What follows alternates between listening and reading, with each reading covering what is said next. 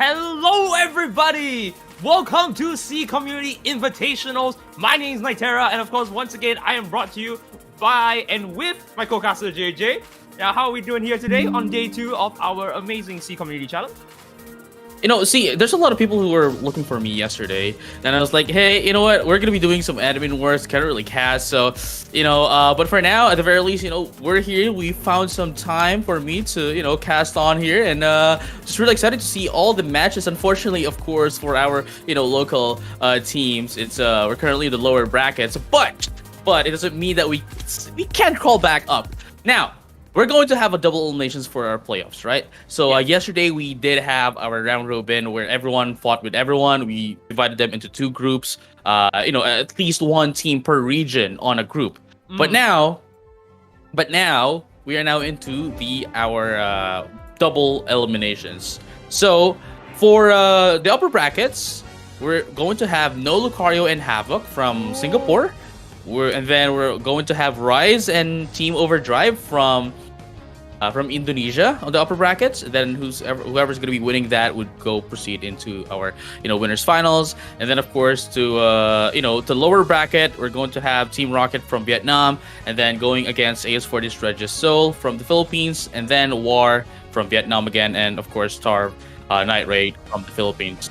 And then I think cut it short here. Sorry about that. We're gonna just jump into the team preview. I think that's more important for us, right? We want to see what's going on behind the scenes. And wow, okay, I'm pretty shocked to see some of these picks here. It's more or less a mirror match, and their picks are also basically like same items, more or less. What are your thoughts on it? No, here's the thing, right? Like we definitely see a lot of slow smokes now, just because of the fact that it's actually really good and annoying, So I'm really excited to see. I mean, look at that. Look at War. 3 of them have slow smoke, and of course the Absol just so that it would be able to utilize itself. Its mobility is going to have its full heal. And at the same time, there's Onishan and Roblox Masters as well with the with the full heal as well, just in case there's a slow smoke. So I think this is a pretty good lineup for them. And of course, you can still use your eject button anyway if you're slow smoke, but still. So here we go. I am just really excited to see this match, and we're just gonna be waiting for 30 seconds, just to ensure that everyone is connected. This is a cross-region tournament, so we need to know whether everyone is connected, and we need to ensure that the connection is good. So just a quick reminder that this match is against Havoc, which is from Team Singapore, and of course on the other side, oh no! What? No, Ryan, no. It's Whoa. Sorry. I'm thinking of the wrong thing. It is War versus oh my god. Night Raid. It's Night Raid. Night Raid. There we go. It's Night Raid. What are you doing? Ryan, this. We've been casting together for quite a long time, but like I don't really. What happened? What happened with you, Ryan? Ryan, please. I'm sorry. I'm just so excited for some of the games afterwards. I kind of forgot that War and Night Raid are just strong contenders as well. As we move into it, we already see how the competition is gonna line up. Same Pokemon, so mirror match all the way. 1-1-3 coming in. Right, and it's gonna be a 1-1-3 for both of them, and it's the same lineup actually, but they're gonna be changing up into their items, and of course just about an item. But we're gonna be seeing slow smoke here once again. Another one from Cowdy here, but not gonna be enough to actually get away as that. Ooh, amazing! Coming from War Turkis is gonna be able to take down Kari, and the first goal goes to Tarv. Night Raid, despite not being able to score in, but of course they're gonna be able to equate it with a score of their own. Yeah, very much so. I think it's we still can't say for sure who's gonna be getting it's still in the equilibrium, and there's still no catalyst that we're still trying to find out, especially that they have the same composition and they have the same laning as well. So this is really going to be an interesting match, and whoever's gonna be losing this one, right? Whoever's gonna be losing this one is going to have to go home. But still, it's the best of 3, so let's find out. Yeah, but I think we have a clear victor on or a clear idea of who's really in the lead here. As we can see here on the top lane, it is of course going to Team Night Raid, and of course on the bottom lane, it is going to go to Team War, with them all being level 4s already actually. Yeah. But here's the thing, though. Tuzkiz rather, is already into the LD Goss, whereas, of course, into the side of Night Raid, their LD Goss is, well, still not an LD Goss, still a Gossifler. So that could actually, that's a pretty good thing as well for an Ishan here, because it's using XP share, so just ensuring that it's not going to be evolving really quickly. But look at this, Kara is going to be caught up once again with a slow smoke, but here comes the Sing, but not going to be able, oh, actually he's going to be able to get away. So that's actually pretty risky coming from Kaori, and I like how War is coming in the team fight, how they are engaging. You know, like they ensure that they're going to be able to pick off one, and you know, they're always coming together.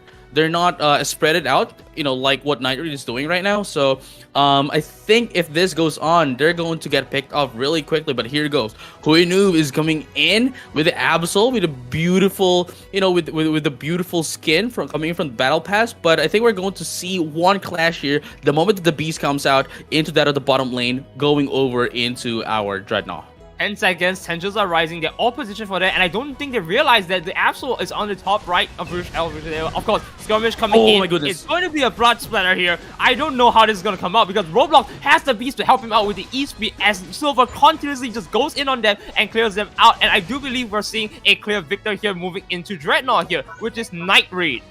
But not to worry, Night Raid's going to be able to take down two. Yeah, they took out two. Get the two, and I do like the fact that Silver actually just went out, you know, disengaged, just you know, not risking it a lot. But here comes a Dreadnought. Let's find out who's going to be able to take that. Who's going to be able to get that Sing, but it looks like Night Raid is going to be able to take that Dreadnought, and let's find out if they're going to be able to punish them. There's going to be two down now for War in exchange for one, but that's going to be three. No, that's going to be four, and now they're going to be able to destroy the first score goal into that of the bottom lane. Now, let me tell you all about that. That was an amazing display of how they were able to capitalize the Dreadnought shield and then go onto the enemy team here, which allowed them to just, you know, continue to landslide their victory on the Dreadnought. So now, of course, the cross-map play, right, they're going to rotate upwards. They're going to try and get Rotom here, and let's see how that's going to play out. And notably, we also see a lot of close combat Lucario's now, which is going to be something that we're going to talk about later on. But let's see how the Rotom plays out as they started. Right, and of course, you know, Night Raid here now has the advantage in terms of XP. So if they are going to be able to, you know, utilize this and capitalize from this, they would be able to snowball War. But let's find out if that's going to be happening. Raul's Mask is going to be able to make use of that Aura Cannon. Not going to be able to survive though, as this Absol is going to be able to take that. That's going to be one down. No, make that two. 1-for-1 trade. No, 2-for-2 trade, and that's going to be 2-for-3 trade in favor of War into that of the top lane. But Kaori is still, you know, Kaori with Silver here is going to be able to defend their score goal. That Rotom is not going to be able to help them as much as they thought. I'm sorry to say that, but they're going to be able to. Never mind. Yeah. I actually got a. They made me eat my words immediately. I thought it didn't help them that much, but you know, Kaori was able to destroy that first score goal with the help of the Rotom. Now, we're going to see another skirmish down at the bottom. Roblox Master is trying to go for some very interesting plays here. Unfortunately, getting caught off just like that with close combat not giving you any movement. You're just stuck there, getting chipped off and slowly going down. But of course, Silver coming in with a clean-up crew, you know? He's a one-man army, goes in, sweeps out. And of course, Dreadnought, spawning soon, means that, hey, Night Raid sitting nicely in the bushes waiting for them to come. They're in the lead, they can wait for them, they can wait for the approach, and then punish. Oh, there we go. Like exactly. Oh, I thought Kaori was going to go for Sing. I think, you know, what Kaori is really doing here is just ensuring that War, or at least their enemy team, their enemies are not going to be coming in, so that the others would be able to, you know, push in a lot of damage from the back lane, especially with the Pikachu, and of course the Silver coming in directly. But here comes the Sing. They're going to be able to pick off here, but it looks like Huinu is going to be able to punish them. There goes the Thunderstorm coming up, and there goes the Sing once again. Starlight Shot is going to be used by Kriv, and there goes 1-for-1 trade. No, make the 2 down for Night Raid, and that's going to be all of them wiped out for a team. War is going to be able to secure themselves the Dreadnought. Complete massacre on side of War, which you are seeing on the back foot for quite a while. And that's amazing because, man, you don't really see that kind of play unless you really had to like slip up there. And I think Kaori was just a step too far when you got picked off right there. You know, well, I think I like what Nyterra was doing. Unfortunately, they weren't able to execute it properly. You know, where Kaori is just you know, they're essentially repelling away the enemy, right? The enemy team. But unfortunately, Kaori went a little bit too deep. That allowed War to punish them, and of course, Night Raid just went ahead and supported Kaori. going into the team fight. Unfortunately, of course, they got sandwiched away by War, and they got wiped out. But at the very least, they had the Rotom this time. But unfortunately, we're not going to be able to see the Rotom later on before the Zapdos. Let's very quickly look at their levels and of course their stats here, because it definitely looks a lot more even as compared to the start. They're all peaking about level 11 average here, and that's really good on both sides, right? Because at the very least, we now know it's just going to be a war of attrition who gets the first big goal here. And I do believe top side is going to get that. Silver just 27 with the Lucario dropping a 50, hopefully. No, not dropping it, but he is going to pull Roblox Master in a very tough spot here with the slow stopping him right there. And I don't think they can continue this push here unless Absol wants to go in with his life. Right, but here comes what's really interesting about here, like we mostly see a Bone Rush Lucario, but as you can see, Nyterra here is using close combat. This is because of the fact that there's a new patch, right, where close combat actually now has healing properties. So it's a good way for you to I guess sacrifice the mobility, because even if you don't have mobility, you're going to have like the life steal property anyway. So it's in a way still sustains you, and of course having that having one good battle item to complement that is actually a great thing to have. But like right now, is going to have Internet on the top lane. I think they're trying to take Roblox Master, and they're going to be able to take them out even after using the Aura Cannon. I don't like what happened. I don't like that Aura Cannon. That is just a waste of a Unite move going into that on the top lane, especially if there's 4 of them up top. There's a 4v1 situation. You're not going to be able to do that, but at the very least, Tarv Night Raid here is going to be able to take down the Dreadnought for them to get the XP before the Zapdos. But here's the thing, they are a little bit incomplete here. They need to be able to adjust here against War, because just one mistake and they would be punished. They would be punished really hard against this Zapdos. Nairi has to play very patient here. They are in the back foot in terms of points, and that's why they might need the Zapdos. But inversely, if they take a good fight here, it is their game to win. So let's see how they're going to slowly approach this as we look at the skirmish that might just be happening here as they're trading a few blows here and there. And I'm telling you, I think the key player here is going to be Roblox Master and, of course, Neil here. So look at the close combat.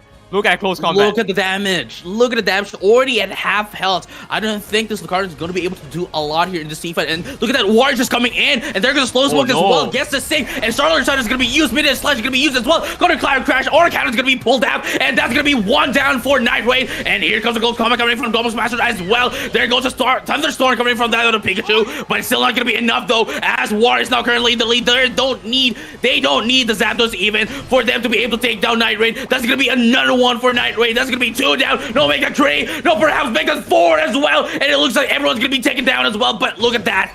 Another one. I think they're going to be able to, get this Zapdos. Completely get this Zapdos. Oh, never mind. We have a lone Eldegoss coming in. Lone Eldegoss. It doesn't matter. It doesn't matter. It doesn't matter if they're not going to be able to take this Zapdos, because there's only like 30 more seconds. And Nyterra was able to score 100 down below in the second tier score goal. I don't know about you, but with Zapdos, it might just be possible for them to at least run down to the second tier goal if they're able to make it now, right there. But there we go. Nyterra coming in. Oh, they just. Oh my goodness! I don't think they're gonna be able to catch up. I don't think they're gonna be able to catch up. Yeah, you're gonna be able to see the Eldegoss go up. Get some 100 points, but that's not enough. Wait. Is it? That's not enough. No. Yeah. They get 100 points. Yeah. They get 100 points earlier. I don't think that's enough, unfortunately. And getting the Zapdos in just 10 seconds, they don't have enough time. They don't have enough time to go into the second tier score goal instead of the bottom lane. So unfortunately, in just 40 points, that was very close. That was very close. Oh, sorry, no, that's 21 points because they needed exactly 21 with double points to go in. But either way, no, do your math right, dude. 21 times 2 is 42. Well, yeah, I mean, I guess it's because War was the one who got to 332 first, so they're still gonna be winning if it's a tie. So yeah, 41. I'm sorry, okay? Okay, I'm sorry. That's why you're the play-by-play and I'm the color. I'm the one with the mathematical knowledge to compensate for your inability to count. Shut up! We're doing this. All right. But of course, jokes aside, we are seeing quite a, neck and neck play, so to speak, here from War and of course, the other team that I completely butchered just before, right? Which is Night Raid. But let me just tell you how much Night Raid has worked out to that, because honestly, if they had gotten the Zapdos a second slew, Kaori would have been able to walk in with Sing, slow them down, and of course allow the team to continue pushing. But at that point, what could you have possibly done? Man, honestly, like I like what Night Raid is doing. Honestly, you know, like Kaori is being the one that's the tank of the team, right? Ensuring that they're going to be able to get in as much damage as possible. You know, pushing them away from their enemy. Unfortunately, what happens here is that they need to be a little bit more careful. I think they're playing a little bit too risky, especially that when War is going to pick off one Pokemon from the side of Night Raid, right? When they're picking off one Pokemon from the side of Night Raid, they all of them come in. You know, all of them come in, and then unfortunately for Night Raid, they are a little bit too late to help out the one that's getting picked off from them, and from there, of course, they're getting outnumbered. Not everyone is on the team fight, and from there, they're just getting sandwiched. They weren't really able to like capitalize and then capture like, you know, the opportunity when it arrives, right? So they were slowly on the back foot, but you know, War always had the opportunity to just like completely collapse on them. But they knew, right, they had only one good chance to do it. And of course, they took it at the right time at Zapdos pit. And of course, that led into a complete team wipe. And honestly, at the same time, you know, like going into the Zapdos fight, right? Going into the Zapdos fight, Night Raid had the XP lead. Night Raid had the XP lead, right? Yes. No, they did not, actually. Now that I remember this, the Absol from Night Raid was level 13 compared to, you know, War's Absol. No, yeah. But what I'm trying to say is, like, in general, you know, like, there are more Pokemon into the side of Night Raid that had a higher XP than that of, actually. What I was than that of, War. But again, you know, they were able to punish them quite heavily, you know, especially that the Lucario wasn't there as well, where Neil TR was just, you know, punishing the Lucario, and the Lucario had to go down, had to go back, and knowing this fact, you know, knowing the fact that Night Raid isn't complete, War just went in on the team fight, right? And just went in on the team fight and essentially just snowballed on them. My thoughts exactly. See, JJ, that's why you're with me, because you encapsulate what I'm going to say and just say it for me. I don't have to say it. Oh, wow. Okay. Wow. Okay.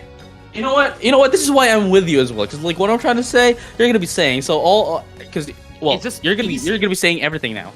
Yeah. Oh, okay. You're welcome. Anyways, we're going back into the match here. No changes from either side. So I'm interested to see how this could be any different from the last match here, because if War was dominating early on, maybe this time, with a little bit of, you know, a change of strategy, not being too aggressive, maybe we'll see Night Raid doing the same, and instead be the dominant one. But yeah, see, exactly what I mean. That's what I was going to say. Yeah. This is why we're together, dude. This is why we're together, because, you know, I'm saying what you want to say, and you say what I want to say. All right, telepathically. Right. So can you think of what I'm thinking of right now? Pokemon Unite. No, chicken nuggets. God okay. Dang it. Well, we don't have it. We don't get it. No, we can't partner up anymore. We cannot partner up. Sorry, anymore, look. So. We're done. We're done. We can't do this. I'm sorry. Yeah. This is the last time. Okay, this is the last time. We're done. We're done. Yeah. This is just the last time. But in any case, of course, we're going into the match here. I don't think we need to talk too much about this, right? You know the compositions. It's a 1-1-3 composition. No change in the team comms. I don't know what else you can change here possibly. So let's play this out, and hopefully this time Night Raid will be in the leading front. Right. And again, this is going to be a swap out, of course. Night Raid is going to be the one on the left side now, and then of course War is on the right side. So let's find out if they're going to be... Oh, Kaori is going to get taken down again. This is what happened earlier on. You know, Kaori was the one who got taken out at the start of the game, and it looks like we're seeing a repeat of the history here. But at the very least, you know, in this top lane, they were able to punish down Neil TR. Well, let's hope the tables will turn for them here, because initially, you know, we saw it was again bottom lane with Night Raid being dominant, and of course the other side is War. But it's anyone's guess how this could play out moving into the next set of Vs here, as we see Absol clearing them out just like that, which means once again War will most likely be dominating the top lane here in the early stages, and the bottom lane, again, at least now we have an Eldegoss on both. Oh, nope, I'm sorry, a Glossifer on the side of Night Raid. No, I mean, it's for the side of Night Raid, right? Like, they ensuring that this Glossifer doesn't really level up. just like what happened earlier, because it asked XP share just so that the Pikachu and that of the Blissey would be able to sorry, not Blissey, the Wigglytuff would be able to get in their XP before it before it becomes a an illegal. But look at this, there goes the Electro Web gonna be used. Something's gonna go down, and there goes Kwang 24, sorry, not 40. 24 is gonna be the one that's left. But what's happening right now is, at least in the bottom lane, despite the Pikachu being alone here, Nightraid isn't being aggressive against this Kwang 24. Whereas War, the moment that everyone is here and then the moment that they know that they are incomplete, they just go in. They're not scared. And very much so. I mean, when you have an Absol, you want to capitalize on like early skirmishes when you're ahead of levels, right? Because you have high crit damage, you don't have to worry about it. If you get one good blow, it is your game to win from there on. So, with that being said, as we're waiting for the bees, it is all going to just collapse to the bottom here. It's a 4v4 bottom. Lucario's in their own island, so we don't need to care about them. Let's see what they're going to do to try, continue to push their lead here, because I definitely do see, more of one side winning than the other, even though their levels are the same as they keep getting poked out. So, Nightraid, wait, we don't see the fight. Let's find out if we're gonna be seeing the fight, but we are not gonna be able to see the fight here. But we are moving a little bit. We're just seeing the Absol here. I think the observer would need to bring us to the fights, but here we go with a manual free camera. There we go. There goes the Sing. And we're gonna be seeing the first KO now into that of the Absol. Silver is gonna go down. And another one here. Coward is gonna get picked off. Slow Smoke's gonna be used, but Coward is not gonna be able to get away. No, Just to get away. Actually is a little bit enough to get away from that team fight. But it looks like War is now gonna be able to have this advantage of the number into that of the Dreadnought. But Neil TR is gonna be going down. That's gonna be 3 down for the side of War, and that's gonna be 2 for the Pikachu. Here comes the Sing once again, and they're gonna be able to secure this Dreadnought from War. But let's find out if they're still gonna be able to punish and score into that at the bottom lane. Are they gonna be able to do it? No, they're not. They got interrupted by the Pikachu. Aurakan is gonna be used, and the Absol is gonna go down as well. Gets the close combat, but only one hit from the close combat actually hits, so wasn't able to really heal up from that of the Pikachu down below. Well, I mean, there is a reason why they call him the Roblox Master, Then it shows with his Lucario gameplay. Really a masterful set of skill. He almost cleared out 3 just on his own with E-Speed, and was able to capitalize in clearing out the Absol as well afterwards. So now with that being said, Nightraid next objective here. I said this on every stream, and I'm going to repeat it once again. If you're taking Dreadnought, what are you trading EXP for? It is a game about levels and numbers, and they are not doing anything to capitalize on that, as Nightraid slowly falls further and further into despair here as we look at them lose all the keys right here. Midnight Slash comes out, gonna be used. They can go the Sing as well. Here we go. They're able to get a kill. Triple KO. Able to get 2. Triple KO. Wait, no, that's double KO. But like, they're gonna be able to get punished. Yeah, we were able to see this the Absol away from War, but we weren't able to see that there were 4 down into the side of War as well, and they're gonna be able to destroy this first tier score goal into the top lane. I just wish that they were able to destroy the first tier score goal first before they allowed the Rotom, giving them more opportunities to score into the top lane, especially into that of the second lane. Second tier score goal. Right, it was unfortunate that they weren't able to score, first before the Rotom comes into the first tier score.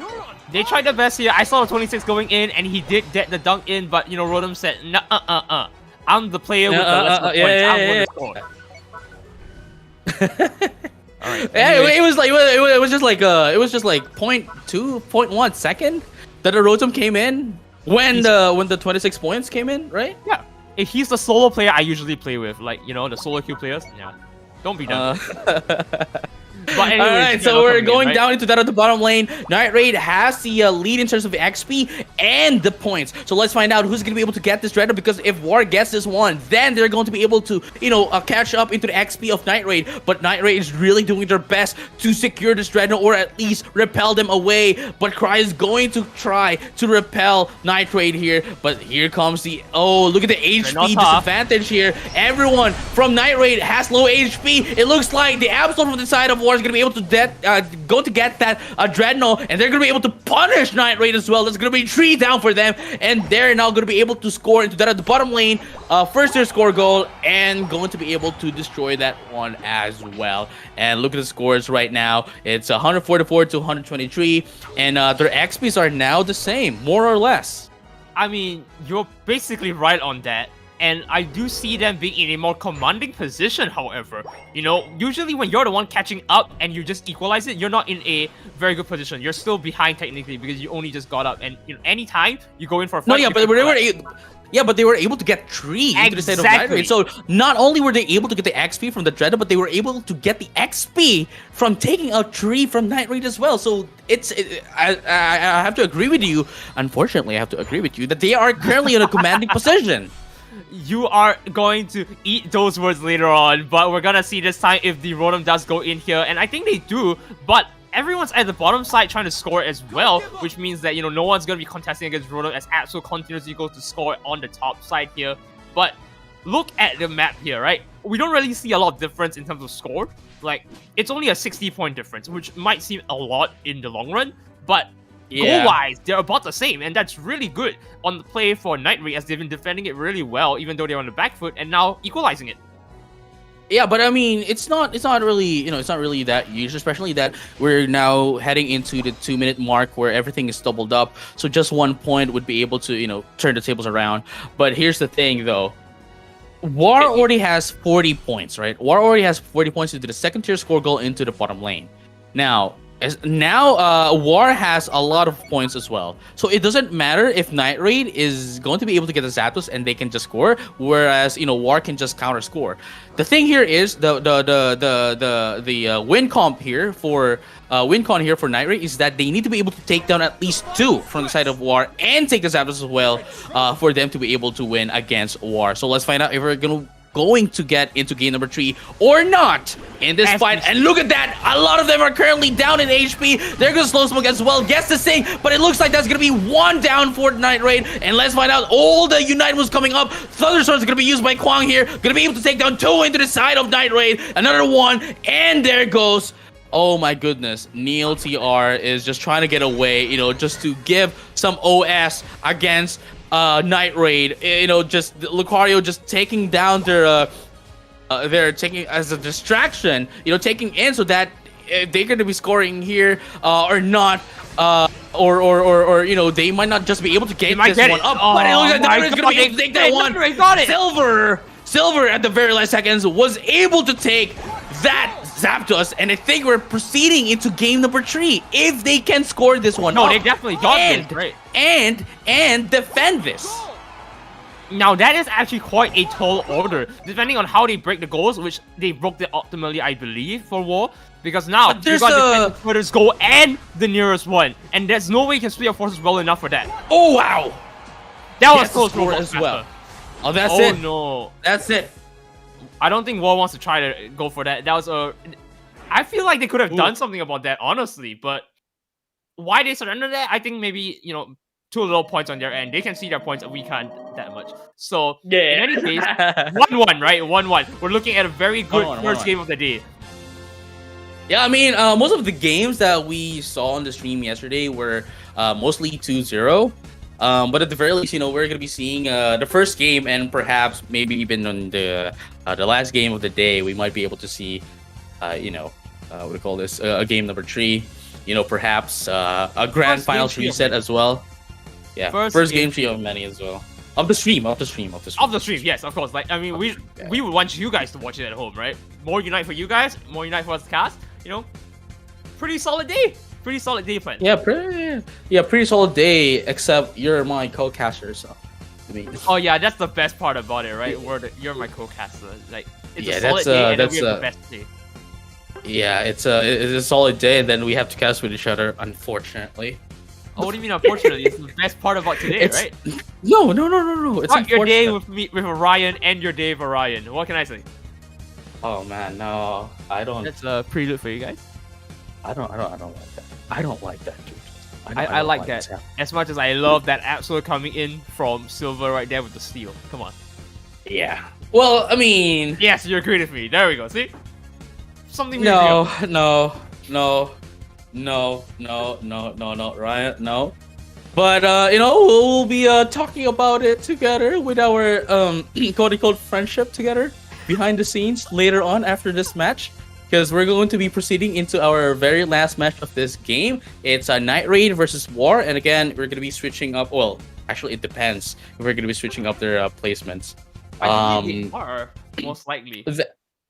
Well, we still have to flip. You know, we have a coin flip. We need to coin flip for the last game just so that everything is fair. You know, we are trying to maintain a competitive and fair environment here where I'm pretty sure you know as well that the host of the game gets the server as well, the server advantage. So for game number 1, it's going to be on the the left side, and then the one on the right side is going to be the one hosting on the second game. Then for the game number 3, we're going to have a coin flip to find out who's going to be the server host. Yes. But let's find out who's going to be going in. Who's moving up the bracket? Yeah, who's moving up to the bracket? And I think they're going to be banning Venusaur and Mamoswine. Now those are interesting bans actually, because like that doesn't. Those are the bans. Those are the bans since game 1 actually. Yeah, I mean, like, again, it still doesn't affect the comp. In fact, for the most part, it feels like this comp, like, they thought about this comp even before the bans. Yeah, but yeah. Stage, right? You know, War thought, Absol not doing too well, said, alright, let's go Talonflame. We get as much crit damage as we can with Absol, and we get immunity with Fly, or Brave Bird to go in from far away. So, I'll let's see how this plays out. I definitely would like to see this matchup, since, War here is changing up their Absol into the Talonflame, and knowing the fact that if we're just talking about like scoring, right? Objectively speaking, I'd have to say that Talonflame is better. Talonflame also, deals a lot of huge damage. Solo huge damage. That's a right. Whereas Absolute could do a lot of damage as well, but Talonflame does it in just one big blow. And at the same time, if we're talking about scoring alone, if we're talking about like objectives alone, I think objectively speaking, Talonflame is better just because of the fact that it has more mobility than Absol. Alright, here we go. As we are now going into the lane again, once again, no change. Only difference is the Talonflame, right? But let's see if there's a change here as they do try and get that one Audino. This time, War is in the lead. They did take that Audino and they're almost going to capitalize on that with Power is going to go down again. Nicely done, moving in. War is now in the lead in terms of EXP. Can they continue to just snatch all the Audinos out and put Oni-chan in a very devastating position? Nope. Yo, Kaori was the first KO of all the games that we've had so far. Is it? I did not realize. It is. It is. My co-caster has a keen eye. All my co-casters have keen eyes. I need specs. I need to start getting them. I'm telling you, it's really how it is. But as we say that, look at that, right? They're all level 3 on the side of Night Raid this time, whereas the level 4 Prior goes to War now. So I'm excited to see how this is gonna play out the bottom lane. But we're gonna look top side here with Roblox Master trying to clear everyone out with that early E speed here. But no KOs here, so it looks like neutral state on top side, bottom side, everyone's being pushed back in towards the side of Night Raid. So there we go, first KO coming in. Unfortunately, we're not gonna see that, but I do believe as the fashioning is gonna come down and help them potentially. Or they might get cucked by Absol. It's already happened. That's the second KO actually. Second KO. Well, now we are apparently the third, which we don't see as well. We didn't see as well. It's unfortunately. Unfortunately. Nope, you know what? But yeah, it's fine. It's fine that we don't see it because it's not as heavy. It's not as a heavy team fight anyway. Those are just a little bit of a pickoffs. In areas where there's not a lot of everyone is. But what's really interesting here is that Kwang 24, right? Kwang 24 was the one with the Pikachu earlier, and now they are changing their and Neil as well. Neil TR as well earlier was the one with the Lucario actually using Power Up Punch, but for this time War is changing up those two players with their Pokemon. And instead of using Power Up Punch, actually has the Extreme Speed. Thank you for, asserting and reaffirming the fact I need spectacles, because I can't see anything. Yes, you do. But again, as you're saying all that, and I do believe it's true, we're going to see if they can continue to, push their advantage at bot lane here for the Dreadnought, because top side is doing the same here since there's nobody, right? Free goals, no contest, anything. If they don't get anything off bottom lane now with 4 players, I don't know how it's going to be, worth it for them to even, rotate down. Right, and now we're gonna be seeing another team fight here into that at the bottom lane as we are proceeding into the Dreadnought. Let's find out who's gonna be able to win this team fight and get this Dreadnought as well. Our score is currently at 18 to 69, very nice. And now we're gonna be seeing the Bravebird actually not fly, actually not using fly here for Huinu, but actually goes in for the Bravebird. And now coming in here with extreme speed, it looks like they're gonna be able to take down that Pikachu. Unfortunately, wasn't able to take out that Eldegoss, but we're going to be seeing one more KO. That's going to be 1-for-3 trade in favor of War, who's going to be able to take this Dreadnought. It looks like War's going to be able to take that one up, and everyone from Nyterra is going to be taken out as well, albeit not at the same time, but that is still considered a team ace for War. And once again, we do see them not trying to break the bottom goal early because they don't want to give, more ordinals for them to farm up, which is very good, actually, as they go on for topside as well. Nyterra is already starting that, and let's see if Roblox Master can go in with the close combat, clearing the Absol out, and of course, the E-Speed to secure the Rotom here. Nicely done, but can they continue to hold that back? With levels disadvantage, I'm going to tell you the answer is no, but we're hopeful to see a turn back here, if it's possible, as the Bravebird comes in to sweep and clear them out, unfortunately. Right, and just like that, they were able to not only catch up with the points of Nyterra here, not only catch up with the XP, and not only catch up with the XP, but also destroy the first score goal into the top lane. Like getting the Dreadnought is already crucial, right? Getting the Dreadnought is already crucial. Getting punished after the Dreadnought is far more crucial because they're not only giving to the XP of the Dreadnought, but they're also getting them, giving them more XP than what they should only have. And look at this, look at the scores. Sorry, look at the XPs right now. Look at the levels. Level 9, 12, 11, 9, 9 for War, and for Nyterra it's 7, 9, 8, 7, 10. That's too much of a gap. I mean, that gap is going to be even further with that. Look at that Bravebird. I mean, going in, sweeping them out, they're just slowly building that EXP back up, and it's getting completely, removed right there, as just completely Bravebirds in and Brave Bombers, all of them out of existence. Nyterra is going to be slaughtered here if they are not trying to get out of the fight and farm, because at this point, look, that 10 points means nothing. You should just back out, go and farm as much as you can, right? Try to keep farming up, even though you have a big deficit.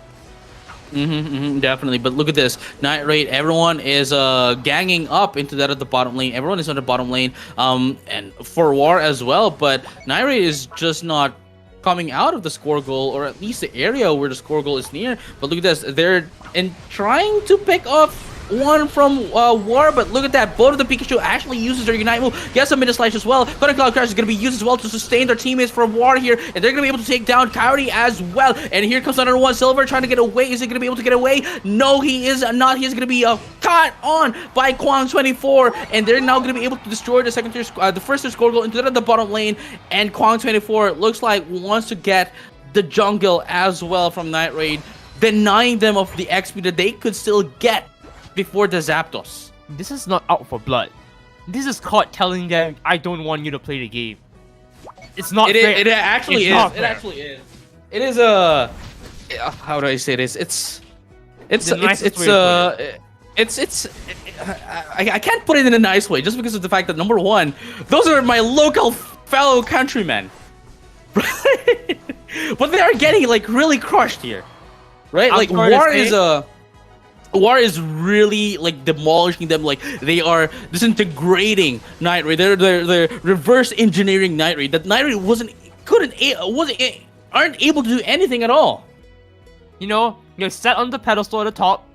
They saw Nyterra come up the stairs, and they're like, all right, Nyterra is ready to fight, and all they did was kick them down to restart the process over and over again. And even let's look at the scores real quick as well, right? 227 to 16.5, and it's really hard for them to do anything. Even their score has been 16 for quite a while. Yeah, and even if they take the Zapdos, right? Even if they take the Zapdos, knowing the fact that a lot from War here have huge points, even if they take the Zapdos, they're going to have a hard time, especially that again, War has many points. They can just counter score. Number two is that they are currently in a huge lead in terms of XP, that they can just demolish Nyterra.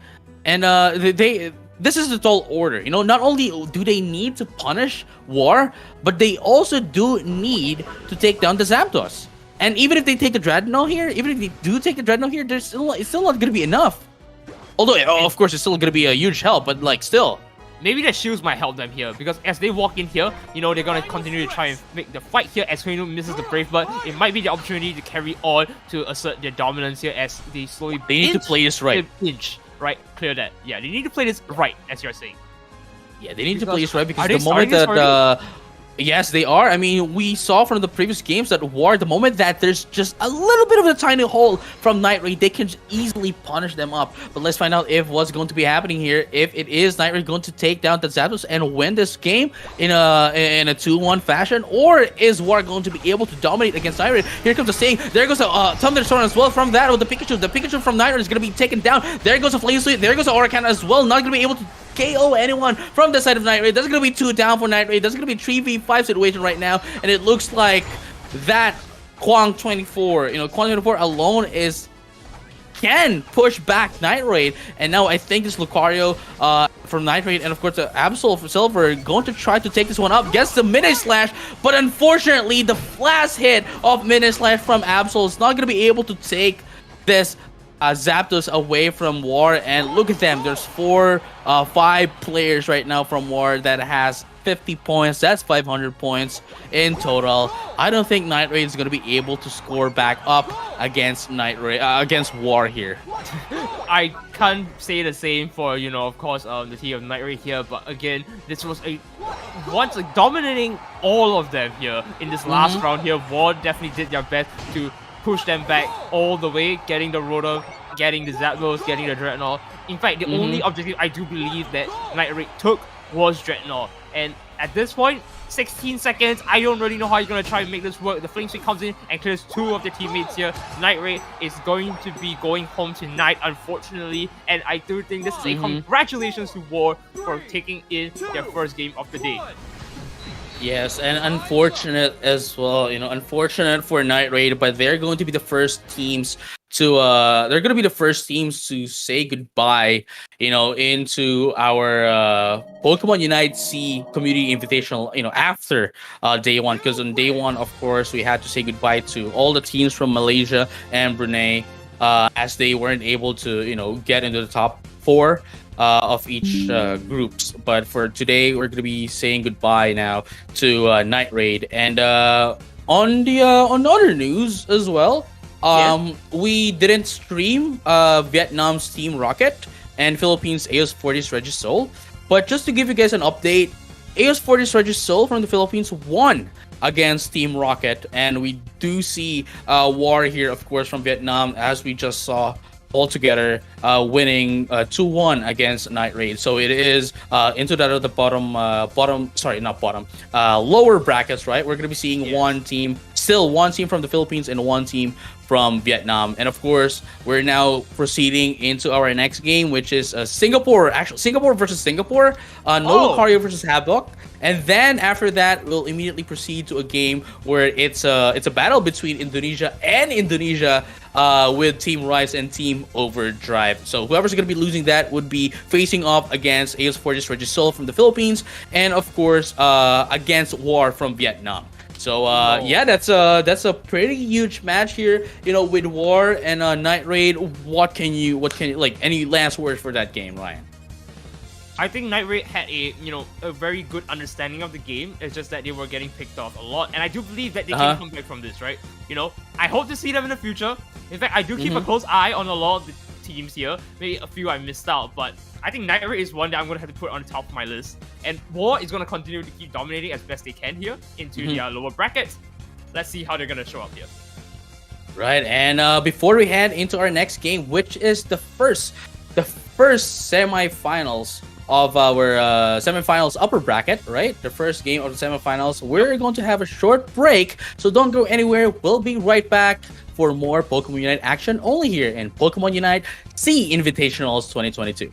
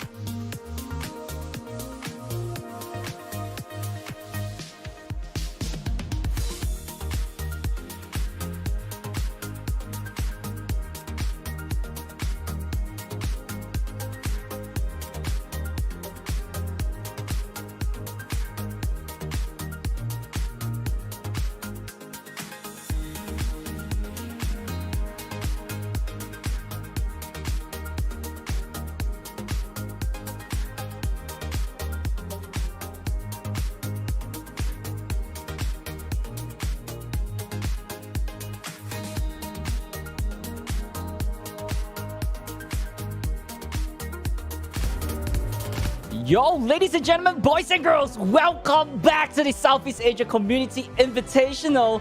My name is Moonboy. I'm joined by permasneeze. We are representing Singapore right over here, and we are moving straight to a Singapore versus Singapore game. How are you doing, permasneeze? I'm doing great. I woke up just for this Singapore versus Singapore, and who better to represent it than, two people from Singapore. And we know these teams very well, right? This is not going to be the first time we've casted them.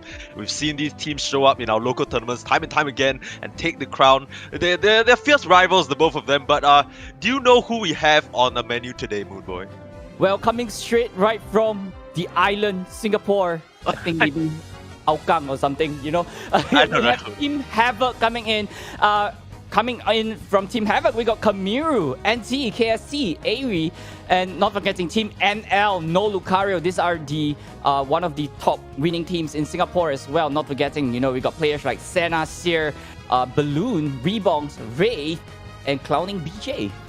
Yeah, so these are all familiar names. If you're part of PUSG, you've seen them before as we get a shiny new pick screen to play with. So we can even see what they picked beforehand. A lot of times we jump straight into the game and we're like, oh man, what's going on here? But already straight away, I think one of the biggest things to point out is slow smoke, right? It's been such a significant item as we've seen in the game so far. The buff has definitely made it very viable, held by these supports as we see Balloon and Steer on the side NL. They're going to pick it up themselves. And interesting to note that there's an Absol played by Ryth. What do you think about this Pokemon? Well, I mean, coming in from NL, we know that Rebongs is the 2-goal Absol. He's one of the top best Absol in the global rankings. And Ryder coming in with the Absol instead of Rebongs, that's going to change a little bit of dynamics coming in from Team NL. But on the other side, Kamiru on the Dragonite as well, not on the Lucario. That's also something different, but something that we noticed after that nerfs and patch coming in. There's lots of changes, and that being said, Wigglytuff is one of the premium picks coming in, as both sides coming in with the ban of Lucario and Zarina. Thus, this kind of arrangement coming in as well. Yeah, as we get into game number 1, it's going to be the Singapore Showdown. No Lucario versus Team Havoc here. These teams should be more than familiar with each other as we get into the game. I want to point out, since you mentioned the bans, true to their name, it's No Lucario who banned the Lucario out. So, that was a Pokemon that we've been seeing quite a lot lately because of the buffs to his moves, giving him a whole new playstyle, making him even more dominant. We're not going to see him in this game, as instead we're going to see some Greedent running a Rampage. Yep, the thing about having Greedent in their lineup is that, it's going to be really pesky. And right here, No Lucario immediately taking down Havoc's Wigglytuff in the process as well. No Lucario just having such a great early lead Team Havoc is having such a great early lead in the bottom lane. And that being said, the first player to get a Wigglytuff is going to get the huge advantage in the lane. Yeah, and I mean, it's always about these tri-lanes early on, right? If you can suppress those early level ups, then that's where your tri-lane can really start to snowball. And when the Dreadnought rolls around, when the jungler comes down, that's where it can be all, that's where it can all crumble.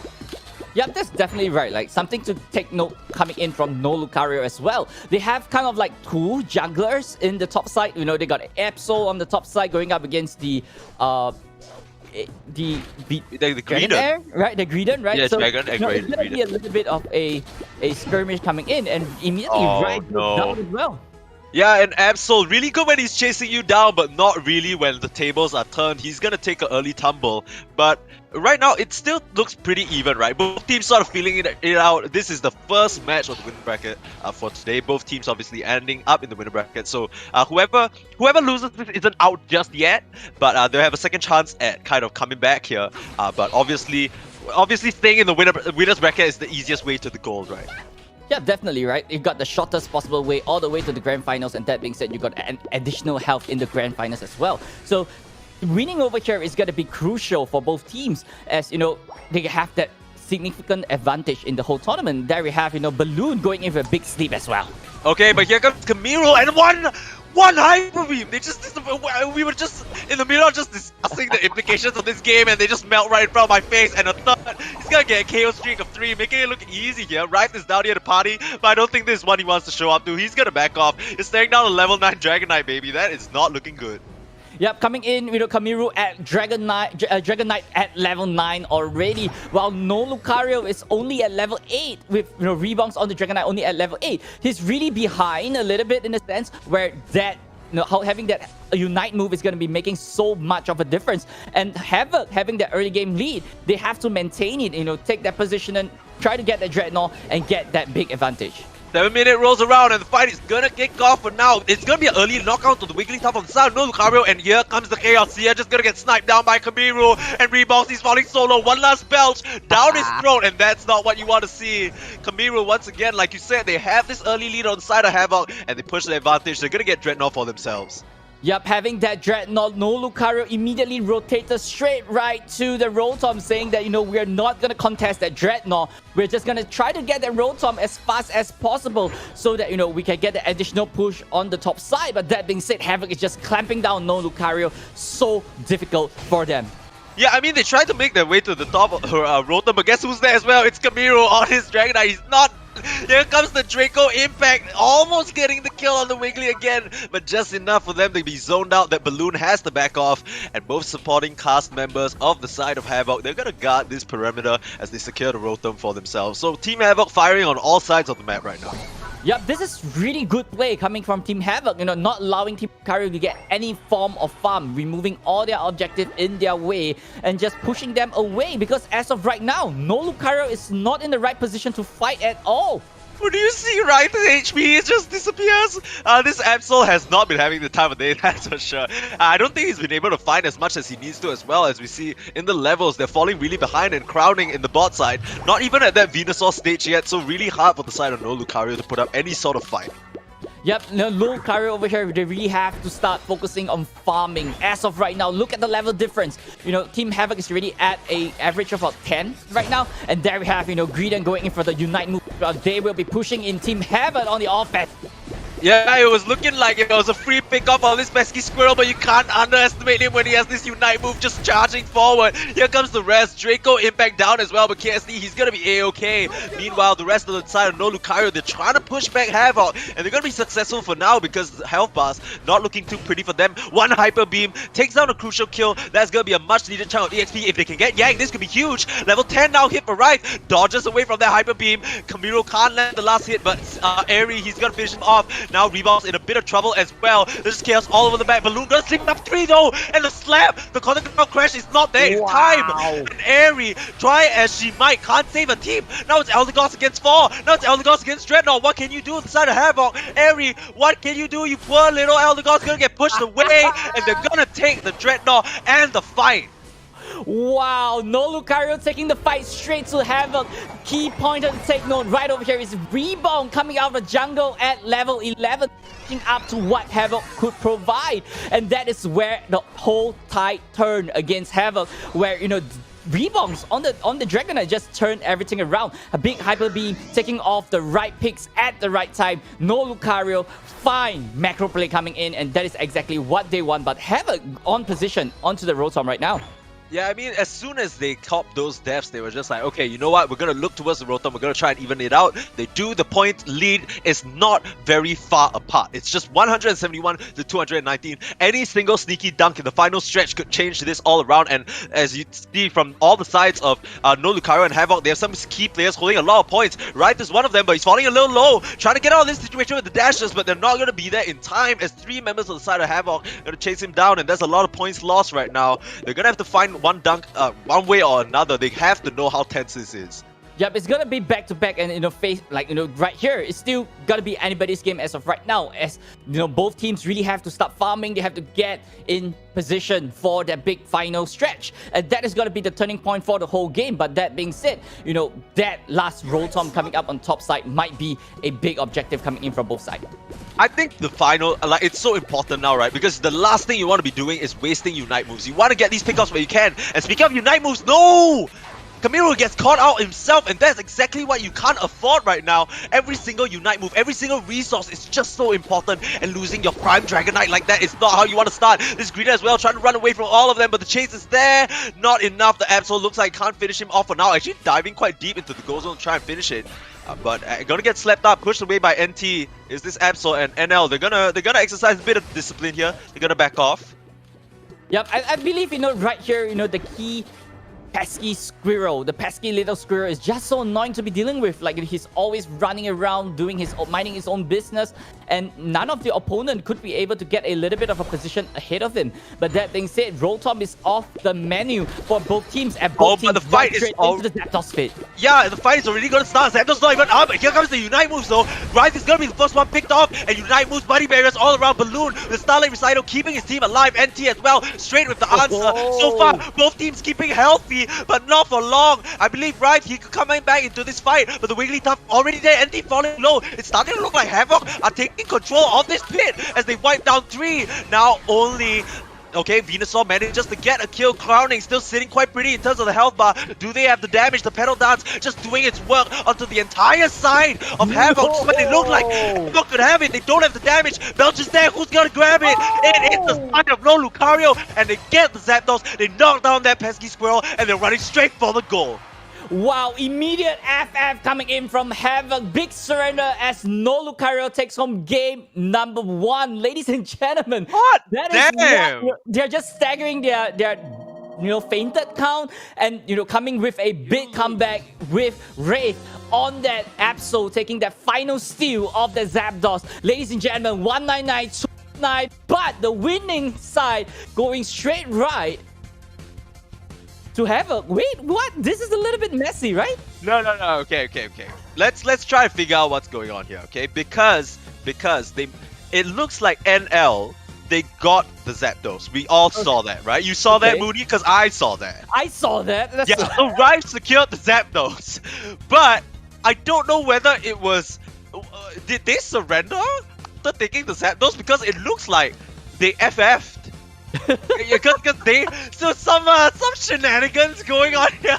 Don't really know what's going on. We got so excited for the side of no Lucario, only for them to surrender like that. I was okay. I think that's a little bit of a bug, yeah. like a discrepancy. Yeah. But the win is definitely going straight to NL. So game 1 going straight to NL with Team Havoc dropping that surrender button immediately after the death of the Zapdos. Oh, that was some... I don't know if that was some BM or whether there was some advanced mind games there, but they definitely got me good. What matters though is that no Lucario, they're gonna take the first game win, because even though the point difference doesn't look like it's probably a little bit of a bug, but we know from those final moments of the game that NL would have more than likely dunked those remaining 200 points in and gotten the lead from there, and I don't think from at that point, Havoc could come back. So, excuse me, a little bit of a burp. Too excited, too much action going on. I'm cosplaying Greedon a little bit there, but what a way to start the first game, right? Yeah, we got a clear, fight coming in, and it's really neck to neck coming in from both teams. As that particular game, it could have gone either way. It's all down to that one last Zapdos fight, and Wraith coming in with the Absol, taking the last hit on the Zapdos as well, and that just simply turned the tide over to Team NL, and NL just immediately pull it straight into it, take out the whole team, as the rest of the team are back from respawn, and they're just pushing straight right with a pure aggression coming in as well. It really didn't look good for the side of no Lucario. They were like dropping one by one, even though they sustained for so long. It started to look like the side of Havoc, they were taking the lead, but all that time, the Petal Dance was just running, baby. He was doing so much damage, and he managed just to slowly cleave them down. So what an action-packed first game. Man, that was crazy. Exactly. Free Wraith indeed. Wraith is out of that Venusaur, and he's on that Absol, taking over Rebongs, while Rebongs move straight right into the Dragonite. But that being said, the ban phase for game number 2 is already up, and there we have it with Team Havoc banning Dragonite, while Team No Lucario have a really interesting ban on Gardevoir. So that's pretty... Yeah, I mean, that's pretty interesting. Also, the fact that, they haven't actually brought out Gardevoir in this series yet. Of course, I'm not entirely sure about whether they showed it or whether it's something that they've researched that, okay, maybe the opposing team, they want to bring out this Gardevoir as a strat. But we have seen Kamiru play it. So it's not... Oh. Okay, wait. So, I'm getting some information now. I need to know who won the game right now, because our production is telling us, and we think, okay, so based on what we saw, it looked like no Lucario won. but we're not Yeah. entirely sure because no Lucario also allegedly surrendered. So we're trying to figure out who won at this point in time, but of course this is a best of 3 after all. Okay, so Havoc is the one who surrendered. Okay, so as expected, no worry, folks. It's all everything is as it should be. Yeah, so I think coming in, right, knowing that Lucario is open, Serena is open, but Dragonite is banned in this particular game as well. So what are we gonna expect moving forward from Sneeze? It's Lucario. I mean, they say no Lucario, but I bet they're gonna pick it. That Pokemon has been so intensely buffed right now, especially since you can't really stop, you know, the strikes coming in to heal you, the close combat anymore. This Pokemon used to be dominant, but now has just... I mean, as if he wasn't strong enough, right? He was already eating bans left and right ever since this whole idea of implementing bans into competition rise. It was always the Dragonites eating the bans. There was always the Serenas and the Lucarios. There's gonna be no different. They opt to ban the Gardevoir, which is interesting. I don't know whether they'll bite them in the back though. Yeah, I mean, that's a really interesting ban, but I'm not really sure what is in their mind coming in with Gardevoir, because Gardevoir moving into this particular patch, she's still one of the, you know, Pokemon on the lower side that is not exactly that impactful, especially where you got, like, you know, really strong assassin like Speedster coming in as well. You got, you know, Pokemon like Absol, Gengar, they are really strong, and I think moving forward, you know, in the game number 2, I hope to see, you know, Kamiru on the Lucario. Right, he's really strong on the Lucario, and I believe with Dragonite being banned, you know, he's gonna be back on the Lucario. Rebombs will be back on the Absol as well. So all these top players will be back to what they were comfortable with in the previous patch. Like, that's exactly what we want to see. Just like you said, my friend Rebombs, he's gonna pick up that Absol for himself. Meanwhile, Rife, back in jail you go. No, nothing special for you. We ain't picking Pikachu today. We're here to win. Get back in your Venusaur jail, says the Team NL, as they pick that up for him yet again. 2 slow smokes on the side and crowning. He's gonna be championing the Lucario in the top side. Meanwhile, a pretty interesting hover here. It's a Charizard, gonna be picked up by Kamiru. It's not locked in at the present moment, but boy, do I want to see this Pokemon.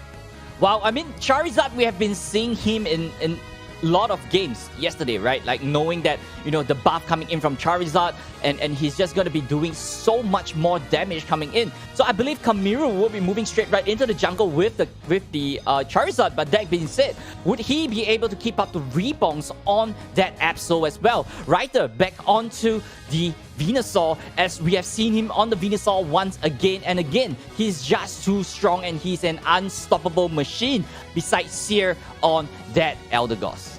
Yeah, and as we get to loading into the game, both teams playing something a lot more what we're familiar with. The big shining fiery flag is Kamiru on this Charizard. We've already seen him make so much impact in these games early on, right? Like, with all these junglers that he picks up, he likes to try and experiment with all these different things. But we're gonna have to see whether the mobility buffs for Charizard can come into play and still help him be this dominant figure that he usually is from the jungle. Exactly. So, ladies and gentlemen, let me just welcome you guys straight to Remote Stadium as we are going game number 2. Team Havoc going up against Team No Lucario. Team Singapore versus Team Singapore is gonna be head-to-head. And there we have in the top side, Lucario against the Lucario, as if we could have Trilane in the bottom side. I think one thing that's very important to mention is the fact that no Lucario, they've been such a stack for so long, right? The Balloon, Seer, and Rife bot lane is so strong, but obviously not strong enough to win the early tussle, it seems. And Seer's gonna be the first one to fall, a bit of a caster's curse. Balloon with defense curl out, not able to make it out in time. But the point I was trying to make before it got completely ripped away from me is the fact that this is such a strong core, right? Yeah, I mean, this is a really strong composition coming in, right? You have Havoc with Yang, sorry, it's empty on the Blissey as well, so currently a Chelsea. So that being said, the Wigglytuff on the opponent's side, if you went with a Sing, that's going to be making a little bit of a trouble coming in, as NT is going to be having that safeguard, as it's going to be nullify every single Sing. Yeah, as both hit their level 4s, they want to look to fight. There's still a Gossifleur on the side though. Airy needs to be a bit careful, but they don't have anything to worry about, it seems, as Yang cleans up yet another.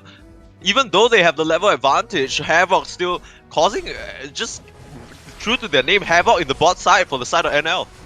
Yep, Havoc is just causing havoc right now. No Lucario, you know, we might be seeing a deja vu coming in from game number 1. As Team No Lucario is just so the behind. rollout, nice little rollout there on from the Balloon. That is something big coming in from NL. No Sing. That being said, he's not too afraid from the Blissey. So with that rollout, things is gonna be impactful coming in from No Lucario.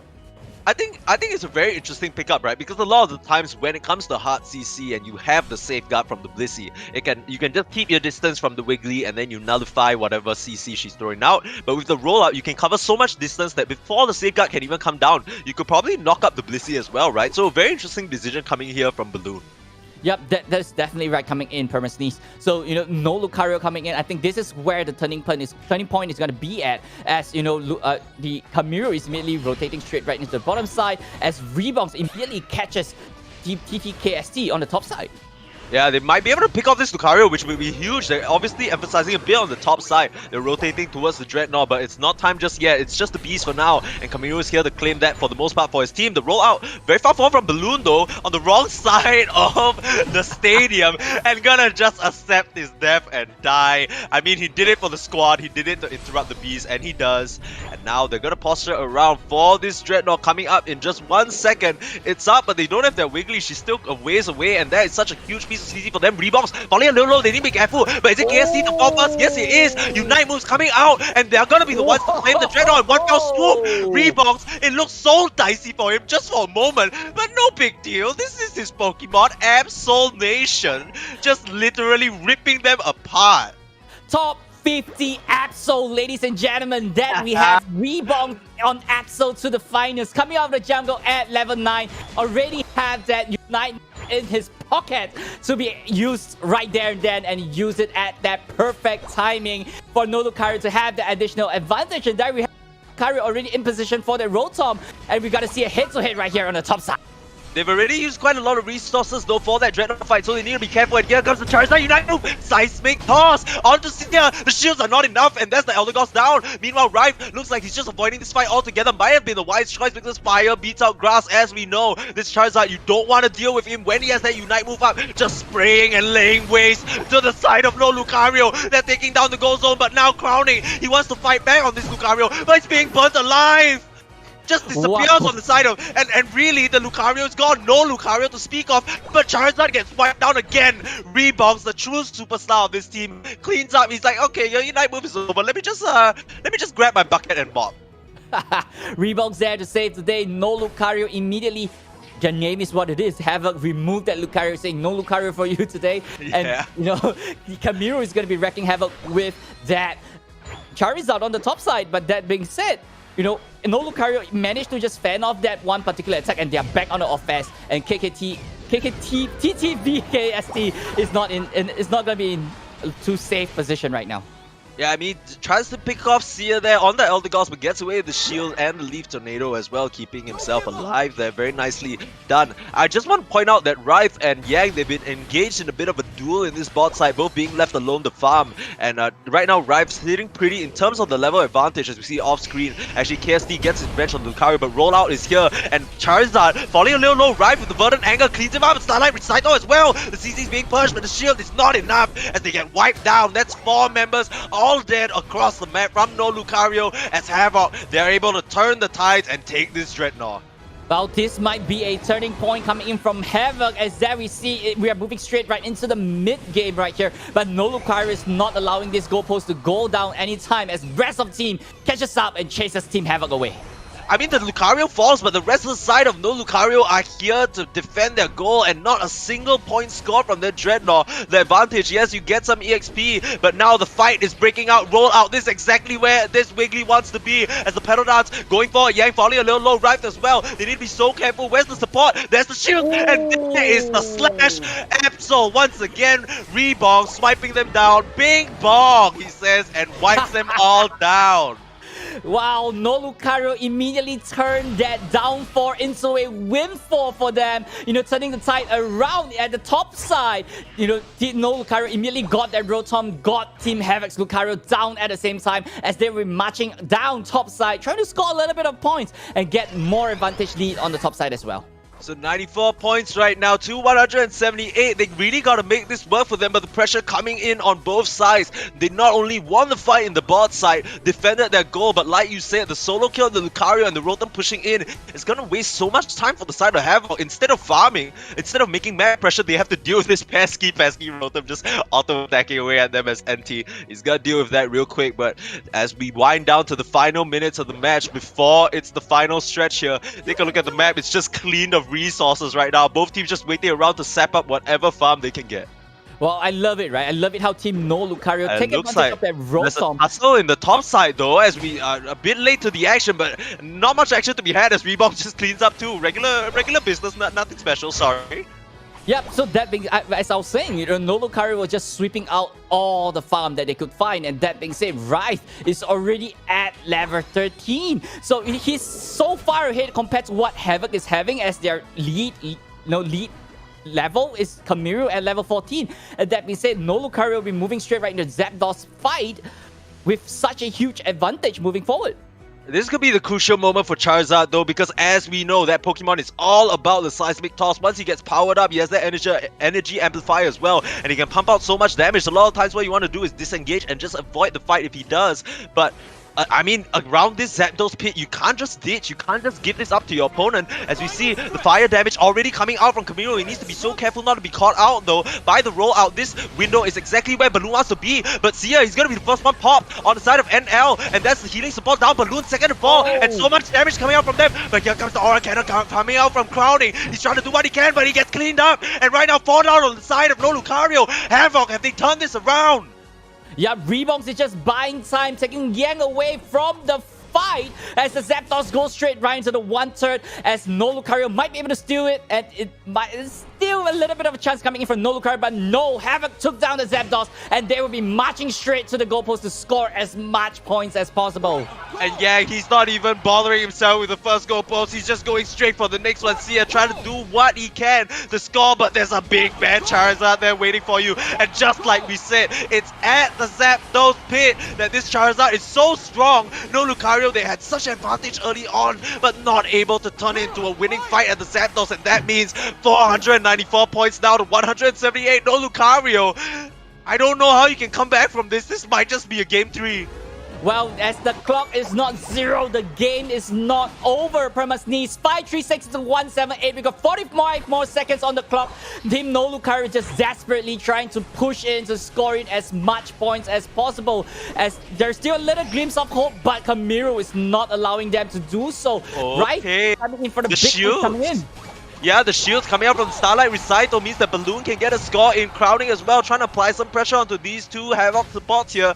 But meanwhile, the backline just getting ravaged by the Charizard as he gets out of that situation. They're gonna knock him out and finally take down Kamiru though. But crowding, he's trying to do the damage. Here comes the jump pads for the interrupts. Can they get the points in? It's still 242, 10 seconds left. They need to make their way to the goal, but the slow smoke actually keeps them away. If they wanted to make it there, they can't in time. Slow smoke, my friends. Slow smoke. Winning the game, or at least keeping it alive for Havoc in the winner's bracket. Wow, I mean, we are going so neck to neck as of right now. There we have Team Havoc taking home the win, 536 against 344. As ladies and gentlemen, we'll be straight right to game number 3. So, oh my god. Wow. I think the turning point right there is going to be Kamiru on that Charizard. Taking down everyone at the Zapdos pit right over there. Winning that fight, taking the advantage, while the rest of the team is not ready to come back up to actually take the steal. And there we have, taking the win, 536 points. That's a lot coming in from this particular match. It literally is. Take a look at that graph. Literally 94 straight up to 536. That is the Zapdos effect. TM, as we've seen quite a lot of times in the Pokemon Unite. In these games that we play, it's just the Zapdos that really turns it all around. It wasn't looking too good for the side of Havoc there, but they managed to just narrowly grab that team fight in the middle when it counts and make it work for them. And definitely all of the players playing really, really sharp and clean on the side of Havoc to make this happen. yeah, it's really clean play coming in from both sides, right? You see them having so much discipline. When it's time to farm, you farm, right? Get in front, get ahead of your opponent, have that level advantage so that you're ready for the fight. So coming in, you know, Team NL already have that great advantage. You know, they got the levels, they got everything ready, and you know, but they're unable to get over, you know, Kamiru with the Charizard. So much damage coming in, 88k worth of damage. That's a lot of damage coming in just from one Pokemon. Yeah, I think it also goes back to, you know, Rebounce. He's on the Absol, and Absol, while you're really good at picking these Pokemon off when they're caught out alone or chasing people down, you don't really want to be jumping straight into a Unite move Charizard or straight into Yang, who has his Venusaur, you know, Pedal Dance going about him, NT and Airy backing him up. There's so much area damage, and you know, Absol, as good as on Absol as you can be, you are very squishy on that Pokemon, and we saw that come into play when he just kind of tries to do the damage that he can, but ends up melting. And you know, Havoc, we're 1-1 now. Team No Lucario and Havoc, they're tied neck and neck, and this is exactly what we expected. Of course, both these teams know each other so well.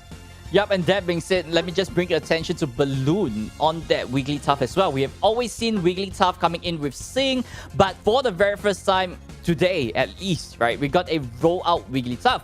But the rollout is not exactly that impactful coming in against a Charizard who has already popped his Unite move, right? He's already airborne, is unstoppable, so he can't exactly do too much against that Lucario, right? That Charizard. But, you know, against the rest of the team, he could do something, but the Charizard just deals so much that Balloon can't exactly be really impactful in this particular matchup. Yeah, I think also, I mean, since we mentioned that, NT as well, with the buffs up onto Kamiru, just allowing him to do so much more and just allowing him to be free and fly and just terrorize them, right? I think it all, this draft from the side of Havoc really all coming together for them, and they definitely... you know, they deserve this win. Yep. I mean, this is a great win coming in as we are moving straight right to game number 3, and this actually kind of show, you know, how competitive these two teams are, and they are really here to represent Singapore, to be the best in the country, and you know, later on today they could be pronounced the best team in the region as well. So that being said, I think we got the first ban coming in, you know, as Team No Lucario already banned Lucario. So we're not going to be seeing much Lucario coming in from any Lucario coming in from game number 3. But Team Havoc is still deciding on a ban right now. So I think it might be a Dragonite coming in. So, you know, things might be a little bit different coming in from game number 3. It says that No Lucario has very surprisingly banned Lucario, which I mean is what we expect, especially after that performance from KST, right? Just such an unstoppable force in top side. Yeah, I mean, KST is doing so well on the Lucario, right? And at the same time, crowning is not too far off, so it's still a little bit head-to-head. But that being said, Team Havoc already submitted their ban, and it's gonna be a Dragonite coming in from the bans as well. So no Lucario, no Dragonite. What do you expect? I think Absol is still gonna be a pick coming in from Rebounds. Charizard might be a premium pick coming in as well, as Venusaur might be also one of the top picks coming in. I mean, they definitely, now that the Charizard has been presented, right, they definitely have to pay mind to it. They have to think about what are we going to do to deal with this Charizard, right? Because even though you manage to get those successful fights and skirmishes and pickups all across the map, when it comes to those important team fights like the one at the Zapdos pit, that's where the Unite move just really fires off. Yep, like as you said, right, Charizard is there because of the main reason that Charizard is actually picked is actually for the Unite move, and you know, being airborne, not being affected by any other CC coming in from the rest of the field. That is what makes Charizard so good, right? He's unstoppable, he's uninterruptible at the point in time, he's dealing so much damage, but it's still anybody's game as of right now, as you know, Zarina is live, as we have crowning on the Zarina as the rest of the team sticks to what they were, and NL Balloon on the Blissey right here, and you know, on the other side, NT on the Wigglytuff, and Kamiru immediately insta-locking that Gardevoir. Moonboy, I know you're a big Gardevoir fan yourself. Tell me a bit about this Pokemon, because actually, before you do, let me just preface this by saying we actually saw Kamiru play this already yesterday to make success, because when he got his level 5 early, he was off to a hot start with the ganks, with the damage, able to secure the objectives, but the other team that once they saw the Gardevoir, they opted to counter it by sending the Greedent or their jungler in early on to mess with the rocks, and it's so hard to play if you get interrupted early on. What do you think about Gardevoir in the jungle? I mean, Gardevoir in the jungle is great, right? You get all the level advantage coming in the jungle. So you could be level 9 as fast as 7 minutes. And that also means rebounds on the Absol is not going to allow Kamiru to do his shenanigans. So knowing that rebounds on the Absol have that early game advantage, so he's going to take advantage of that gap closer that you have, right? Get as close to the Gardevoir as much as possible, because the Gardevoir really love damage, really love distance. And ladies and gentlemen, that being said, let us go straight right into game number 3. No Lucario going up against Team Havoc. No Lucario on the purple side, while Havoc on the orange side. Yeah, who is gonna be the one to emerge victorious in the Singapore grudge match? Both these teams so familiar with each other as they start off with very different drafts from what we've seen in the previous 2 games. Like you said, the Serena in the top side, previously banned out, and now we see a Greedent as well, picked up by KST, and of course, how can we forget Kamiru on that Gardevoir? We're gonna have to see what he's able to do as the slow smoke's already coming out. Such an annoying aspect to play against now in these tri-lanes. So we have seen, we got a Blissey coming in from both sides. So on the bottom side, it's kind of like a back and forth, right? Whoever gets that level 4 or that first evolution first coming in is going to have the advantage on that bottom side. But however, on the top side, it's going to be Serena going up as Greedent. Serena really needs her level 7 ASAP. If she's not a Serena, she's not going to be too impactful in this matchup as well. But, Reeboks, knowing that, the Serena needs a little bit of help, rotating straight right to the top side as that Curlia is on the top side as well. I think, Reeboks is going to be definitely aiming down and gunning down Kamiru as tight as possible, not allowing him to get any breathing room to get no Gardevoir. Yeah, I mean, it's the age-old story, right? You got a backline, intense damage dealer in the Gardevoir, and on the other side, you have this assassin who's going at it. They're actually trying to chase each other down in the middle of the map right now, but they're going to be able to get out of that relatively scot-free. No one under some threat, but KSD, he's going to be the one to get wiped down here, as that little squirrel just pokes his head a bit too far forward, leading to a bit of advantage in the top side. Yep, and there we have No Lucario is just pushing in, trying to get, as much gold as possible. I believe that Serena is likely going to be on attack weight, so she's going to be getting a bit more stacks coming forward as well. As, at the bottom side, No Lucario is having a little bit of a level advantage. They're kind of winning in the bottom side, but they have to be really careful, because right here, Kamiru on the Curlia is already at level 7. That being said, the Gardevoir should be going on live pretty soon, as that side shop is also live as well.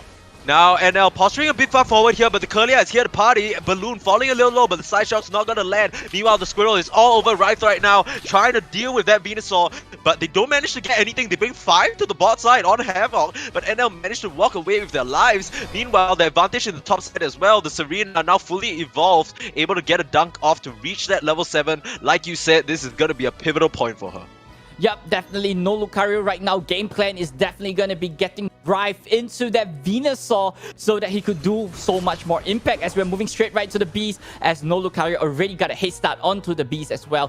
14 more seconds to the Dreadnought is going to be anybody's game, because as of right now, No Lucario have the advantage, but Havoc might be able to turn this game around. Yeah, there's so much AoE damage also, right, from this side shot if they're not careful, if they all clump up and eat those hits. But it looks like KSD, he might be the first one being picked up, but makes his way back to his squad. Lucky for him, though. But he's going to start running towards the Dreadnought now. They're going to look to start it off as both teams posturing around. This could be the perfect fight. The side shots coming forward, the shields as well. Rife, he's just going to charge straight forward. It looks like they want to try and take a fight. But Balloon, have you gone a bit too far? Rife, where are you? Where's your team? You need to be a bit careful here. Backs up, thank goodness. But it's going to be No Lucario who are able to chase Havoc out of the Dreadnought and take it for themselves. Now with the shields and the EXP advantage, they're going to surge themselves forward, but the slow smoke keeping them at bay for now. But Rebounds, he's not done with the slashes in, so much damage and the crits as well, but he's not going to be able to clean anyone up for now, but it's only momentary as he keeps going forward, keeps getting the slashes and the crits, and just knocks the entire side of Havoc down. Precision, bringing the Havoc straight right into Havoc's face on that absolute barrel of bad news indeed, and he brought that bad news to their home. And there you have, they will be rotating straight right to the top side as Reeboks is not allowing KST any breathing space, just trying to take him down before he do any of his pesky shenanigans. He's not even done. He got mail for days. He got bad news in his bag and he's just handing it out to everyone he sees. Takes down KST in the middle of the jungle. This squirrel, poor little boy, just got a slap across the face here. But now Crowning needs to be a bit careful as the side shots land, but gonna be able to dodge his way out of that one as they're now posturing towards the Rotom. They want to start it off, and crucially, now this Gardevoir has hit the level 9, has that Fairy Singularity online. Could be really scary to fight into in this clumped up area here. 4v4 at the moment, both Venusaurs at the bot side still on their duel, but here comes the ultimate, but manages to keep them all together, but doesn't do a lot of damage. Reeboks, both teams kind of staying alive for now, but it looks like it's actually the Eldegoss first of all, and Reeboks gonna get cleaned up as well. The Gardevoir Unite move kept them together, didn't do a lot of damage, but they're able to clean up in the end and get the dunk in as well as the Rotom. Turning point coming in from that Gardevoir. As long as the Gardevoir is online, she's gonna be a monster to be dealing with, and that is exactly what Havoc demonstrated to us. Having that Gardevoir, having that Unite move, you're able to control your opponent positioning, and at the same time deal so much damage coming in as well. And that being said, the Gardevoir managed to just shut off Reeboks' ultimate, and that's so crucial coming in for that fight. They want to fight for this Dreadnought though. They know the resources are used up, and Reeboks going straight for the Gardevoir. Gets chased away by the spotting cast of Havoc though as they're making space. Verdant Anger coming in. Here comes the knockup as well. Unite moves popped on both sides. Now Crowning needs to be careful. He's caught in the middle of all of them, but no Lucario. They're going to be able to secure the Dreadnought, and chaos all over the bottom side of the map. This poor little Ivysaur just evolved into a Venusaur, and now he's being chased down. 4 down, and one last kill to claim. They're going to grab it. No Lucario. They answer right back. Team White coming in from no Lucario. They are just moving so well together as they're just destroying Team Havoc. Now, they have so much sustainability coming in from Seer on the Eldegoss, and also that Serena. So, it's just gonna be so, strong coming in for Team Lucario, as Team Havoc really have to try to catch up on levels. And on the level department, look at the difference coming in from the Venusaur. Level 12 is level 10. No Lucario just so much in the lead, and they to take control of the fight, or else it's gonna be game over for them. Yeah, the story of this game so far really has been all about the resource management, right? Both teams recognizing the second critical Unite moves are being used. That's where they can go and contest, and that's why no Lucario. They just made a beeline straight for the bot side. They still are though. They want to punish Yang for being here alone, and they're gonna get him. But the trade in the top side is gonna be this Rotom. Yeah, I mean, Team Lucario immediately gave up that Rotom, right? They're saying like, you want the Rotom, take it, but I'm gonna take one of your players in return of that positioning. And that being said, Rive doing his mid-game shenanigans, going in for the push, and at the same time, no Lucario having that one additional Pokemon advantage on the top side. So they are gonna be, in a little bit of a better positioning, as the rest of the map don't really have much wild Pokemon to be gathering EXP for now. So Team Lucario is still so much in the lead. Yeah, but Rive being chased down here, this could set up for a bit of a scary fight. He's down for 14, so he'll definitely be late to this Dreadnought fight. On paper, it looked like no Lucario, they're gonna have the resources, but Rive they're sending so many from Havoc just to chase that pesky Venusaur down. Meanwhile, the Eldegoss still having to deal with that Rotom slowly but surely. Seer gonna clean him up eventually, and the last hit is there, but should make her way down. Actually, they're just opting to give it up altogether. They don't want to contend for the Dreadnought, as I think KST as well, he recognizes, okay, we're not gonna have enough damage to try and deal with this. Let's try and break open this goalpost. Yep, we're into the final stretch now. So KST could actually opt to dunk this 40, but they've already started out the Zapdos, or at least posturing for it. Yep, Zapdos is live as of right now. Both teams are already in position, but Havoc have that lead positioning coming in. And it's gonna be a big scramble coming in from both sides. The fight is breaking out though. KST is running in with the Belchers. Here comes the shield, and very Singularity right on top of his own team. Not gonna clip on anyone with that Gardevoir out, and now it's just complete chaos. They're being run down right now, but the shields are there. No one to fall just yet. Everyone's staying up, staying sustained. The shields are there. Rebound still keeping himself alive, and the Blizzy is gonna be the first one to fall on the side of Havoc, and return is Rebound. So that's the Absol down. That's one of the big damage dealers. Crowning as well on that Serena. The side of no Lucario, they're starting to fall apart. But Rive, he's there with the Venusaur doing the damage. The Battle Dance is there, the Sustain is there, and he keeps himself alive for now. They managed to stabilize the fight despite the numbers disadvantage and the respawning Pokemon. They're gonna come in and join this without a doubt. But now Havoc, they're looking towards the Zapdos right now. Yeah, they have to stall as much as possible. As right here, Team No Lucario immediately moving straight right into the They're Zapdos. coming in, the AoE damage, the lightning, it's there. They've taken down 3. They get the Zapdos for themselves. And they wipe down 4, make it 5 here. As Yang more than likely gonna fall. No Lucario, they snatch that right from under Team Havoc and say, we are the best team in Singapore. Get out of my damn house. Wow, 2-1 victory going straight to No Lucario coming in. Ladies and gentlemen, he will be straight right into that winner bracket finals later on. So it's wow. I'm speechless, permasneeze. I'm speechless coming in. What a game to start us off. You know, me and Mooney, we woke up today, we're like, man, we're gonna get to cast some good Pokemon Unite, and good Pokemon Unite we got. That is for sure. Rice as well. You know, Rice, like, crowd, it looks so tough in that last fight. It looks so tough, crowning and rebounds being picked off at first, but like, oh, it's only Rife. There's a reason why they keep that man in Venusaur jail, okay? They keep him there because he wins them the damn games. He wins them the damn fight when it matters. And yeah, he's proving his yeah, he's just way too good. What are you gonna do, man? When Rife is on that Venusaur, you better run. Yeah, but I mean, that being said, this is the Southeast Asia Community Invitational. That being said, we got the best of the best from all over Southeast Asia, and this is the quality of match that we will be expecting for the whole day, ladies and gentlemen. So, you know, if you guys think that this is exciting, I mean, wait till more games later on. It's gonna be more neck and neck battle because we're gonna be seeing the best of the region, and this is what the region is gonna bring to you guys. It's just so insane.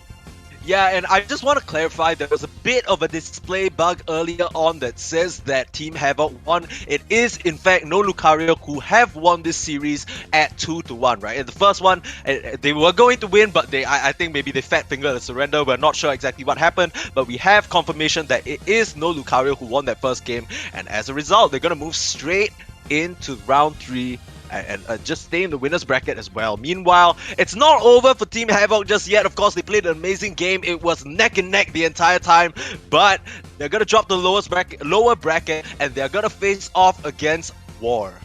Yep, so it's still, you know, it's still anybody's game, right? You know, as long as you're still in a competition, the dream is still alive. Anybody could still win this tournament. But as of right now, you know, we got Team No Lucario going straight, and I believe they are on a undefeatable streak.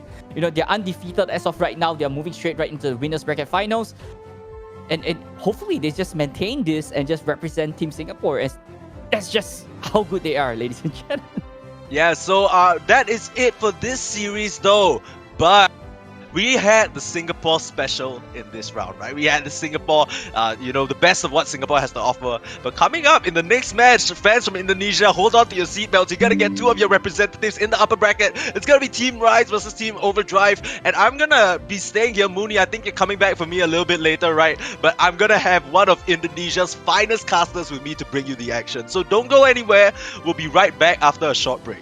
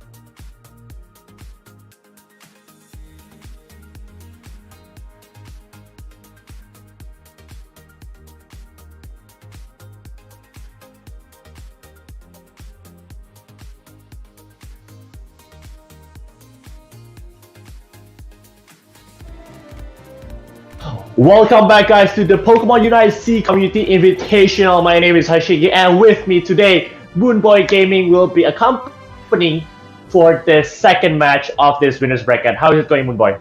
Yo, I'm so excited, right? For the very first time on the Southeast Asia Community Invitational. So we have been seeing the best of the best coming in from the Southeast Asia region, as we'll be moving straight right, as we said, the game number 2 of this particular segment, where we're gonna be having both Indonesian teams coming in. Segi, you're from Indonesia yourself, right? Yep. Team Rise going out with Team Overdrive.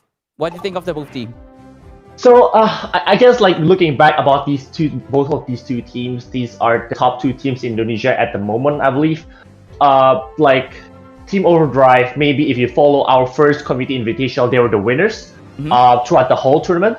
And then coming right up, we have also Rise, which I guess like in tournaments locally in Indonesia, both of these teams try to win against each other. Like let's say if they always meet at the bracket, like they always meet whether it's in the semifinals or whether it's in the finals. They're just the best 2 teams in Indonesia at the moment, I believe. So for example, like Team Overdrive, they decided to join this tournament because like they won the first tournament, so I invited them over this one. While Team Rise is actually going through this qualifier where we have more than 30 teams. Wow. Qualifying from Indonesia, right? And they are the one that is chosen, I guess, like by the committee that they are the best and should represent for Indonesia. And we can see from yesterday's bracket or on the round robin match, they actually goes for 5-0 and topping the Group B. Wow, I mean coming in undefeated as well, right? So it's gonna be back to back, right? Their winning streak going up against the best or the previous community invitational winners. So it's gonna be really interesting. And as you know, do you know a little bit more about the players? Maybe you can share more a little bit about them. All right, I think for Team Rise especially, I always I think their characteristic or their trademark team is the captain Bongo. He always uses a Venusaur. Like I play with him several times, just casually playing, and there are always times that I always mesmerized by his Venusaur because the Venusaur is like really damn good. Whereas for Overdrive, I think a lot of the players has characteristic. I think when Greninja was at its prime, Eeyore has a really good mechanic when playing with the Greninja. Goes with a double team at the perfect timing, very perfect positioning. And as we know, like Greninja is a very hard Pokemon to play with, especially I think during the Surf meta, it was quite easy. But when the Water Shuriken and also the double team, it's very hard for you to get the right position, the right positioning to take out the knockouts on the opponent, or even like heal yourself when you're being chased by the opponent. So I think these are the two, I guess, like characteristics between these 2 teams players. Yep, you're definitely right. Greninja is one of the most difficult Pokemon to be playing in this meta right now, right? Especially you got so many Get Closer. Greninja is not exactly the most tanky Pokemon out there as well. So it's gonna be really challenging, but if they bring Greninja into this matchup, so it's gonna be one of the Pokemon to watch because the skill cap is just so high coming in for Greninja. Yep, that's true. But I believe like in the meta right now where we've seen a lot of slow smoke, right? It's not the ideal Pokemon for you to bring in. So for example, like I'll opt in for more like a Dragonite, or even like I think Sarina is still pretty strong even though it's got nerfed. We've seen Gardevoir just now. It's actually pretty strong with the buff as well, with the new patch. There's just like a lot of Pokemon that's going on, and I feel like this kind of like nerfs, buffs, and patches kinds of changes the meta game a bit, going forward. Especially like we just got the patch like I guess 3 days before it, like on Wednesday or on Thursday. So definitely I think in terms of the team, they do play or they change the strategy a lot, especially after the patch. So for example, like Lucario, we see Bone Rush a lot previously. Right now, with the close combat going, we have the life steal as well. A lot of people choices for the close combat. Yeah, definitely. So like as what you said, right? Because of the nerf and patch coming in, there's lots of movement coming in the roster. We have seen God being played more and more, yesterday and today as well. Serena is actually more played because of the ban system, and there's a chance that Lucario is gonna be banned. And Lucario, despite being nerfed, he's still really strong as well. Garchomp might be one of a good pick coming in. Yeah, I would love to see a Garchomp come in for this matchup. This guy, this Pokemon has been like left unattended for the rest of the game, for the whole lifespan of game. And this patch actually looks a little bit better for Garchomp, but hopefully we get to see a little bit of him. Yeah. I mean, we do see Garchomp yesterday, right? But it's not to the prime, or it's not like to the level that we've seen that it's very competitive that we can, in preview. So basically, I think we'll be going to the game preview soon, possibly, for these battle between the Giants of Indonesia. We have Rise on the left side and also Team Overdrive on the right side. And as we know, for the bans, Team Overdrive bans the Venusaur, as I mentioned before, as the characteristic from Team Rise, and Rise decides to ban Wigglytuff, which is, I believe, Thorfinn is really good in terms of playing the Wigglytuff for Team Overdrive. Right, I think coming in, looking at that team composition coming in, on the right side, I think it's Team Overdrive coming in with the Ice Age team composition, where, it's all frozen, freeze comp, while on the other side of Team Rise, they're in a very combat kind of style, right? They're really reliant of going straight right in to do as much damage as possible. So Team Overdrive might see this particular formula coming in from Team Rise, so they go with the Ice Age matchup. So this might be a little bit of an advantage coming in from Team Overdrive.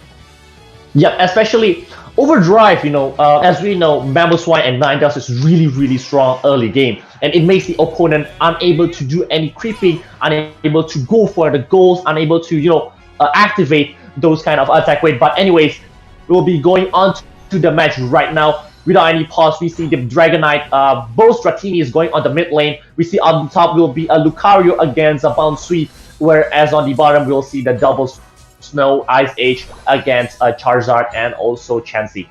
Yep, I mean, that being said, on the top side, we got that Bounce Sweep against the Lucario, as the Lucario is going to be taking a little bit more advantage on the top side as well, but down here on the bottom side is Team Rise. Slow smoke. So aggressive right over here as well. Yep, very aggressive, especially going onto the Aldino directly instead of going on top. Right now, Team Overdrive trying to take the Rise Aldino on the bottom side, but decides to not. Is he able to take it out? I can't see on that part. But Eeyore up on top. We have the two Dratinis, Dragonairs right now trying to get on with each other, but decides just to I'm just gonna wanna gain some experience myself a bit more before going onto the war, especially right now we're still on the 850 mark. The Versatile Queen up on the middle. We see the first ward coming in right up, but we have not seen any first blood just yet. Yep, no first blood coming in as for sure, because as of right now, on the bottom side, the Swinub is still a Swinub right now, so he really have to try to get into that Polyswine to do a little bit more impact coming in the bottom side matchup. That being said, on the top side as well, that bonds that Serena really have to reach level 7 as fast as possible, because that Lucario is already level 5 and is going to be doing so much damage coming in, and she is in so much pressure if it's not as Serena ASAP. Yeah, and as we see right now, even like Team Overdrive going in a very high pressure. We have the Piloswine coming in. We have the Slow Smoke coming in as well. We see there's a Leaf Tornado, but going in, but does not picks up any KO on Rice's side. And we see as still a Charmander, still very frail, still very weak. But as we know, throughout this whole tournament, we have seen as many comebacks. Like winning the first early game does not guarantee you winning the late games, especially on Zapdos War. Exactly, but that being said, the opponent's side on Team Overdrive is really so far in level. They already got that Ninetales on level 6 as well. They are going to be dealing so much damage, so much CC coming in, and I believe that... And that's got the first blood. Yes, especially with those two freezes, I don't think like any Pokemon can be actually go away from that unless they have the eject button to just go away with it. We've seen the score is 3201. Both teams trying to position themselves for the Dreadnoughts. I think Team Overdrive decides able to take out the best between most of it, but Rise at this moment has the Dragonite right now, while there's still a Dragonite. Oh, just evolved into Dragonite for TOD as well. Yep, I mean, having that Dragonite is so crucial, and that being said, next step is going to be getting that level 9. Having that Draco impact is going to be doing so much coming in, as the Dragonite immediately goes straight right into the Ninetales pocket. Yeah, and there's the Draco impact as well, but decides knocks out 3 Pokemon during the war. They're able to take the Dreadnought and also able to take out 3 Pokemon from Rice's side. And now I think most Indonesian players, or in terms of the meta game, when they pick up on the Dreadnought, they always try to go on top and take the Rotom as well. They don't want to let the opponents take out the Rotom, because securing 2 objectives in the early game guarantees you to have easier, smoother journey to win the game in the later time. Yep, and there we have, Team Overdrive moving straight right into the offense, as both teams is just staring straight to each other in front of that Rotom, while Team Overdrive already got a pole position onto that Rotom, pushing it straight right to their side. Hyper Beam, Rotom immediately going straight right to Overdrive's pocket. So it's gonna be, really pushy. Overdrive is just leading so much against Team Rise as of right now. Yeah, and on the bottom as well, I believe like D-Melon also using the Ninetales, which is a very good Pokemon as a defender to defend their tower, right? And able to pick up all those EXPs on the Ordinals as well. And right now, Team Overdrive decides to push up on the bottom with the Eeyore, but okay, I think they decide not to go to war because it's on the other side of the tower. Yep, that is not the fight that you want to take. Yeah. Even though you're in front of the tower, but Team Rise is just so under-leveled right now. As you look at it, Chameleon is only at level 8. He's so not even close to getting a Charizard as of right now. So if the Chameleon stays a Chameleon, that fight is not going to be doing too much of impact coming in. So Team Overdrive is just so well equipped and so level right now. But that being said, Rise on that Charizard already, and that might be a turning point over here for Team Rise. And I think we'll go for the second war onto the Dreadnought. We see the Draco impact, and also the Eldegoss using its Unite move decides to go down. There's the war. There's a Draco impact from Rice's side, and picks out the knockout on Ella Ninetales. And I think right now Rice is able to take out the Serena, takes out on the Dreadnought, and also takes out on the Dragonites from TOD side. And there's a comeback from Rice, going to take out also the Mamoswine as well on the war just now. Huge war, huge advantage on the war just now that has been won by Rice. Exactly, that is exactly what you said. Big fight coming from Rice, and that is exactly what Rice need at this point in time. Having that level advantage, that Dreadnought is going to be even the playing ground for both sides of the field. So Team Rise already, on par to Team Overdrive, as we are moving straight right into Rotom. It still could be anybody's game, but they're letting the Rotom straight right to Team Overdrive, as Team Rise is ready for their defense and get that push coming in from Team Overdrive. Yep, but I feel like Team Rise doesn't want to go to war. They're kind of a bit. We'll give the Rotom to the opponent. We'll just defend a bit more, even though in terms of level, actually they're winning. Where the Dragonite, the Charizard, and also the Serene on level 12 against Team Overdrive. Only Dragonite is still on level 12. But Rotom, when you're already over leveled, it's still pretty easy for you to knock it out. But on the bottom, we see the 40 points from the Ella Ninetales decides to get on through and also destroys the tower on the bottom. And as of right now, we have seen the score 85 and 208 to Team Overdrive. Yep, 85 versus 208 coming in at the point of 3 minutes. It's not too far off, because we know we're moving straight right into the final stretch in about 1 minute's time. That Zapdos is going to be crucial, as both teams have to get ready for the big Zapdos fight. 40 is trying to dunk onto the Mamoswine, but he managed to dunk that 40 in and the additional lead over the Team Overdrive. But it's still going to be neck to neck as of right now, as the Mamoswine being clamped down in the bottom side jungle. Yep, as well. And right now, Rice, coming in together, try to take out the. I believe it will be the last objective of the game before the Zapdos, of course. Try to take knockout on the Dreadnought, get those kind of shield, as well as which they do, and as well the some tiny bit of experience advantage for them to win the war in the Zapdos, which will be coming out in the next 20 seconds. Yep, ladies and gentlemen, as we move straight right into the final stretch in about 15 more seconds, as I think the eyes is definitely going to be on the Dragonite and the Charizard from Rise, because they will be the big impact maker coming in the big fight. But however, if Team Overdrive could keep the Ice Age going, keep them frozen, they might have the upper hand in this particular fight.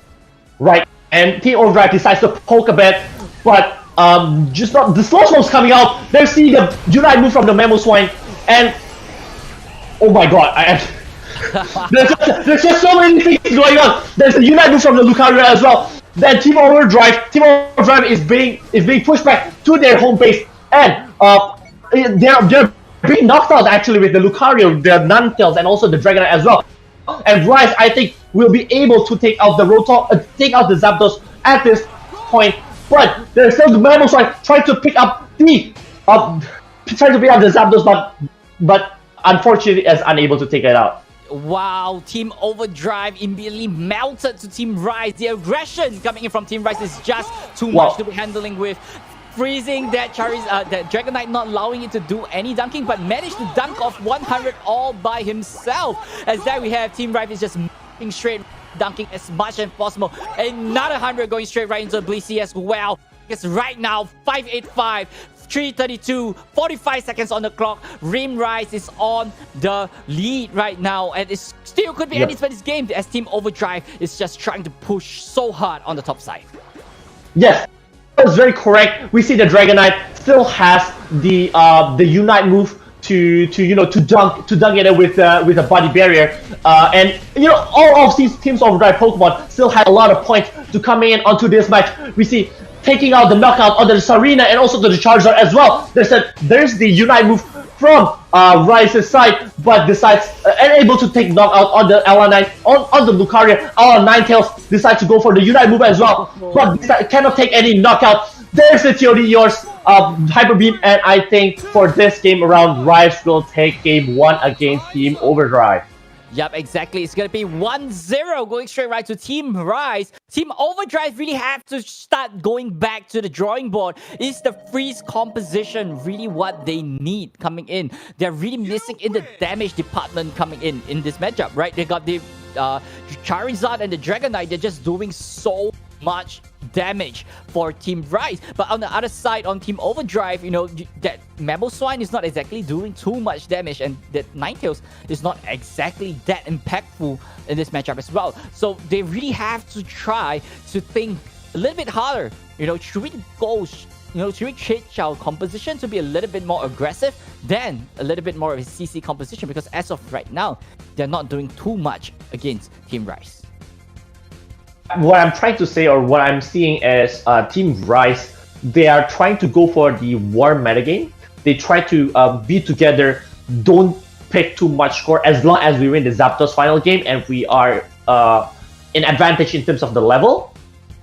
They should win the game. I think that's what's the strategy that the Rise is doing. Whereas from Team Overdrive, I feel like they want to get an early game advantage with those two Ice Age combo, as well as going for the scoring meta. Anytime if I can take a score, I always take a score. And as we see just now, they're trying to divide it by 4-1, 4-1. There's 4 up on top, and then there's 1 who steals the score on the bottom. And but unfortunately, at the end of the game, they lose the Zapdos War, and thus they need to concede their first game to Rise. Yep, I mean, this is okay, right? This is a best of 3. So Team Overdrive would be able to take this information and see what Team Rise is actually trying to do in this round. So they would be able to go back and just rearrange their mindset, rearrange their team formation in a sense, to come back and take their fight better against Team Rise. Because as you said, in a team fight composition that Team Rise is having, Team Overdrive could not keep up to the amount of damage coming in. Look at this, right? 59k coming in from the Dragonite from Team Rise, and 54k coming in from Dr. Gods. Like, that is just so much damage coming in. But, Eeyore, 77. 77.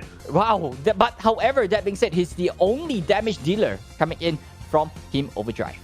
Correct. I think I feel like Eazer, which plays the Lucario, plays really well. The damage is there, but it's not as they need one more Pokemon that can do crowd control as well as huge damage onto the opponent's side. As we know, Eldegoss is more or less always the pick for 2 teams, especially top teams, right?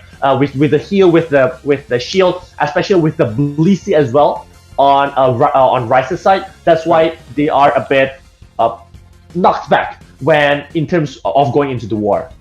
Yep, so like as what you said, so it's all down to the team composition, right? I don't think coming in, Team Overdrive would be coming in with the Ice Age team composition. It's going to be different this time. So it's down to what is going to be happening for game number 2. And that being said, we already got the bans coming in from both sides, as we got, Team Overdrive banning Venusaur, while Team Rise banning Dragonite. So things might be a little bit like shake up a little bit in this game number 2, because 2 of the top picks are already banned in game 2. Yep.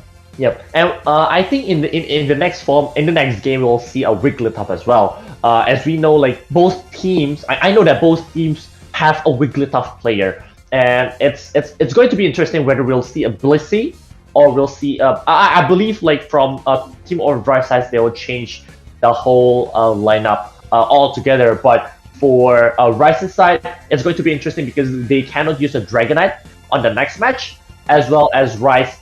For Rice can use the Wigglytuff and needs to be wary of Wigglytuffs from Team Overdrive side. Yep, I mean, Wigglytuff is really strong coming in this particular meta, right? Like, the ability to go for a massive sleep is just too good coming in. And a big sleep would be really impactful in a team fight scenario. But, you have to be a little bit more careful, because you know that if your opponent pick a Blissey as a counter pick, there's going to be a little bit of a disadvantage coming in, because the safeguard is definitely going to be turning off that sync for your opponent. Yep, especially when there's a lot of Pokemon that uses X-Speed. Right. Yep, I mean, X-Speed, they can try to run away from the Wigglytuff, but as long as the sync lands, I think there's going to be a lot of difference coming in. So I think, it's down to the wildcard coming in is definitely going to be Team Overdrive, right? They won the previous Community Invitational. We know that we are a really strong team coming in from Indonesia. Both teams, in fact, is the top teams coming in from Indonesia as well. So, they are going to be thinking a little bit different compared to, the rest of the average players or the average teams. So, they might come up with something spicy coming in, knowing that the bans is what it is. I love the word spicy there. Like, I'm always interested to see, interesting lineup, or even like lineups that can change the metagame a bit, changing the views of certain Pokemons, right? So for example, let's say somebody plays a really, really great Mr. Run, and then, so for example, like on the last Community Invitational, I saw a player from Vietnam, I think it's Kyorges is his name. He plays Mr. Run really good and carries like the whole team. After that match, I go to my game and decides to play Mr. Mime after that, because it was just so good. It was inspiring, right? And I think that's what like these tournaments is about. It's about to inspire you, inspires your team on what, and we see a Garchomp, and a Pikachu as well from both sides. Yeah, I mean, Pikachu is such a monster coming in, right? He got damage, he got CC, so it's probably one of a premium pick coming in as a damage dealer. And different item sets as well. With so, different item sets as well. Mauling is coming in with a more special attack kind of, set with the glasses, while Melon is going for a little bit more, damage amplifier, where more sustainability, and they're going to be using their ultimate so much more in this matchup. But I think, attention on that Garchomp from Death. I think that is going to be the key point. Garchomp and Charizard composition, Team Rise, really interesting, and that's what we call spicy, ladies and gentlemen. Yes, spicy, and also the Greninja that I mentioned to you before, right? We'll be seeing some action within the Greninja, like high mechanic Greninja, which I believe should be able to take the game, take us to game 3 for one. And on the second part, I think what you said before is very true, that they need an attacker. And I believe like as the thumb right now, Greninja needs to take the game for Team Overdrive for them to be able to take the game 3 for this match. Yep, the key point for Team Overdrive is definitely going to be that Greninja. Eeyore on that Greninja, the whole pressure is going to be on him. But I think I would like to, say a little bit about Team Rise, is that they got 2 Stage 2 Pokemon. That being said, they got the Garchomp and that Charizard. So, evolving is going to be a little bit tricky, because their power spiking is going to be so slow in the early games. But, however, going into late game, Team Rise is going to have so much advantage, especially in the team fight scenario. Yep. And as you see right now, like Rise and Team Overdrive is not, they're a bit more conservative compared to the previous game where they just tried to push as possible. I think it's because like Team Overdrive before is using the Ice Age combo, which has the advantage for them to go up on top or go push the opponents and try to freeze the opponent. But as for right now, because they're starting with a Pikachu and both teams has a Pikachu, they need to be a bit more careful in terms of how they're moving forward. And we see up on top, we see the double dragons, I would say, and against the Greninja and also Lucario decides to go to war, but Team Overdrive, I believe, are able to take most of the Pokemons. We see Eeyore Greninja battling against two, and we move to the... Okay, moves the cameras up on top again. Okay, the camera's on the bottom. We see Torvin. We see the Eldegoss has not evolved yet from both sides. Decides to go and take out the Ordinals on the middle and get that advantage on the experience. The Thunder coming up from both sides, and also Eldegoss from Team Overdrive side decides to evolve faster, a bit faster from Rice's side. And 24 points up on top. Yep, and that 25 points up on top. Team Overdrive is just leading as of right now, and they have to try to maintain this lead. As on the top side, they have to try to control that Gabite or that Gible, right? You know, not allowing it to evolve into Gabite. Okay, that makes it evolved into Gabite. Yeah. But you know, but at the very least, not at the Garchomp, right? And at the very least, it's very hard for them to evolve into Garchomp before the first Dreadnought. But as the top players, and you know, it's always possible, right? Either tried to go for a against these two dragons and decides to get knocked out with this Charmeleon and also Dragon, also Garchomp, dunking in 60 points up on top, and Rice is advantage in terms of point by 9 points. Yep, that we say the Charmeleon is already at level 8, and he's 1 level away from being a Charizard, and he's so far away ahead against the rest of the team. But that being said, Team Overdrive is on the offense right now, and Wigglytuff immediately straight going down to the Granny. Yep, Greninja right now already on level 8 decides to give out off that very heavy pressure to Rise's side as well. Oh, he's actually using the Surf and Smoke Screen combo instead of the double team. And Water Shuriken decides to go for Dreadnought. There's the ultimate from the Unite move from Greninja. And with the Surf, Ken picks up the Dreadnought with the last hit. Also the Pikachu as well. And the Eldegoss decides to go down as well. And I believe like Wigglytuff with the tiny bit of extra boost in terms of movement speed decides to go away and not give any more EXP points for Team Overdrive. Yep, Team Overdrive decide to just close off the goalpost on the bottom side, and they will be moving straight right to the top side. Garchomp, a little bit of EXP left to bring Garchomp, but unable to do so. Team Overdrive is just going pushing straight right to the top. They have positioning onto that Rotom, and they will be taking home that Rotom. Yep. We need to see up on top actually in terms of the wall, but Pikachu is up on the bottom, so I think it will be a 5v3 situation for Team Rise and Overdrive, and I believe like Team Overdrive should be able to take out the Rotom and gives off that offensive pressure up onto top lane. Pikachu up on the bottom side decides to go for the 30 points, and I believe that is also taking out on the Vespiquen on the middle and gives a lot of EXP points for the Pikachu.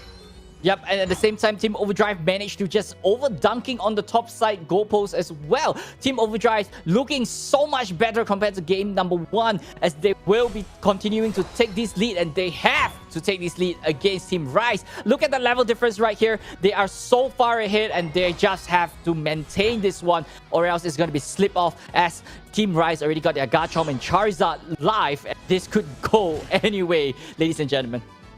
Yes, correct. And I believe like both of the teams right now tries to decide to sweep all the Pokemons up on the middle, and there's no war over there, but they decide to set up a 5v5 situation, trying to get onto the Dreadnoughts up on the bottom, which will be spawning in less than 5 seconds. There's the Leaf Tornado, and decides to take the knockout on the Wigglytuff, which will be very difficult. Wigglytuff from TOD side decides to go for the Unite move, and also this thing as well, tries to control it and goes for the Eeyores. Eeyores able to take out, not able to take out on the Garchomp just yet, and Eeyores and also the Wigglytuff decides to zone it out, while either the Lucarius try to take out on the Dreadnought, which I believe they can. Wow, big advantage. While the rest of the team is just focusing on that big fight. You know, that Lucario just behind, trying to get that Dreadnought all by himself. Managed to just take it, distracting Team Rise, not allowing them to have that Dreadnought, to have that additional level advantage. Team Overdrive now leading by so much level as they already rotating straight right to the top side to get their pole position onto their Rotom. Team Rise trying to get in, but I don't think this is the fight that they should be in. Yeah, in terms of the level, right, they lose quite a lot on this bit. The slow smoke's already coming out, and there's the Unite move from the Wigglytuff. Decides to give out more and more defense boost, and the Eldegoss is knocked out right, coming in, very huge offensive pressure, and decides to take out, dunking in, and destroys their tower on top, and also taking out the Rotom as well. I think it's just a bit of a weird positioning from Team Overdrive on the war just now. What do you think? Wow, I think the great white shark is back, ladies and gentlemen. God, on the rise. All I can see is death on the Garchomp going rampage on everyone, and oh my god, and that is exactly the Garchomp did deal as much damage, and this is where Team Drive have to be a little careful, because Team Rise already have their level spike and their power spike already, and Overdrive has so much danger right here.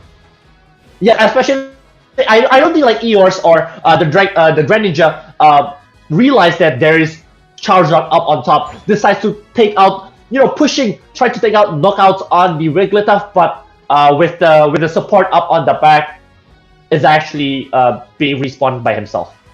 Yep, I mean, things were looking so bright coming here for Team Overdrive, as right here both teams will be trying to get that Dreadnought. Having that Dreadnought is we will have that shield advantage coming in for that big Zapdos fight, as both teams is going to be challenging and just skirmishing right here. It's still going to be anybody's game at this point in time.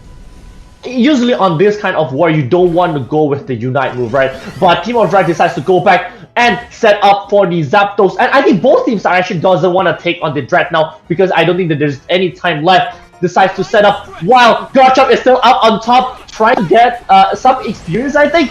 Just wait for the wall, and there's the Greninja using the Unite move. Also the Unite move from the Charizard. And there's also the Garchomp just coming in. There's a Unite move as well. And I believe like there's no knockout. The first knockout is for Eeyores, Greninja. And there's Rise's deaths still surviving with the Great White Shark, as you mentioned before. And also I think that's the team wipe up from Rise. Wow! And Rise is able to take out the Zapdos in this game. I believe it's very difficult for Team Overdrive to get a comeback, but who knows, because there's 500 points up there. Eeyores trying to take out the knockout onto the Garchomp, but I don't think he's able to. Here, Rise, Pikachu just decides to defend himself. Well, I think it's both. Team Rise is just going on the straight offense right here. Look at he's acting like a Charizard God as of right now, and he's dealing so much impact in this matchup. Team Overdrive trying to push up in the top side as well. Team Rise is going to be defending with all their might. 40 more seconds on the clock. It's going to be a 3-man push on the top side as well. They decide not to surrender, because there's always a chance, especially when they have made as many points with the score shield as well. But two Pokemon are already knocked out, and only Lucario left up on top, which I believe like he will be knocked out by the Charizard God. It's going to be very difficult for Team Overdrive. Wow, ladies and gentlemen, this is it. Both teams coming in, fighting for pride, fighting for a placement to be the best in Indonesia, to be the best in Southeast Asia. But ladies and gentlemen, as the clock goes down, Team Rise taking home the win, 2-0 over Team Overdrive, and they will be straight right to the winners bracket final, and they will be facing Team No Lucario, while Team Rise is going to be relegating down to the loser bracket, as they will be going up against Eos, Fortis, Regis. So, and it's still anybody's game, as both teams is still alive in the tournament. The dream is still alive to be the best in Southeast Asia. Yes, correct. It's just for me as a pure fan, of these two teams. It's just like a really great game, like. It's like the mechanic, the strategy on where do they want to go to war and everything. It's just so beautiful. And I believe like Team Overdrive coming up really strong on the early game, same as the previous game. But I believe like at this game they're way more stronger in terms of the pressure. But again, they just lost the war on the last Zapdos war. Yep, it's all down to the team composition, right? Knowing that Team Yep. Overdrive have that stronger early to mid game.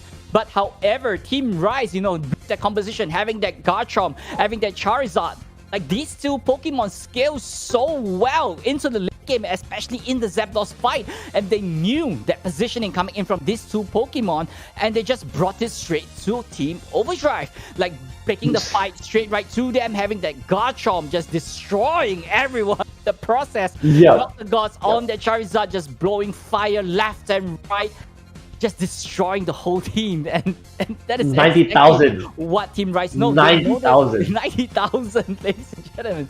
And they know that they'll be weaker in the early game, but it's okay because as long as they keep up their tempo, bring themselves straight right into the late game, they know they have the fight, and they just brought it straight right to Team Overdrive. Right. I believe in terms of the timing itself, in terms of the Wigglytuff Unite move, Rise is just a tiny bit better in terms of the timing.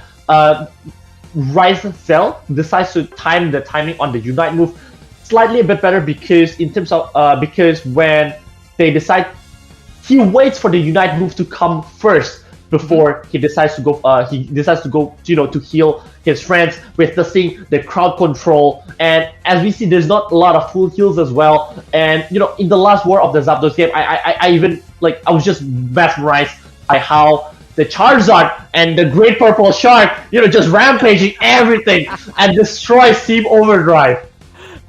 Well, I mean, that is a good game coming in from both teams. Like, props to Team Overdrive as well. They really brought the game to, Team Rise. Like, that is so competitive. Like, that is, at that point, it could be anybody's game down to the final Zapdos fight where, as what you say, the Garchomp took over and it managed to just turn the game around and just bring themselves the victory, and they will be moving straight right to that winners bracket finals. But that being said, ladies and gentlemen, I think we will be going for a short break as I will be taking a leave of the caster table as Ryuhashegi over here will be joined by Cake from Singapore as they will be showing more games to you guys later on as we got the whole game lineup. I think about 1, 2, 3, 4, 5 more games. No, 4 more games, ladies and gentlemen. So it's gonna be so many games moving forward, and it's gonna be head to head. It's gonna be so exciting. Do stay tuned as we will be back from the break after this. And it's Moonboy and Haseki logging on.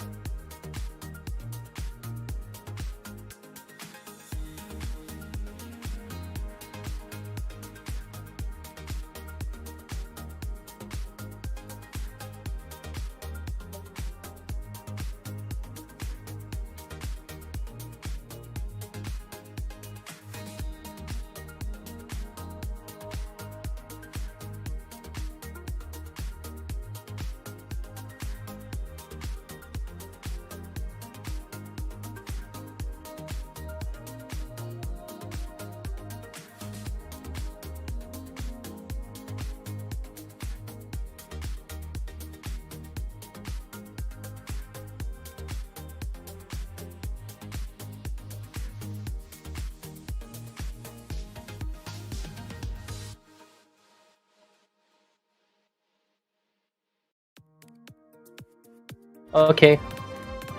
Yep. Hello and welcome back to the SEA Community Invitationals.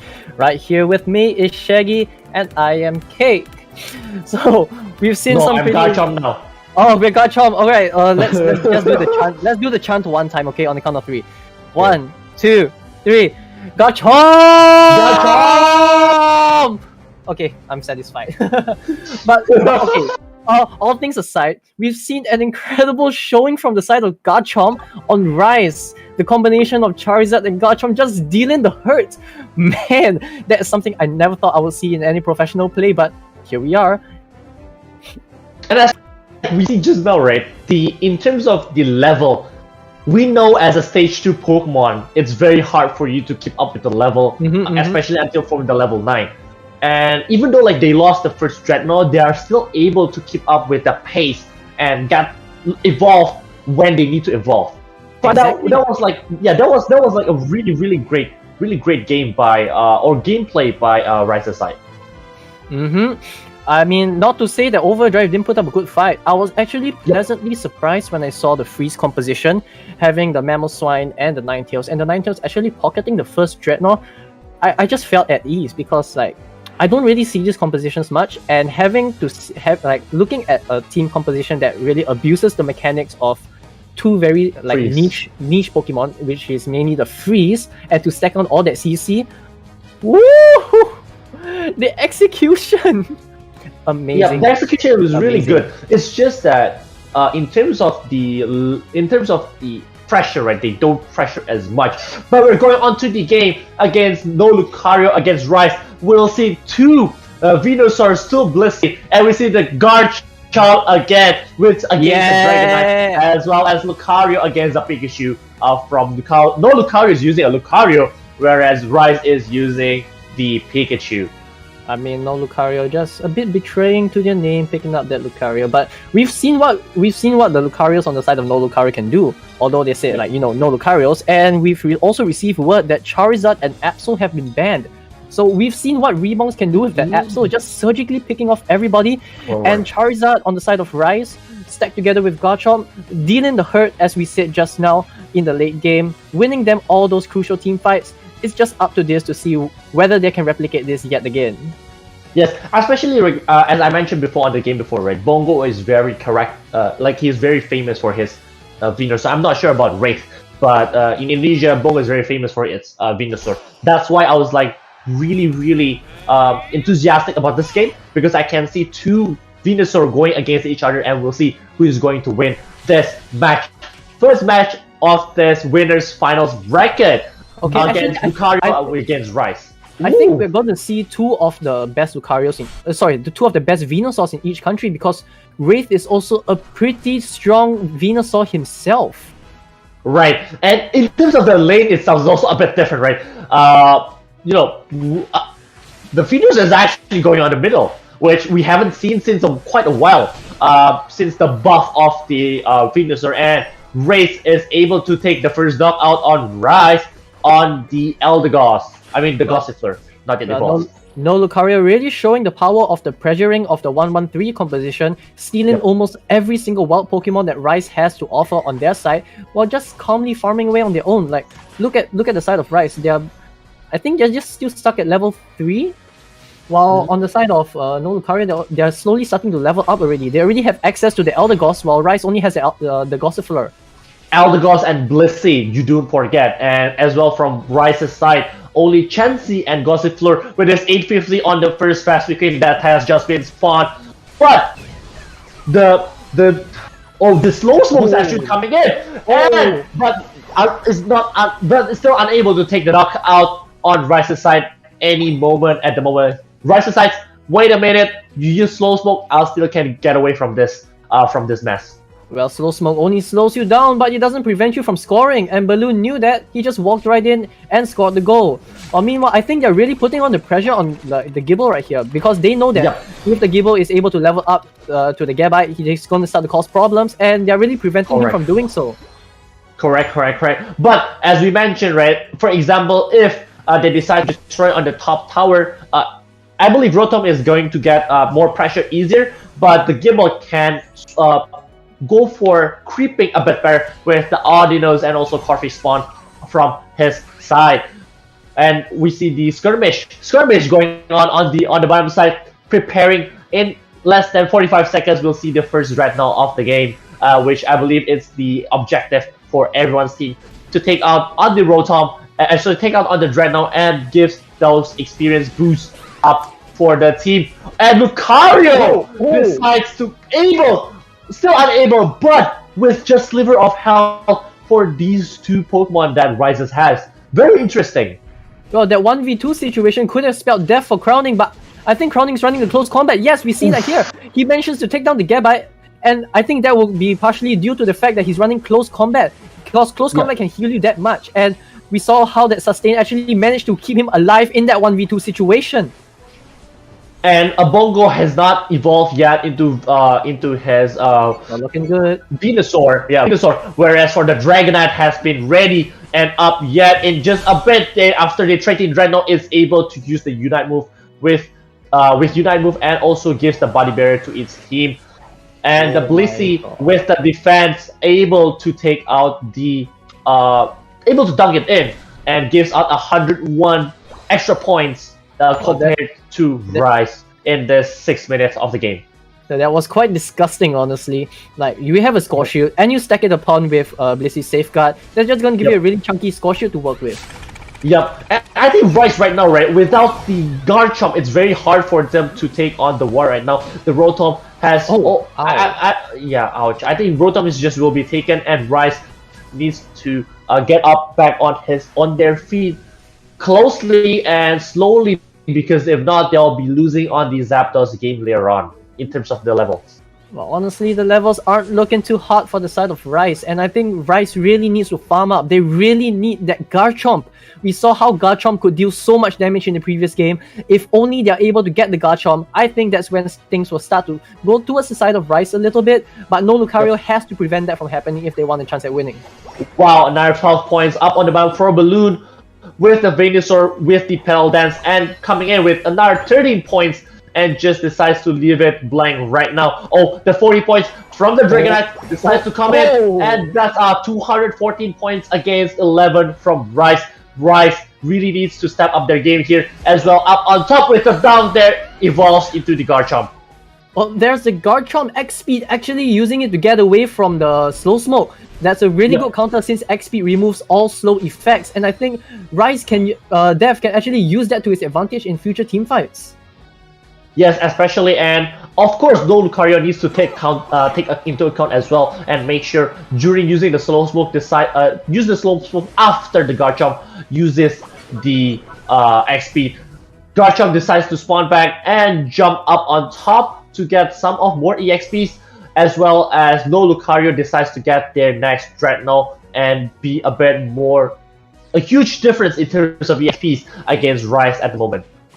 I kind of like what Rice did right there. They saw that, they're all down at Dreadnought, so let's not fight it, and let's just farm up on our own. So, like, they minimize their losses while still trying to get back their EXP. Yes, and that's really good play by Bongo just now. They just decide to split up top and out on the bottom, so the opponent is confused on which one they should chase. And, the result is none of their teams is being knocked out at the war just now. Well, no and I guess the Rotom is being taken out by no Lucario. So no Lucario, so far they have taken all the 4 objectives of the game, going off for the offensive pressure against one and only Garchomp. The Garchomp decides to go with the Unite move, but is still unable to take anyone out from the Lucario, with the Blissey defending with the safeguard right there, and also the help from the Rotom. And the Lucario still going in strong with the Lucario, but Lucario is being knocked out, and as well with the Blissey is still being knocked out. Bongo decides to get knocked out by the Rotom there. Such a huge gameplay by the Rotom. Well, that was a really good executive decision from Rice to defend the top goal, putting in all their resources in order to prevent Rotom from coming in and breaking that goal.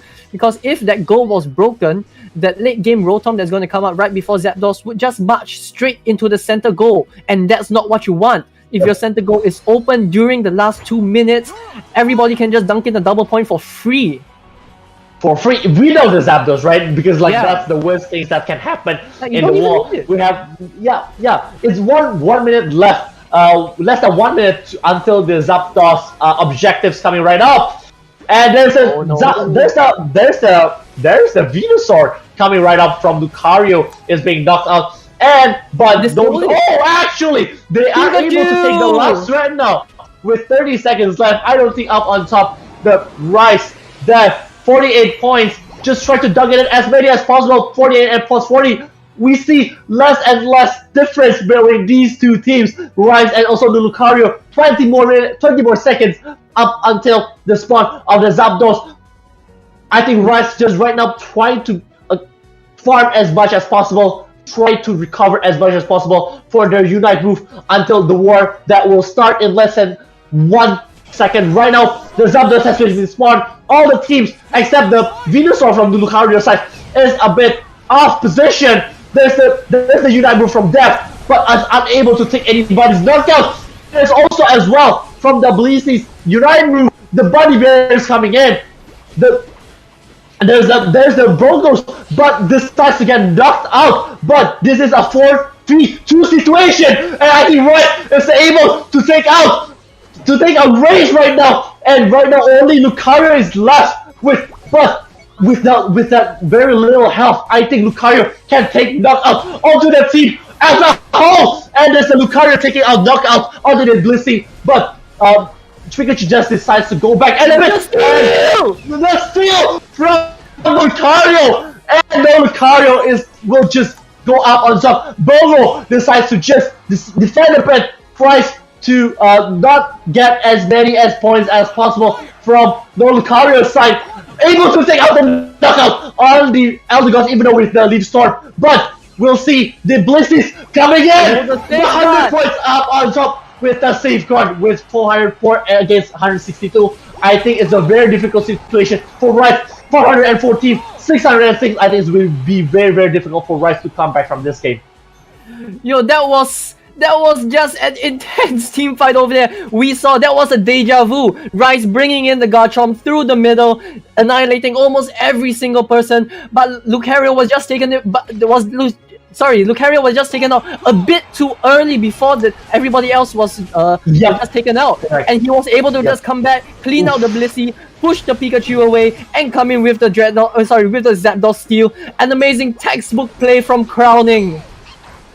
Wow, this is just an amazing game, right, by Lucario. No Lucario, they're even though they lost, right, the Lucario just decides to, I'll die first, I'll spawn later, so I can steal the Zapdos at the end of the game, right? And I think the worst part from Rice's side is, even though they have the 4v1 situation or 4v2 situation, or even if when they are left with 4 Pokemons left, most of the Pokemons, for example, like the Pikachu and also the Blissey, they're out of health, right? And I think they forgot that the Lucario has already been spawned. Instead of they spawn right back to the base, they just stay there. And when the Lucario is coming in, they realize that, hey, I cannot stay on this. I cannot stay here. I need to go back. But with the power up punch, they are able to take the knockout onto the Blissey. And the Pikachu is unable to do anything against the full swarm of Rice. And so full swarm from no Lucario team that has just been spawned after they were being knocked out on the previous clash. Okay, actually, I think the Lucario took the extreme speed instead, like from what I saw. Extreme speed. But no worries, because it doesn't matter. It was still enough to just snipe that Blissey, take her out from the team, and just cause Pikachu to rethink, like, do I defend this? Do I walk away? Do I defend this? Do I walk away? But he had no choice. He had to walk away. He had no health to contest. Look at the damage, 58k, but Rice, Dev, look at Dev's damage. 61k, Bongo with the 72k, and Maling with the 66k. Although no Lucario didn't do as much damage, they took the final objective, and I think that's really all that matters. Like, if you're losing in the early game or the late game, you just have to fight for the coin flip, and that is exactly what they did. I think if Rice took the decision to defend the middle to prevent Lucario from coming in, they might have taken the Zapdos instead. But I guess it was just unlucky that Crowning was able to get like the reset on Zell, since that little bit of mobility was what enabled him to come back straight to the Zapdos pit and launch a close combat, which ultimately just flattened the battery Jesus of the bird and opened up the goals for No Lucario to walk straight into. Right, and from the stats that we see just now, right? I believe like Bongo scores. No, sorry, not scores. Damage dealt 72k, 72k for a Venusaur. Yeah, there's nothing to laugh at, against, man. That's nothing to laugh at. 55k, 72k is damn strong, and this Pikachu as well, 66k. But I think in terms of damage dealt, right, Rise is way ahead against No Lucario, but No Lucario, I guess, is more efficient in terms of winning the clash against Rise in the game before. And well, I guess that's one thing that we can look forward to again, like the huge damage being put out from Rise, team fights being taken by No Lucario. Will they make a change to the lineup? I am not sure. Maybe we'll see Venusaur getting banned on both sides, because we saw how Rife nearly survived an entire 1v4 situation only on this amount of health. His timing with the Giga Drain and the Pedal Dance, and Bongo as well. Bongo's clashes with the Verdant Anger and his timing of entrance and exit. I don't think you can see this anywhere else, honestly. Like, this is high level play that we can only see on like the international stage such as this, and I am just honored to see it, like, aren't you as well? Yes, as well. And but I believe right, for Rice just now, their main disadvantage is just maybe because we saw the Garchomp was very strong against Team Overdrive, right? Yes. No Lucario decides to punish them. I wouldn't want to make Garchomp evolve. I wouldn't want to make the Garchomp to rampage against my team. So for example, like on the middle, like the Dragonite decides to go on top, try to take as much as creep as possible from Rice's side, and make sure that evolves late, comes to the war late, and we are able to secure as many objectives as much as possible before they are able to. And I think we already have the bans coming out. Let's see. Oh, No Lucario has banned Charizard. Okay, so we're gonna see a respect ban from Charizard over here. Yep. And Dragonite. Yeah, Dragonite has been banned out from the side of Rice. So we're gonna look at the burst damage of Dragonite. We're not gonna see any more Hyper Beams being like shot out from Rebongs. I mean, that's okay, but Absol is coming. Do you know what that? Yes, Absol has been opened. Rebongs on Absol. You don't want to give it to him.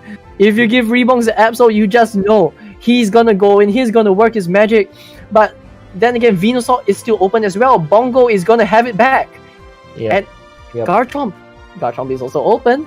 And maybe it took some time for him to come online, but we all know when he did come online, that's when the damage started. That's when the team fight started going to the side of Rice, and that's when they started to overwhelm at a snowbally pace.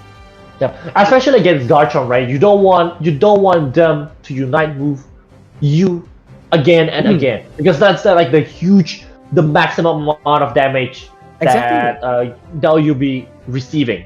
So what you actually want to do is just to try to spread out as much as possible, and try to take a knockouts little by little. Try to take out on the back, and just swarm in, but don't be on the same space when the Garchomp tries to decide to unite move everyone. Because he'll be just rampaging everyone on his front. Okay, but enough about the damage dealers. We all know that they are really crucial in winning the team fights. But how about the supports? Eldegoss and Blissey. Blissey with the safeguard, just negating all the CC from Slow Smoke. We saw how the safeguard on Garchomp allowed him to just run in, and especially with the X speed, that's another counter against the Slow Smoke.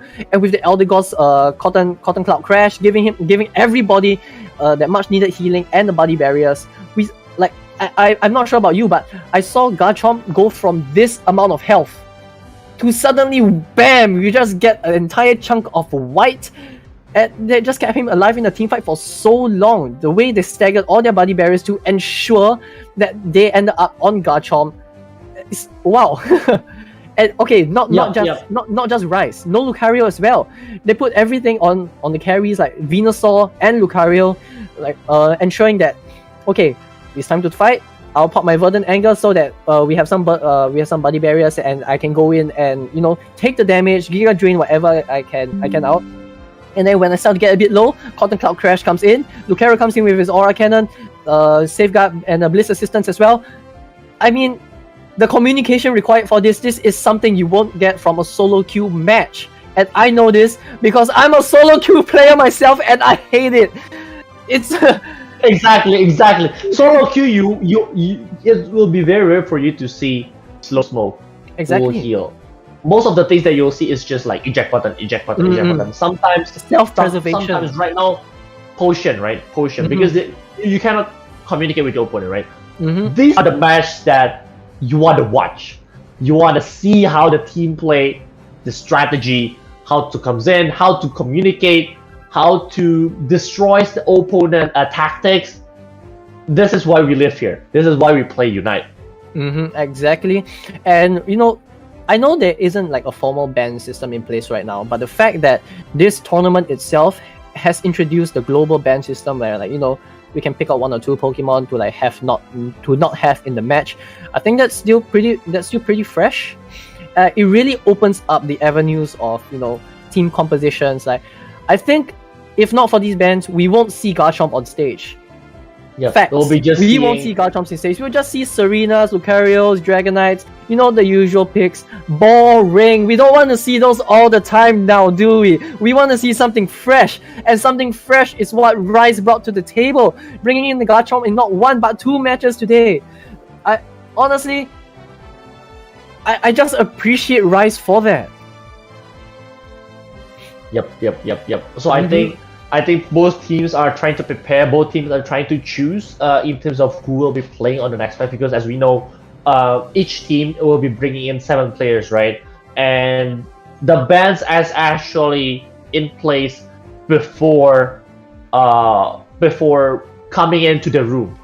So for example, like as we see before on Tour Drive, when we banned Venusaur, so Bongo doesn't play throughout the whole 2 games. Right. Correct. And correct. Coming into the next match, for example, like Charizard is banned. We don't see Dragons playing, and we see right now. I don't think there's a Venusaur in this game right now. Yeah, but speaking of next match, we are just jumping straight into it, and as we've expected, Rebong's on the Absol. Oh no! Yeah, Rebong's out. First, Rebong's on the Absol. We see Kensai using the Sarina. Right, as well as the Gardevoir coming in right now, like a huge difference in terms of lineup on this Rice game, and we see the Wigglytuff as well coming in right up from Rice's side. Okay, Kansai actually has been showing a pretty good performance with Serena. His timing of the storms, dealing out so much damage while keeping him alive. That's something I've seen throughout the matches. But let's not forget about the new Lucario on their side of no Lucarios, Sana. Now, I'm not sure if anybody knows, but Sana is one of the global Lucarios out there who is really good with him. And I think this is what we can expect to see. We're going to see like a really interesting match of top laners. I think it's going to be Kansai against Lucario. And it's either Maling or Kansai against Sana. And probably in the jungle, Rebongs will be there. I believe Garchomp will be on the mid though. Well, I mean, jungle Garchomp is definitely really strong, since you're gonna give him so much more resources to level up. And Garchomp, there he goes. There he goes, Jungle Garchomp, Sarina on top, and on the bottom lane, we'll see a battle against Jigglypuff, Eldegoss, and also Pikachu against Venusaur again, Chansey as well as Eldegoss. Wow, they just don't want to hit. Yeah, like we're just gonna see a standard 1-1-3 composition yet again. No Lucario putting the pressure onto the onto the creeps that Rice owns, and they got it yet again. Oh my god, is this gonna be deja vu? Deja vu again. I think Rice needs to be a bit more. I think the score on top is a bit mistaken. No Lucario wins game 1, if I'm not mistaken, right? Oh yes, no Lucario actually got game 1. Yep. But no worries. We're just gonna move into the second game. Who knows? Maybe Rice might get the point off this match. And I really think that Rice really needs to take advantage of the pressure that 1-1-3 can generate, because it seems that they're just playing a little bit safe over here. I don't know. I believe it's because it hasn't evolved into Wigglytuff, and we see the Wigglytuffs coming in with the same right now, sleeping all on No Lucario's side, but Rice is able to take out most of the. That's to sing. I think most of the it's a sing, right? It's a sing, right? And up on top, Kensai is being bullied by No Lucario as is not evolved into Sarina yet. I mean, look, they're really putting up the pressure on Kansai, preventing him from evolving. Because we all know when Serena becomes a Serena, that's gonna spell a lot of trouble with skills just be popping off here and there. It's gonna cause a really big team fight havoc. Havoc is the word. And okay, Lucario just now I believe tries to go onto the jungle from Rice's side, but decides to go back because his jungle has just been respawn, right? So you want to make sure to get all the buff you can, as well as evolving. Gossifleur is actually coming up on top, probably to help the Sarina, going against the Lucario. We'll see the Lucario will be battling against 3 Pokemon at the same time. The close combat, but is not enough to heal enough points for them for a 1 versus 3 match. Well, that was a really good pick over there, preventing the Lucario from leveling up any further. And this also unlocks Serena on the side of Rice. So we're going to expect Kansai to come in with some really insane team fights. But No Lucario just got a little bit more pressure down on the bot lane. So it seems that they are really in a good position for Dreadnought, but Lucario is just going to fall there. Right. What I see is interesting is they don't try to go to bottom, so they will just leave the Dreadnought alone. No Lucario is going to take the Dreadnought, and Rice is not even going up on top to take the Rotom. I believe like the game that they're trying to play is trying to steal the jungle from No Lucario's side, and No Crowning is evolved into Venusaur up in this minute 6. Well, looking at their levels right now, I can't say for certainty, but it seems that they're not high. The side of Rice isn't high level enough to fight against No Lucario in a full 5v5 team fight, and that's what we saw just now with Rebongs just easily picking up the Pikachu. That's the gotcha, but also the Unite move from the Absol is still unable to take the knockout. There's also the softball, I believe, right? But Lucario, Bliss assistance, but no Lucario because it's only a white bar. It's not a health bar, right? It will be gone soon enough. Just decides to go back, respawn, and make sure that Rice doesn't get any EXP points. Especially Absol is the top level Pokemon from the Lucario side. Well, that I guess you said something about like the white bar just disappearing after a while. That's exactly what happened to Lucario on the side of No Lucario. He overextended and paid with his life for it. But I think what's really interesting to note is nobody is really wanting to go for the. Just as I said this, Rebongs is already on the case and is smacking down the Absol with much fervor. Right, and right now, even though they get Rotom, actually Sana is the ones being bullied up on top. Maybe because it's a 2v1 situation, right? But in terms of the objectives, No Lucario is still winning the whole game. More points, more objectives get. It's going to be difficult for Rice to come back from this point. Okay, but can we just have a moment to appreciate that Garchomp is online, and he's online way faster than he was in the previous match, and I think we're gonna expect a really great team fight over here. Garchomp and Serena. Garchomp and Serena, 2 all-rounders coming up on top. We'll see the Unite move, taking out the knockout onto the Eldegoss as well as, but with the Unite move as well from the Venusaur, the Body Barriers just decides to go out of a hit. The close combat is not enough to take any more life steal points from Rice's side, and right now Rice is coming back up with taking out the Dreadnought and also wiping Team No Lucario out. It's just as we said, the moment they have access to Garchomp, team fights are going to go heavily in the favor of Rice. Every single one of Garchomp's skills can slow down the opponent, and it's not single target skills. They're all AoE. What can you do against a skill that just slows you forever while the damage is just being dealt to you.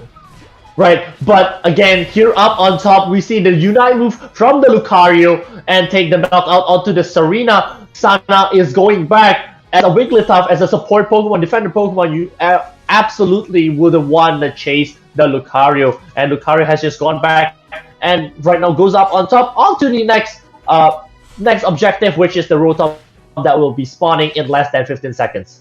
Now the level lead has flipped on its head. Rice is now slightly ahead of No Lucario, so I think No Lucario really has to either farm up or just score some points. And since Rotom is here, I think they can just slap it down, score some points, and be on with their merry way.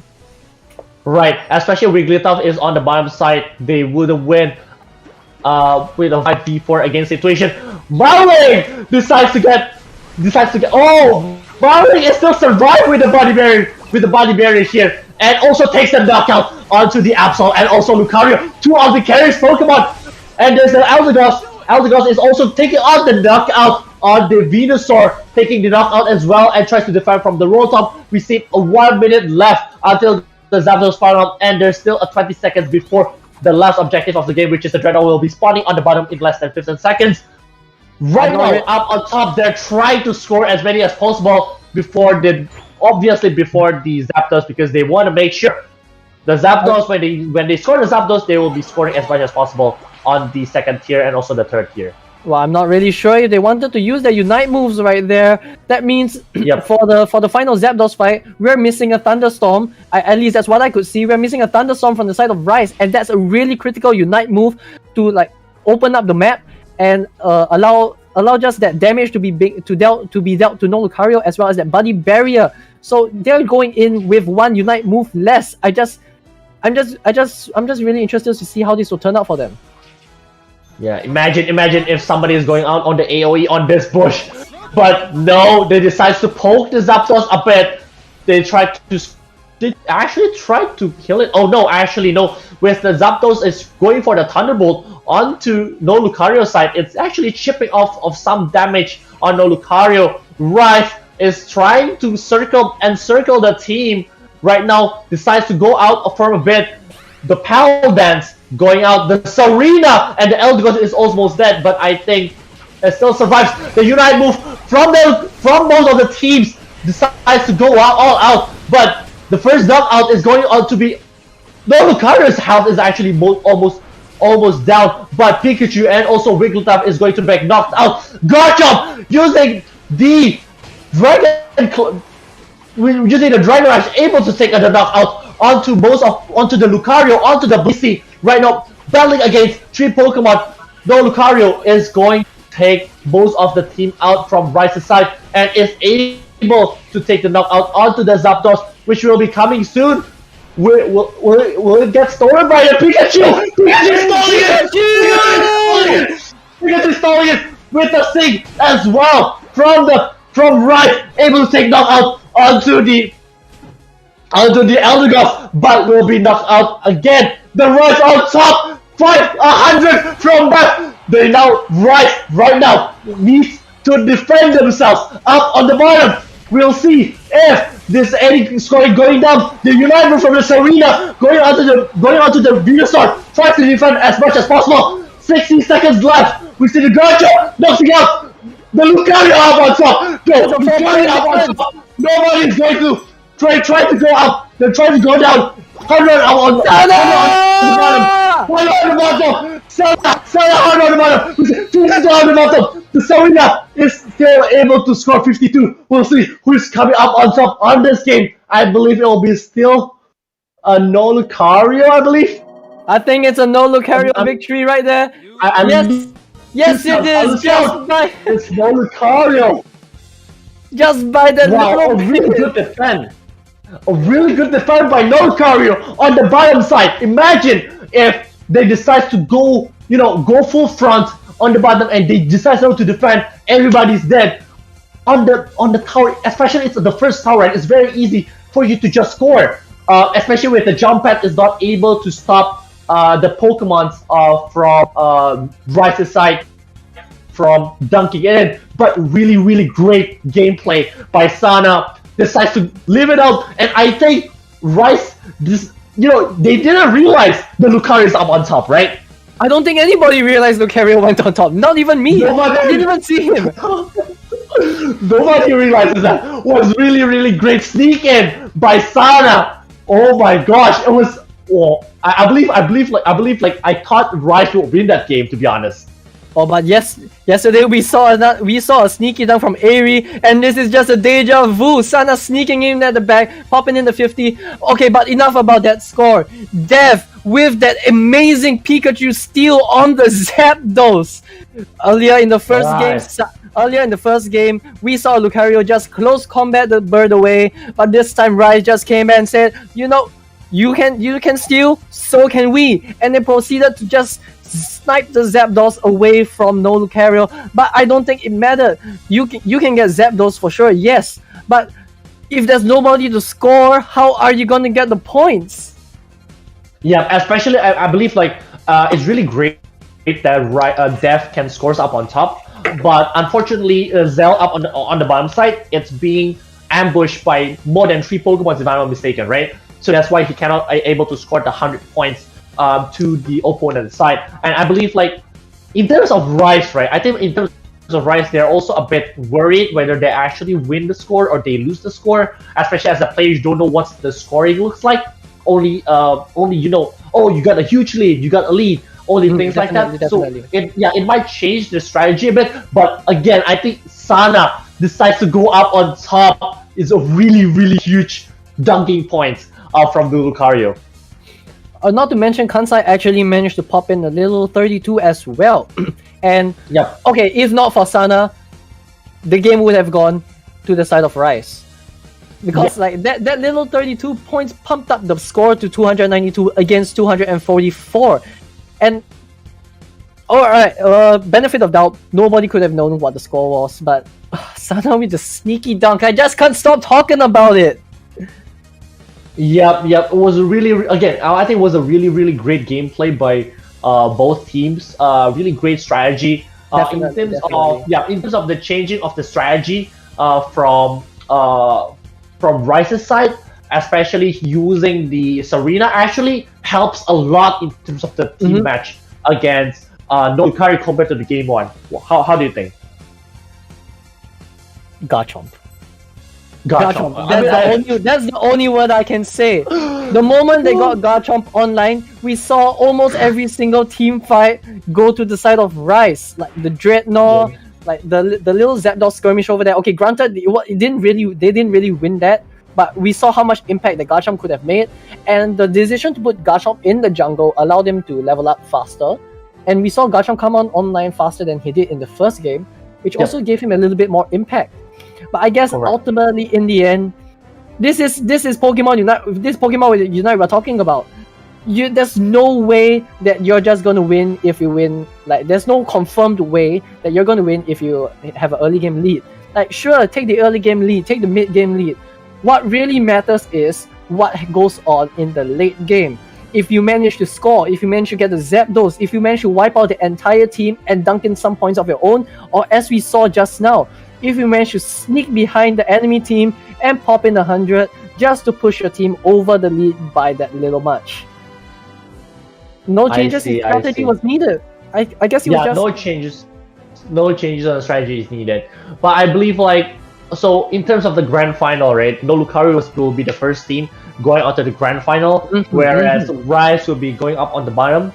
Whichever who wins in the match up on the bottom, I believe will be playing against will be playing against Rice, right? Alright, okay, the lower bracket. Okay, but before we close it off, can we just appreciate one thing? Yes. Venusaur in the Zapdos pit, piloted by Crowning, got a Penta. He got a Penta out of the entire thing. Like, everything was just so fast. Like, Garchomp nearly wiped out the entirety of no Lucario, but Crowning, with the support of the Elder Gods and the Blaze, he just stormed right in, spun a little bit, helicopter, and then just wiped out the entire team, picking up all those last hits. Kudos to you, Crowning. Like, Is that the first pentakill on stream throughout the whole Yeah, I think so Invitational? too. I think so, right? I think If so, right? if anybody clip that, like, just send it around. Like, we need this to be known. First Pentagon match, man. Yep. Really cool. Anyway, guys, we'll be coming out on break, but on the next match will be a losers bracket match coming up on next. So do not go anywhere. I'll be leaving up soon. Cake will still be online. We'll be having another caster after this. So stay tuned with us in the Sea Community Invitational. All right, goodbye.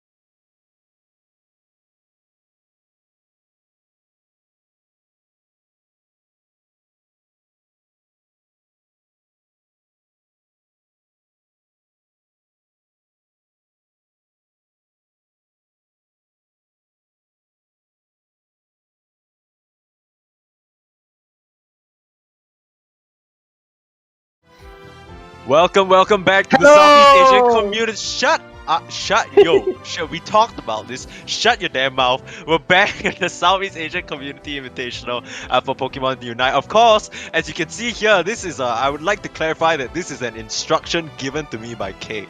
So I am legally bound to say, who's that Pokemon? Type in the chat, guys.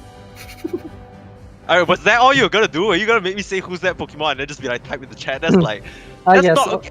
That is Okay, not okay. the type of energy we want for the upcoming match. We got Stick Pokemon Unite coming up. We can't have this, Cake. We need you to get it together, homie. Alright, whoever gets it right in the chat will get like 5 claps. But okay, enough of that. We've seen some pretty intense gameplay before, like Rice against Snow Lucario, and we saw 2 insane Zapdos skills. So, Sneeze, who is going up against this time? Before we can even introduce anything, for those of you who are just joining us, welcome back to the Southeast Asian Community Invitational.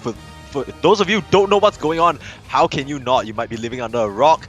But we've invited the best of the Southeast Asian teams from every single Southeast Asian region to come forward and represent their country for ultimate glory. Of course, we are now into the lower bracket, not the finals, not the lower bracket finals, but we're gonna have these two teams fight it out for a second chance at life in this tournament here. It's Eos Fortis Regis from the Philippines up against Team Havoc, which is also a team I've casted before and a team we are very familiar with. So both these teams will be vying for a chance to get their revenge in the upper bracket or in the finals.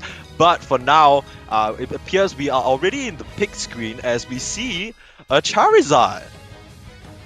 Kamiru on that Charizard is something that we have seen, and we have seen him lay the hurt.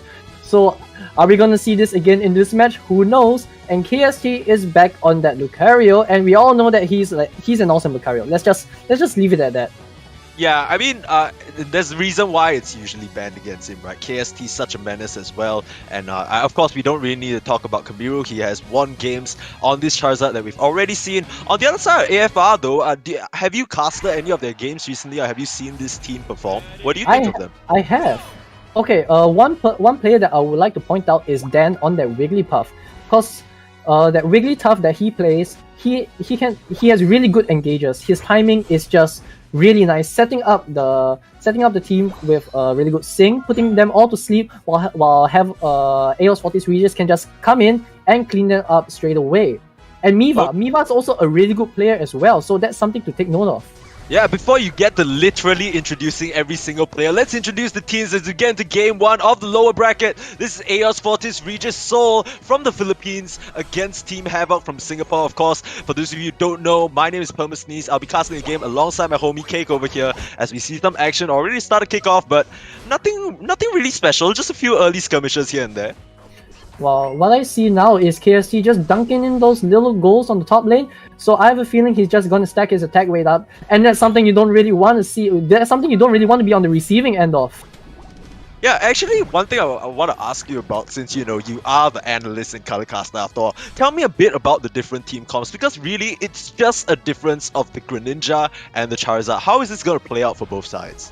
Pikachu is just going to come in with the CC and the damage. As we see over here, the AoE damage from the Thunder, and the Sings will just put the opposing Pokemon to sleep, as we have been demonstrating over here as well.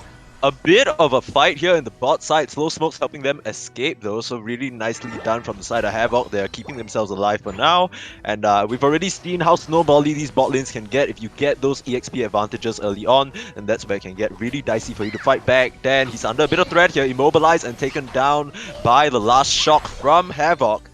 They're taking the early lead here. Well, Havoc really using that 1-1-3 pressure.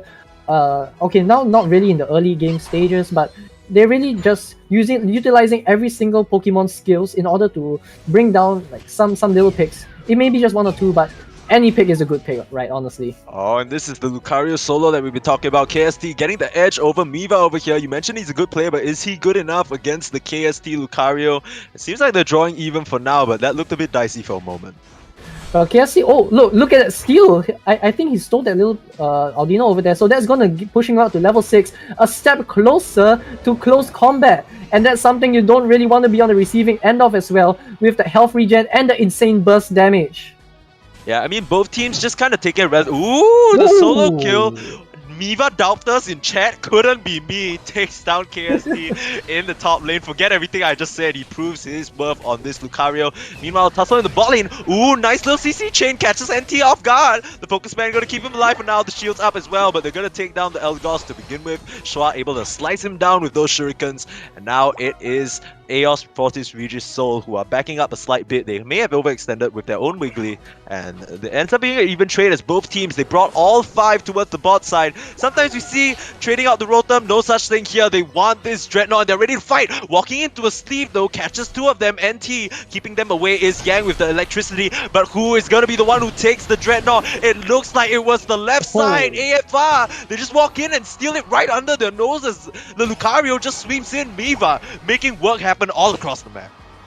Well, as we said, Miva haters, where you at? Couldn't be me. Couldn't be me. No Miva haters around. Eos Fortis Regis Soul proving themselves here. It looked a bit dicey because the Charizard was here to party, but he just sweeps back in, makes it look easy clap indeed. As the side of Havoc, they're gonna answer by rotating towards the top side, looking towards his Rotom now, and AFR, they don't look like they want to contest. Well, I guess this could also be due to the difference in junglers, as we said just now, because Greninja is really good at last hitting and dealing some burst damage, while Charizard is just really good at dealing sustained big damage. But Charizard takes longer to come online, and Greninja took Eos Fortis Regis, they took advantage of that. And since Greninja was able to come online faster than Kamiru, they took the fight, they took the Dreadnought, and that was just a teamfight 1 for them. Yeah, so both teams just petering out here as the big objectives, and I mean, just take a look at the map. 0 yellow dots to speak of, no farm at all. Both teams just standing around waiting for these juicy wild Pokemon to respawn so they can keep collecting this EXP. In this intermediary 5-minute mark, let's just take a look at the points as well as the levels here. Looks like AFR, they have that preliminary advantage. It's not too much to speak of though, as they burst open that top goal. That's gonna be another 40 for them, but level wise, it looks like it's AFR with the edge as well. Charizard only at level 10, but Greninja up him by 1 level, and across the board it seems like they're just 1 level up on the Team Havoc. Oh, that's not what you want.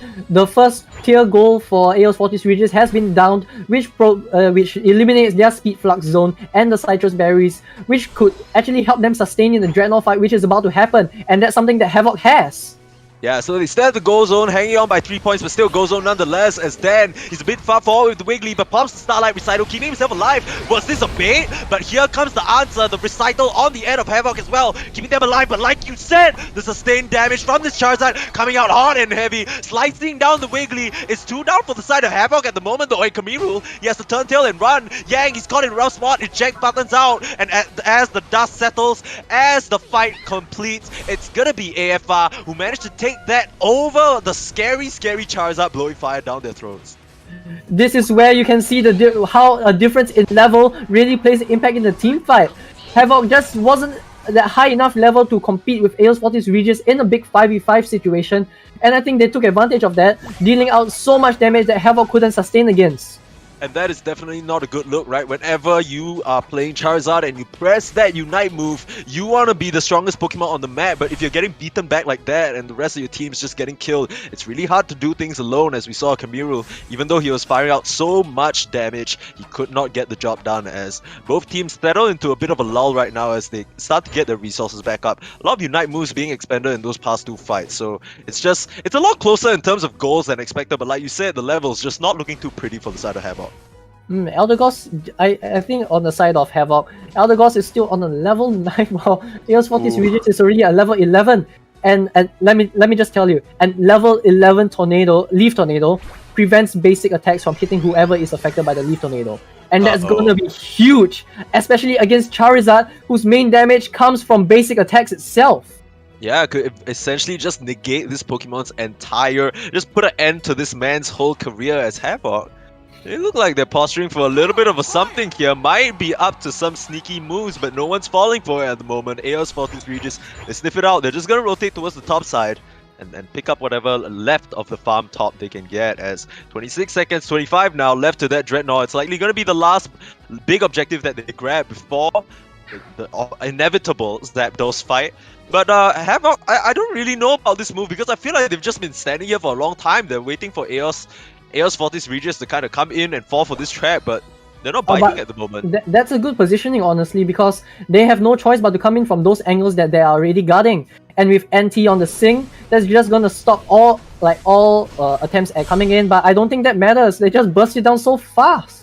Yeah, I mean, then they get what they came for, right? They managed to pick up that Dreadnought, they've been posturing a long time for it, and now with those shields and additional boost to the team-wide EXP, they're going to be in a much better position for this incoming Zapdos fight that could decide the game. 271 to 182, it is still anyone's game at this moment as the Thunderbird spawns. They catch sight of AFR though, as the fight breaks out. In the middle of it all is this Lucario, Aura Cannon out as well. Greninja trying to answer back now, but Camilo is falling a little low, Seismic toss is out. The big bad Charizard is here to play, baby, and he's sniping them down. The Greninja first of all. The answer back is the Lucario. Kiwi still doing the damage, but Dan on that Wigglytuff, so important in terms of the CC, gotta fall. And now the side of AFR, they need to run away. They've nicely incapacitated Kamiru here. He's gonna try and keep the chase going though. Miva trying to do what he can with the dashes, but the shields are there. Avery keeping his team alive. Yang is gonna fall though. They're evenly trading. It's 2 for 3 right now. Kamiru is falling so low. Where's the kills? The shields are there. Quick so can't finish him off. They get the last kill, but right now the resets are coming in.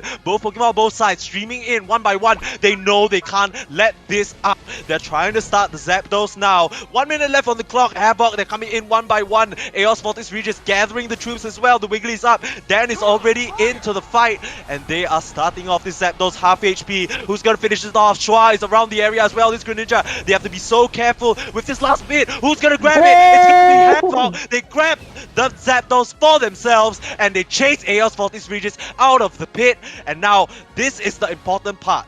There are 2 Pokemon down. What can you do with these dunks? KSC gets 100. Already puts them in the lead. Another 100 in the bot side from Yang. Breaking it apart. Now Havoc firmly in the lead. But now AFR, can they respond back? It doesn't look like it in the present moment. 580 points on the side of Havoc, and they're not even done. And they're back to defend their goal. AFR, what can you do? Just surrender, it seems.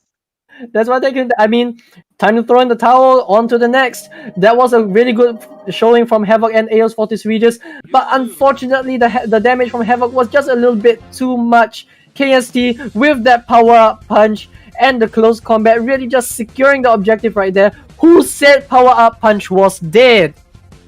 Said Power Punch was dead, and as we've been saying this entire cast, obviously KST is the better Lucario, right? Come on, let's be real. That's what we've been saying the entire time. Where are the KST haters? Not here. Couldn't be me. Couldn't be 2K. We're all KST fans in this chat. As the side of Havoc, they're able to take the first game, and what a way to do it as well. It looked a bit dicey for them near that mid game, but they managed to really power up punch their way back into success.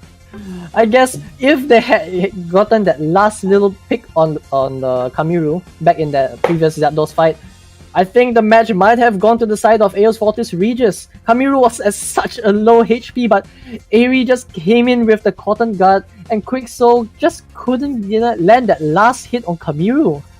Yeah, and I think biggest thing of all, like we didn't really mention his name throughout the entire game, but really the solid rock of Yang in that bot lane, pumping out so much damage on that Pikachu. 52 almost comparable to a Charizard, which is absolutely insane if you think about it. But powered up by his supporting cast of Aerie and NT, able to just dish out the thunder for his squad and ultimately bring it home for the boys. Of course, this is not over for AFR just yet. This is a best of 3 after all, and kind of like this, you know, if you recognize, okay, you know, this game is over, let's not just waste time, let's just get into the next game, let's try and reset, come with a new strategy. If you are, I always like to ask this to my color because I feel like it puts them in a little bit of a thinking mood, right? If you are the coach of AFR, what do you bring out? What I bring out encouragements, words of boosting, and yes. Okay, but honestly, I think the game plan was actually pretty solid.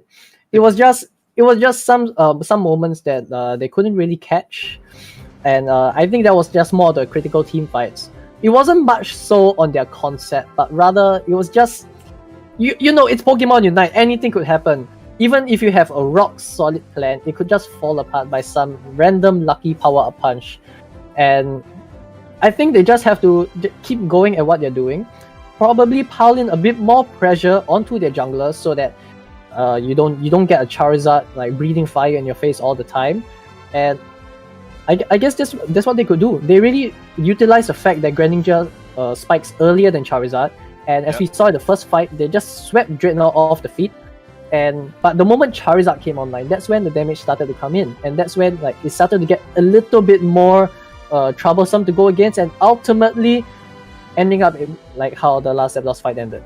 Yeah, troublesome indeed, as actually we didn't mention this earlier on because we had to hop into the game so quick, but actually in the first game Venusaur and Dragonite were banned, so that explains the curious absence of those two very meta Pokemon that we've been seeing time and time today. As we wait for the second team to get their bans in, Dragonite once again has been banned, but the second ban, that might be the adjustment that we need for this upcoming game for AFR to try and pull one over, you know, the side of Havoc. Do you think that, okay, so your own expectations, did you think that Havoc would be able to run away with this? Because there were moments where it looked a little shaky for them. Okay, honestly, I had my doubts at times.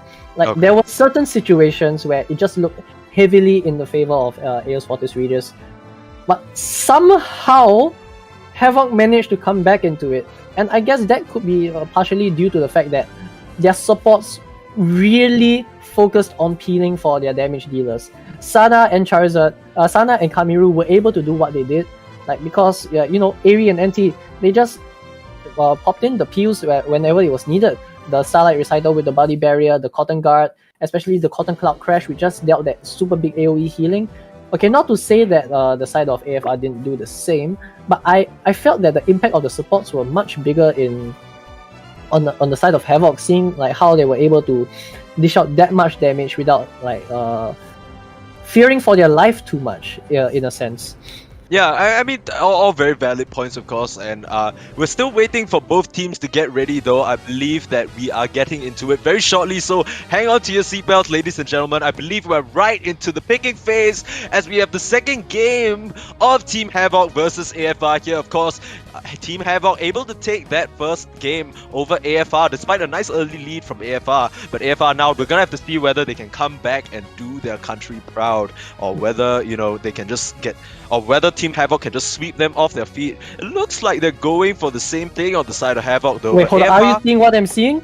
I am absolutely seeing. Is that the Cinderace? Hell yeah, it is Cinderace. God. Locked in for Shua here. The Greninja doesn't work. Let's get the other guy who can hard carry a game from the jungle. Let's get that Cinderace online. Not really a Pokemon that we've been seeing quite a lot, especially in recent times, but definitely a pocket pick and a favorite of some of these jungle players. And we're gonna have to see how that works out for him in this second match. Oh no, we don't. No! As we say that, no, Shua, he's like, yeah, Come okay. on, man. No, he's like, you know what, permasneeze, shut up. Shut up. None of that. No, he ain't having any. We'll just go back to that Greninja. And like you said, you know, they had that solid game plan early on, and that's what they're going to go with. Maybe a bit of tightening up in terms of team fight decisions and stuff like that. And from there, they could really, you know, try and take a game off Team Havoc. Well, we're gonna look at the full heals coming on Shua and Dan. Not sure about Dan, but I think the full heal is gonna do really good with this Greninja. Seeing how, you know, there's a Sing on NT, we have a slow smoke on Eldegoss, a slow smoke on Lucario. There's gonna be a little bit of a trouble if you don't have that, you know, that cleanse that you have with the full heal. So we're gonna see whether that makes a difference in anything. Yeah, we are gonna get into game number 2. Team Havoc versus AFR, of course, like I just mentioned. Team Havoc, they're able to take the first game. This is the lower bracket after all, so both teams fighting for their tournament life. Eos Fortis Regis, they're gonna be a bit more tight on this one, seeing as if they lose this match, they are out of the Invitational. So they're gonna have to bring out the big guns here and, you know, try and pull one over Team Havoc. Of course, Team Havoc are not gonna let them take that so easily. We already saw how strongly they played in the first game, and they're gonna revert back to the team comp, because if it ain't broke, why fix it, right? Exactly. Right now, we're just gonna see which jungler is gonna be able to hit the spike first. But on the bottom lane, they really have to put in the pressure of that 1-1-3 composition. As we saw just now, the side of Havoc weren't really able to catch that Aldino, but I think they're able to get a pick on Dan. Nope, absolutely not. Way too big and fluffy. Cake, come on, man. Come on, bro. You really thought Dan was gonna die like that? Absolutely not. He just stays alive with the support of his team, and both tri-lanes. This is the way of the tri-lane, man. You just tickle each other, run back. Tickle each other, run back. You know? But what you really want to do is get your level spike and start dealing the hurt. Look at Shua just dealing the hurt Okay, a the little bit of bot lane. slow smoke action back and forth though, but it looks like Lucario on the blue side under threat. KST has to back out from that, and Miva and Shua getting better of that trade. But once again, like we said, a little bit of tussling back and forth, and a relatively earlier quiet. Both these teams, one thing I noticed, some of the games that we cast, right, it's chaos early on, but it doesn't look that bad for this game early on at least. Both teams just biding me at the time a little. Oh, As I no. say that, of course, kills happening across the map. I love my prediction powers. As AFR Miva, he's gonna be able to take down his counterpart KST. Meanwhile, on the bot side, Havoc, they lose their Wigglytuff as well. So it's looking pretty good for AFR in this early stretch. Well, even though I'm the Gardevoir, you are the one who is using it.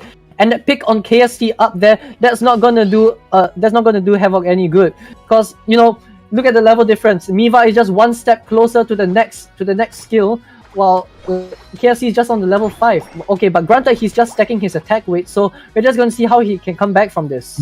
Okay, so once again, we're having the same, the same composition from AFR, right? And I want to ask again, you mentioned that Greninja spikes earlier than Charizard. Do you think that's going to have an impact on what early objective they want to secure first, or what fights they choose to take? Because in the first game, we saw, like we're seeing now, both teams bring all 5 members to the bot lane. Who do you think this favors, the Charizard or the Greninja? Well, if we are talking about all 5 people, definitely the Charizard will be a little stronger thanks to his AoE Okay, skills. gotta interrupt you as all 5 people already in this bot side, starting off the fight. It's gonna be Wigglytuff and the 2 supporters on the side of Havoc first of all. They can't deal enough damage to push them away, and this poor little Charmeleon trying to do what he can. The fire damage coming out, but KSD, he's here to play, but he gets so low, he needs to be careful. The slow smoke not enough to keep him alive, and Miva cleaning up Shua just wipes them all out. Yeah, that's exactly what I said about the earlier spikes on Greninja. With Greninja, you can have access to the skills like Surf and Smoke Screen earlier, and that's exactly what he used to wipe out the entirety of Havoc on that bottom lane fight. Yeah, and NT tries to come in and steal that Dreadnought, but to no avail there as he just gets wiped down for his troubles. The rest of the side of Havoc, they're trying to regroup, but it's too little too late as AFR, they just sweep that from right under their nose and now heading straight for the Rotom. Well, I mean, honestly, that fight didn't really expect Havoc to win that fight because they didn't have the access to the Charizard yet. But now that Charizard is up and online, things might go for a change. We're going to see the AoE damage coming from Kamiru. Yeah, they're gonna manage to pick up this Rotom for themselves without much contest for the side of AFR. I think after that bot fight, they're happy to just sit back and farm up a bit, and they're just gonna send Miva to the top side to deal with that. As the rest of the side of Havoc, they're gonna split up and try and farm whatever they can. But that's exactly what AFR were doing just 30 seconds ago, right? They sweep out most of the map, leaving Havoc with not much to do, just kind of waiting around for the next objective. Alright, but it's not really looking good on the side of Havoc because Eos Fortis Regis already has access to the Starlight Recital, which is going to aid in the team fights so much. Yeah, Dan walking forward with a sleep here, a bit of a skirmish early on. I think Yang, he needs to back off, falling so low there as we're taking a look at, okay, I mean, we're kind of zooming back and forth, but ends up with nothing at the moment. Don't let the scoreline deceive you though. Even though Havoc is up 91 to 37, like Cake said, the level's not looking too hot for them. Shua going in, needs to be so careful though. The Leaf Tornado, he just dashed straight into the Leaf Tornado and gets wiped out. That's that's really something you don't want. That's something you don't want. You really don't want to find like unnecessary skirmishes, getting yourself into a 1v2 situation. But that's exactly what Shua did. He put himself in a 1v2 and he paid for it. Feeling a bit strong at the current moment, but walked straight into AoE into his face, and now that gives Havoc the better positioning for this incoming Dreadnought just in 3 seconds. I'm sure they have the Unite moves available as well, and the side of AFR, they need to be so careful. They spot out Miva though, they want to get him Seismic Toss out, and here comes the Charizard, spraying fire all over them. Meanwhile on the back line, the CC is there from Dan, and he's gonna try and keep them all down, but the Unite move, Starlight Recital, return from AFR, keeping his team alive for now. NT is in with the sleeps though, Kiwi falling a little low, that poor little Pikachu, the shields are up though, and KST is gonna fall as well, so it ends up being an even trade as the side of AFR, they start to stream back in, not a lot of HP to work with, but they manage to push back the side of Havoc. Shua is back, and he's ready to fight, but here comes the Cotton Cloud Crash. Can they achieve much? Not at all. Airy jumps straight into a sleep, and they're able to claim the Dreadnought on the side of AFR, running forward to Yang, and then Pikachu gets picked off. Airy looking to be next. They're trying to surge forward. KSC here on his goal zone trying to defend, but they're falling so low on the side of Havoc. They need to run, and they do. It ends up being a huge success for AFR. AFR, they timed those Unite moves so well. When Charizard used the Seismic Slam, they just dropped in the Starlight Recital, dropped in the Cotton Cloud Crash to ensure that Kamiru couldn't do anything at all throughout the duration of his Unite. And once his Unite was over, it's our turn, baby! They launched every single thing that they had and wiped out the entirety of Havoc. That was just great timing on their part. Yeah, I think it looks so scary for a moment, right? But AFR, they were just biding their time. They knew as soon as that Charizard Unite move ends, that's our time to strike back. They were patient with their moves and it paid off. Even though it took a couple of deaths, it took a couple of Pokemon just falling unintentionally, but they end up finding them back with the respawns. And now Havoc trying to push into the first goal zone, but getting slapped up by Dan and NT. Hit the fuck forward alone. But it's so close in terms of the goals, right? 146 to 155. Well, then again, the goals now don't matter. It just matters what comes after. At the 2-minute mark when the goals are doubled and the Zapdos has spawned. Right now, looking at the levels, I really think that Aeol's Fortis Regis has an advantage in the team fight. Looking at how the Elder Gods already has access to that level 11 Leaf Tornado, which is going to prevent the Charizard from, doing things at all. While on the side of Havoc, I think they really need to rely on superior positioning and timing in order to take this team fight.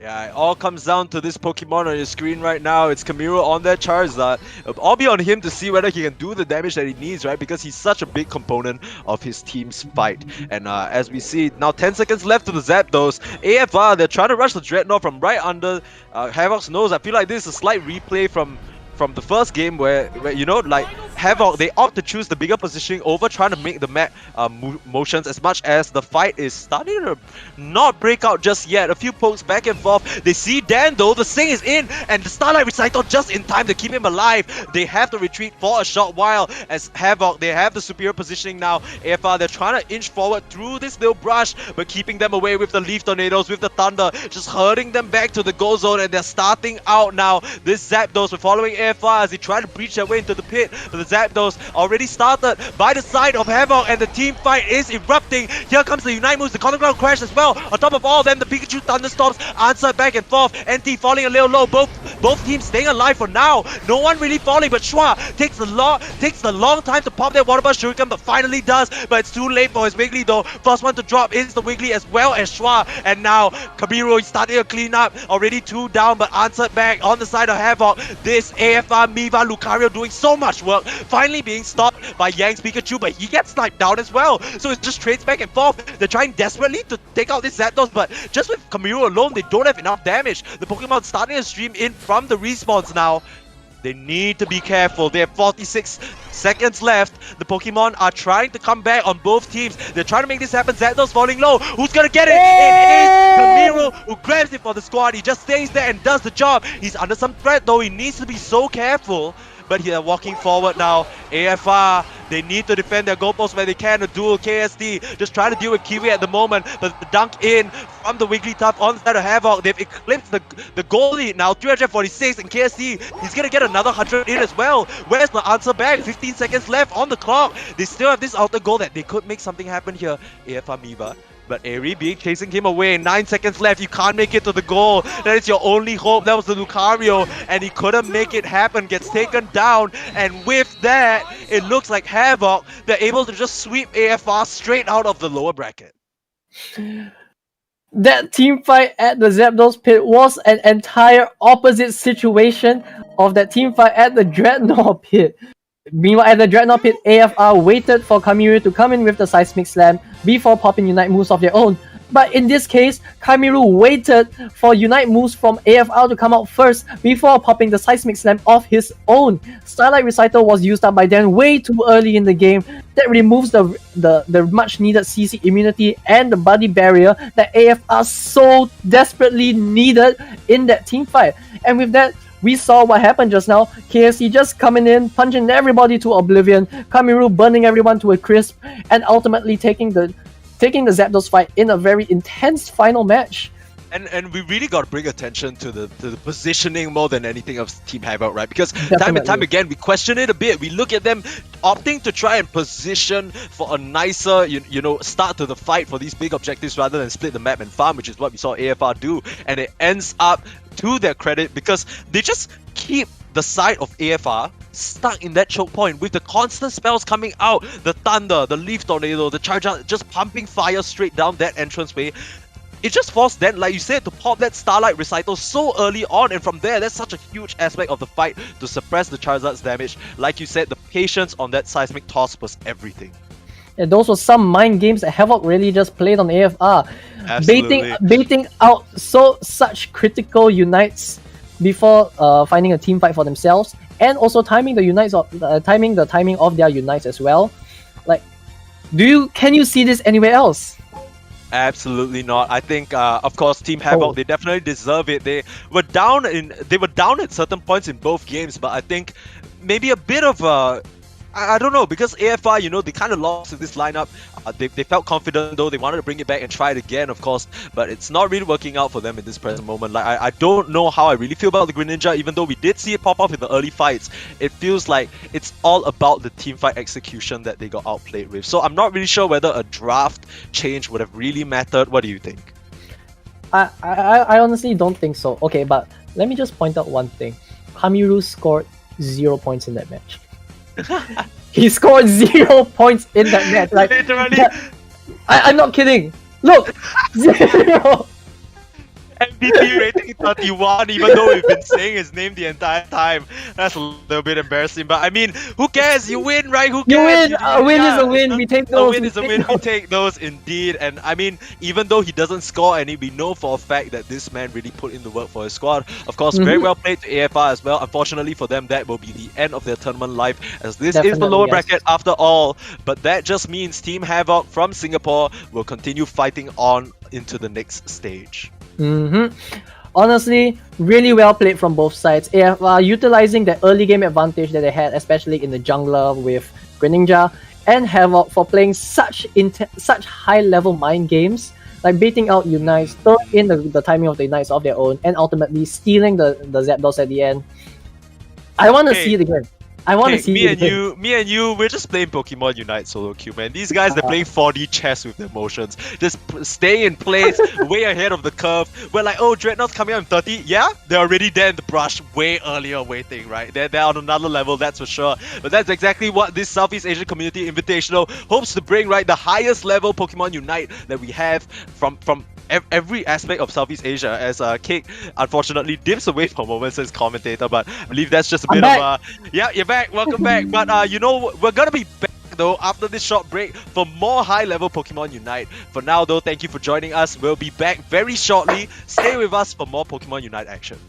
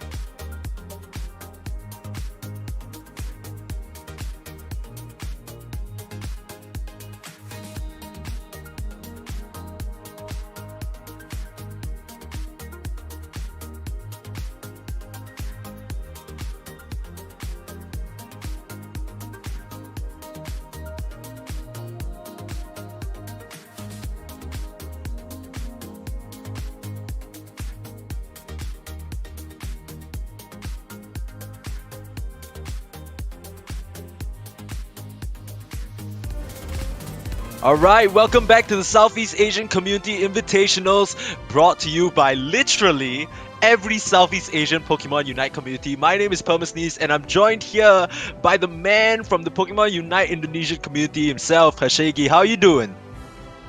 Hi, I'm good, permasneeze. How is the match just now that you just cast between Singapore and also Philippines? Bro, I mean, Singaporean pride, of course, when you have me on the sidelines, they gotta have energy, right? I believed in my boys all along and managed to take it 2-0, so they move on. And I believe we're still gonna be casting them now, but it's so fitting that we have both of us on this cast, right? Because now is the showdown between Singapore and Indonesia. Why don't you introduce your side? Correct. I think I have introduced just now with Moonboy Gaming as I was in stream just now. So basically, Rise, I guess, they're quite a new team, but it was filled with old players. So players in Indonesia, they quite change team members quite a while. So they do like transfers between here and there every now and then. I think the most consistent players until now was only Team Overdrive. They were quite solid since the beginning during the Switch era. Whereas Rise changes like their team members and change their names once in a bit. But in terms of the quality, it's always there. Right, so can I just ask you, since you're saying, you know, basically it seems like Overdrive is this solid force in terms of Indonesian Pokemon Unite, whereas for Rise, they're a bit more of a wild card, right? They go through their seasons. What do you think about this season of Team Rise? This season for Team Rise, right? I think the captain itself was very prominent, especially on the Venusaur, Bongo. We have seen some other players as well.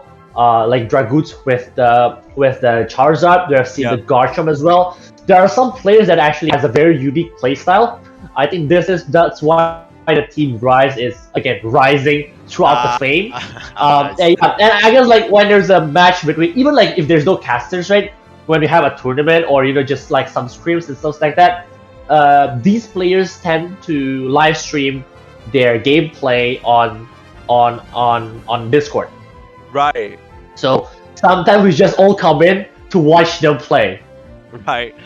Okay, It appears now that I'm sure all of you are just waiting for this game to begin. I am as well, but the bans are in. Of course, for those of you who don't know, we have been implementing global bans for this tournament. So basically, each team gets a chance to ban a Pokemon they don't want to play against, and we are having a bit of issues at the moment. So there's a bit of a longer wait, but let's talk about the bans for a moment. Team Havoc, they banned Charizard, and Team Rise banned Dragonite. So immediately already, two of the prominent junglers that we've seen both sides pick up out of the question. Right. I think the Charizard ban was quite interesting, especially when, again, like Charizard on Rise side, as we saw, was very strong. But let's do not forget, like the game just now, even though like he doesn't make any score, right? Havoc's Charizard was pretty strong as well, right? Damn. So banning two all-rounders, right? Banning two all-rounders, like strong all-rounders, is going to be interesting. I think we'll be seeing Lucario and also Serena in this game. Yeah, you just had to mention, oh yeah, by the way, he didn't score though, just rub it in a little bit, right? But now I believe in my boy Kamiru. I think the ban is quite interesting because, like you say, we saw Dragots also pop off on that Pokemon. And I think Dragonite, even though he's been recently nerfed, right, with the Unite move as well as the percentage on the Hyper Beam, it's still such a strong Pokemon. We've been seeing it throughout the entire day today, and I believe they are in the midst of recreating a lobby again. So sorry, thank you for your patience, ladies and gentlemen. Thank you everyone for joining us. Of course, it's been a brilliant day of Pokemon Unite so far, and we're not done just yet. Of course, this is the lower bracket finals. What this means is these two teams, Havoc and Team Rise, they are fighting for their chance to face off in the grand finals. And I believe waiting for them in the grand finals is a Singaporean team again. No Lucario. No Lucario. Yep. And both of these teams have played against no Lucario, right? Yeah. Havoc was defeated on the first bracket, on the winners bracket. Yeah. As well, Rise was actually defeated after defeating Team Overdrive. On the first bracket as well. So again, like I guess like both of them wants to have the chance, to get on with it and actually defeat no Lucario and just get on the revenge and winning the whole thing. Yeah, absolutely. For both of these teams, it's going to be a story about, you know, the comeback and, you know, basically getting their revenge, right? They both kind of suffered at the hands of Low Lucario. And I think, okay, so I'm sure you have your feelings and I'm sure you're rooting for Team Rise, but based off the performances so far, do you have any particular team that you think is going to take an edge? For this match? Yeah, for this match. For this match, I believe, I feel like Venusaur from Rise's side, it's going to be interesting against Havoc. Like going with the crowd control with the Paddle Dance, going with the Giga Drain as well, you know, just to survive and deals a lot of damage, especially on the third attack of that Venusaur. It's going to be huge, right? But I believe like Havoc as well. It's again, I think it's very interesting on banning the Charizard, especially like on their side was actually pretty strong as well. So I'm not sure on what kind of game change or gameplay that they are trying to do for this time around. It's interesting as well because, like we said, in these performances that we've seen from both teams have themselves used the Dragonite, have used the Charizard to such great effect, right? So obviously both teams coming in, they have an idea about the type of game that they want to play. And once again, ladies and gentlemen, sorry for the delay because it seems like there are some difficulties. The teams are still trying to get together, but I of course, my fingers are crossed, but rules are rules, so if they wait for too long, we'll unfortunately have to award one game win to one of the teams, but we're still waiting on news from the admins here, so thank you everybody for your patience and sticking with us. But Hashegi, I want to ask you a very interesting question about the patch, right? Recently, we saw the patch come out, and the first thing I thought was like, man, this Gengar Pokemon's gonna be so strong, but we have not seen a single Gengar. Tell me why. I guess like again, I think Gengar is just like Speedster. It's a Pokemon that's pretty fast. It takes up the mid Pokemon, right? Whereas I believe like even though like Gengar is strong, there are still other Pokemon that are quite strong to really, you know, rampage on the jungle. You know, like creep on the jungle. For example, like Absol, I think is still stronger. I feel like, for example, just now, Charizard was actually pretty strong in terms of the game fight. It's just so bulky. It's just so with the flame showers, right? Throughout the opponents with the AoE as well. It's quite strong as well. So again, like I believe like this is very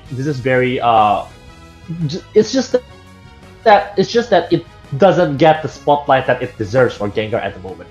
Yeah, and I don't think it's going to get the spotlight here as we are into the big screen. Once again, thank you so much for your patience, everybody watching. But we are finally into the lower bracket finals of Team Rise from Indonesia up against Team Havoc. Both these teams fighting for a chance to take away the trophy and their revenge against Team No Lucario, waiting for them in the finals. As we see a relatively cookie-cutter draft coming out from both sides. The only real difference being the Pikachu Gardevoir as well as the Blissey and the Wiggly.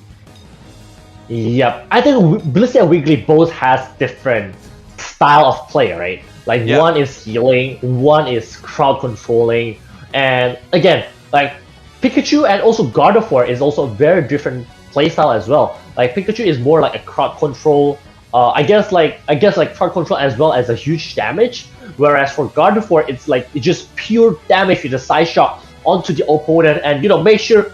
I guess, like in a sense, also crowd control. Make sure like the opponents tries to, you know, split themselves in a way. But we'll see how it goes during this match. Yeah, we're gonna have to see how well they can split themselves against the Gardevoir as we get into game number 1 of the lower bracket finals. You've waited long for this, and so have they. Team Rise and Team Havoc, they're fighting for their shot at tournament life as well as revenge against No Lucario in the grand finals. But for now, they have each other to contend with. It's the best of what Singapore has to offer against the best of what Indonesia has to offer, and we're gonna see which team comes out on top. Right, especially right now, Team Override has been out from the tournament after being defeated by AFR. Right, so these are the only Indonesian representative for Indonesia. So I believe like they want to do their best to make the country proud. Yeah, and already starting off with a bang here, taking a kill off in the bot lane. But once again, like we say, every single time we kind of bring some attention to the bot lane. It's a bit of a kill lane back and forth. You know, sometimes you fall a little low, like we saw just there, but it doesn't really lead to any big consequence unless you get wiped out completely, or you know your main Pokemon doesn't manage to get its evolution out. But Kamiru already getting that level 5 very early on and rotating to the top side. And the Psyshock also hits all of it onto the Venusaur side, or the Bulbasaur side at the moment. We'll see on the Fastly Queen actually being taken most of it from the Havoc side, I believe. Yeah, actually I want to ask you about this because this is not something I get to see very often. I rarely see Venusaur jungle. Is this a thing that Rise always pull out, or because Singaporean teams, they always like to keep their Venusaur in the bot lane AFK farming, right? But Bongo C, is he a notable Venusaur jungler? Yes, I think whenever I play with him, right, he always plays Venusaur jungle in most of the games, especially just trying to get onto the level 7 as soon as possible. Okay, but I think there's some action happening in the bot lane. Sorry to cut you off here. I think they're tussling a bit. If we can just switch over on the observer, they're trying to fight out, but we're gonna take a look at top first. It's Dev 1v1ing here in the top side. KST level 5 only being run down by their pedal dance. Meanwhile, on the bot side, it's gonna be Wiggly on the side of Havoc. Gonna fall. Rise, they're gonna back off. So I believe there was a bit of a skirmish, an extended one at that, but we didn't manage to catch a lot of that action. But it ends up with just 1 kill overall. Yep, 1 kill on the Lucario up on top as well. Yeah, looking back, I think in terms of the team composition as well, right? Rise wants to have the Venusaur as soon as possible becomes a Venusaur from the Ivysaur as soon as possible at level 9. Like the others, they can survive with a little just a little low in terms of the level as long as Venusaur is up on top and make sure to rampage the holes on opponent side of the team. Yeah, I mean, and we're starting to see that emphasis right now, right? Because as much as the Venusaur on the side of Havoc has been sitting in this bot lane and being involved in the skirmishes, Bongo has just been farming away for the most part, trying to power level towards that Venusaur stage where he can get online. But already a tussle in the bot side. This is the Dreadnought fight that we've been waiting for. And the Lucario, KST caught on the wrong spot, but now the shield's coming out. Can they clean up the Lucario first to fall? But answer back by NT, he's gonna be the second one to fall. And Bongo C showing exactly why he power farms that jungle. Coming in with the Venusaur, getting 2 kills and cleaning out the side of Havoc. Get out of my jungle, get out of my bot lane. Dreadnought is mine, baby. Right now, I think it's a very great game by Rise, and as we see up on top, Lucario has already prepared himself, just going on the attack wave by scoring on a bit and also taking out on preparing the Rotom as well, but the war is still going on right now. Havoc trying to contest here in the bot side, but they get beaten back yet again. Is this Venusaur with the pedal dance? They just can't make their way through him. Rise, they just have formed this solid wall with Bongo C as the front line, leading the team, like you said, as the captain, and he knows exactly what he needs to do. It's exactly where he wants to be, and now rotating back into the jungle to get that farm on. Yep, especially we haven't seen a jungle Venusaur in quite a while, since I guess like the first time Venusaur gets buffed a lot, where we saw a lot of jungle Venusaur back then, right? But not as much as of now. Yeah, I mean, as you were mentioning that, actually Havoc managed to take the Rotom away from under them. I don't think Rise was super interested in contesting because they just wanted to go back and farm. But they'll clean up this Rotom nice and easy with the help of Dev. And now they're rotating back over to Bongo C finds 2 in the mid, and he needs to be a bit careful, but not as careful as NT needs to be. Dodging out of that situation, now under some threat, picks up the Citrus Berry and back to the goal zone. But this Ivysaur, not in as much, so much trouble, so much damage coming out, and gets struck down. Bongo C just evaporates them in an instant, and now they're right between the speed flux zone. They don't even care, but very singularity, keeping them all under control. Bongo C, can he survive here? Has healed to back him up, and the shields, they're too strong. Camilo needs to keep his distance, can't walk up to Bongo C, and gets pushed away just when it looked like the Gardevoir could catch them with the Unite move. It's not nearly enough damage, and this Venusaur is standing tall. You see, even the level difference is like already level 12, right? You don't see a lot of Venusaur that has huge difference in terms of level in the fourth minute mark. Yeah. Oh wow, there's a might really see a bit great of a reconsideration coming in from Havoc here, because they're staring down a Venusaur when theirs is only level 8. Finally gets to that Venusaur mark, but is it too late? Bongo C keeping them all away as the Dreadnought's falling low. Where's the contest? The Aura Cannon out from Rise, managed to secure the Dev, takes it for the squad, takes out 3. There's more to follow. They're chasing forward. Dev just cleans them all up. That's a team wipe for the side of Rise. They make it look easy. Right, and 50 as well points up on the bottom and destroys on the first lane lane. I think both of the teams right now just prepare themselves to go up on top and take the next objective, which is the Rotom, which will spawn in less than 5 seconds. Yeah, I mean, right now at Rise, they're walking towards the top side though. They want to get this Rotom. Usually you'd see with the amount of resources they've used, they will back off from this and just relent it to Havoc, but they don't want to give Havoc an inch. They don't want to let them take any single advantage. As Thunderstorm being used by this Pikachu on the side of Rise though. Malin keeping them away for now. Airy and NT try to break in, but they can't break past Bongo C yet again. How many times am I going to say this man's name? Burden Anger in as well. Wipes them apart. There's one down. Wiggly as well. KSD falling low. Petal Blizzard cleans them all up. Oh, and they're able to take the Rotom as well. Yo, I I gotta be real, this move is called Petal Dance, but at this point it's looking more like a Blizzard with the way it's completely wiping out the side of Havoc. It's just absolutely demolishing them. This man has had this thing going for so long, and he's just an unstoppable wall. Blizzard. Yup, I believe so. Like, here's the thing, right? I think that's why I always mention to the teams in Indonesia, right? He's a very scary player of a Venusaur.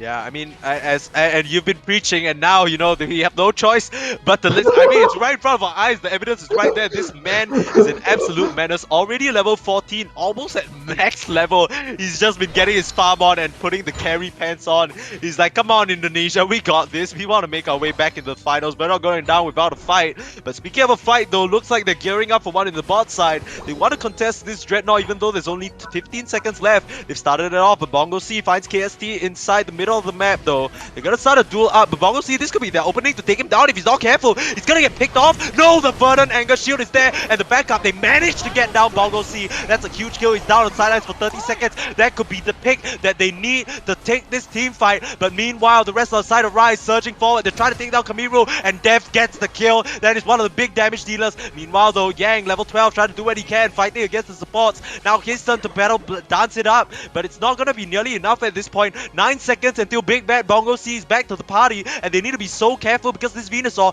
they need to try and do something with this opening, but they can't really get their hands on anyone right now. Havoc, they need to sort of retreat. 244 points to 66. They need to make a move happen, and here comes Bongo C. He's back to play, and they have to be so careful of this Venusaur. Here he comes. They've started Zapdos. It's nearly at half HP. KSD is in, but the Verdant Anger is not there from Yang. Where's the shields? They're not there. They're gonna keep him alive for now, but it's gonna be Eldegoss on the side of Rise to fall first. Bongo C takes down his counterpart, takes down KST as well. Surely to follow is this Wigglytuff NT trying to run where she can, but it's gonna be Zapdos, secured by Rise right from under their noses, and now they don't care about the kills, baby. They're charging straight for the goal zones. Bongo C, we've had our camera on this man this entire game, and he does not disappoint. Sure, Havoc, you're getting the dunks in, 226, but can you compare to the Zapdos dunks? No, you can't. 594 down now, and even more to follow. They have another 50, and that is to surrender. Havoc give away game number 1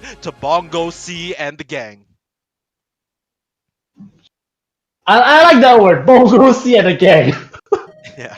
Yeah, you see, right? You see right now, like, I believe, like, in terms of the meta right now, we don't see a lot of a jungle Venusaur. But when the Venusaur is actually up on top in terms of the level, in terms of the damage, just going up on top, pressuring the opponent, you cannot be too near with the, again, Pal Dance Venusaur, because like you're taking a lot of tons of damage, and thus, for example, like the Lucario can just sweep in with the power up punch, can just sweep in with the close combat. There's also the crowd control damage from the Pikachu as well. So I think, going in forward, especially for Havoc, they need to be a bit more careful in terms of what they're going to ban in this next game. Yeah, I mean, I think this is the team comp that we've seen from Havoc time and time again, but I feel like it's just like maybe they just didn't respect the Venusaur timing enough. For them, they're used to putting Yang on that Venusaur themselves and having it farm up slowly. But Bongo C, with the emphasis on his own farm, we saw it every single time there wasn't an important objective or fight to take. He wouldn't stand around and waste his time skirmishing. He just straight back into the jungle, farming up that EXP, and it was really that lead that just put him way above the rest. And even in the crucial pickoff, it looked like the side of Havoc, they might have had a chance, but they weren't able to capitalize on the window, and it just kind of crumbled for them. Because especially on the 30 seconds respawn time from the Venusaur, right? I thought that was like, oh, Havok's actually able to take this game, especially with the Bongo is actually knocked out and there's a 30-second. But you know, the Lucario, I'll say hats off to the Lucario as well from Zell. Decides to pick up some duck outs and try to balance it out in terms for the team war, and you know, just to make sure that Bongos is survived for the last war for the Zapdos in the end. Yeah, and I think ultimately very well played though for the side of both teams. I mean, they obviously Team Rise looks a lot better in this particular game, but it's not over just yet. We could still have a Singapore versus Singapore Grand Finals, but that wouldn't be very fun to watch. Although, of course, I'm rooting for my own country, but I think it would be cool to see, you know, at least Team Havoc punch back in Game 2 and give us a Game 3, because we're all here for high action Unite, right? This is exactly what we came to see. Yeah, I mean, again, like I would love for Indonesian team to be on the finals, as what you mentioned before. But obviously, what I want is just like for everyone who's watching to enjoy the game. Like I want high level match, like top level match, to be up there with, you know, high level strategy, high level of mechanic gameplay, high level of, I guess, like you know, like very niche strategy that you might just realize, like, oh, you can actually play that Pokemon like that. Oh, you can actually have these kind of compositions. That's what we want to show to the whole world, I guess. Yeah, and now look at our spectator. He's trying to tell us something here. Look at the damage dealt by Marling. We didn't even talk about his name at all, but he actually eclipses Bongo C in the damage dealt. And I feel like these Pikachus, they're quiet, but they're definitely putting in the work. Sometimes it's really hard to see the thunder coming through when you know there's just a giant Venusaur running you down, right? But Marling definitely playing super stable on that Pikachu and getting the work done for his team. Right, especially I think in terms of the next match, right, Havok needs to position a little bit better, needs to be a wide a bit better, especially, you know, Bongo is a crowd control, Pikachu is also a crowd control with the Thunder as well. So knowing that the tons of damage they have been doing, I think it's in terms of the feedback or in terms of the assessment that they should do is how they should position themselves and make sure that the opponent does not do as much as damage as the game before.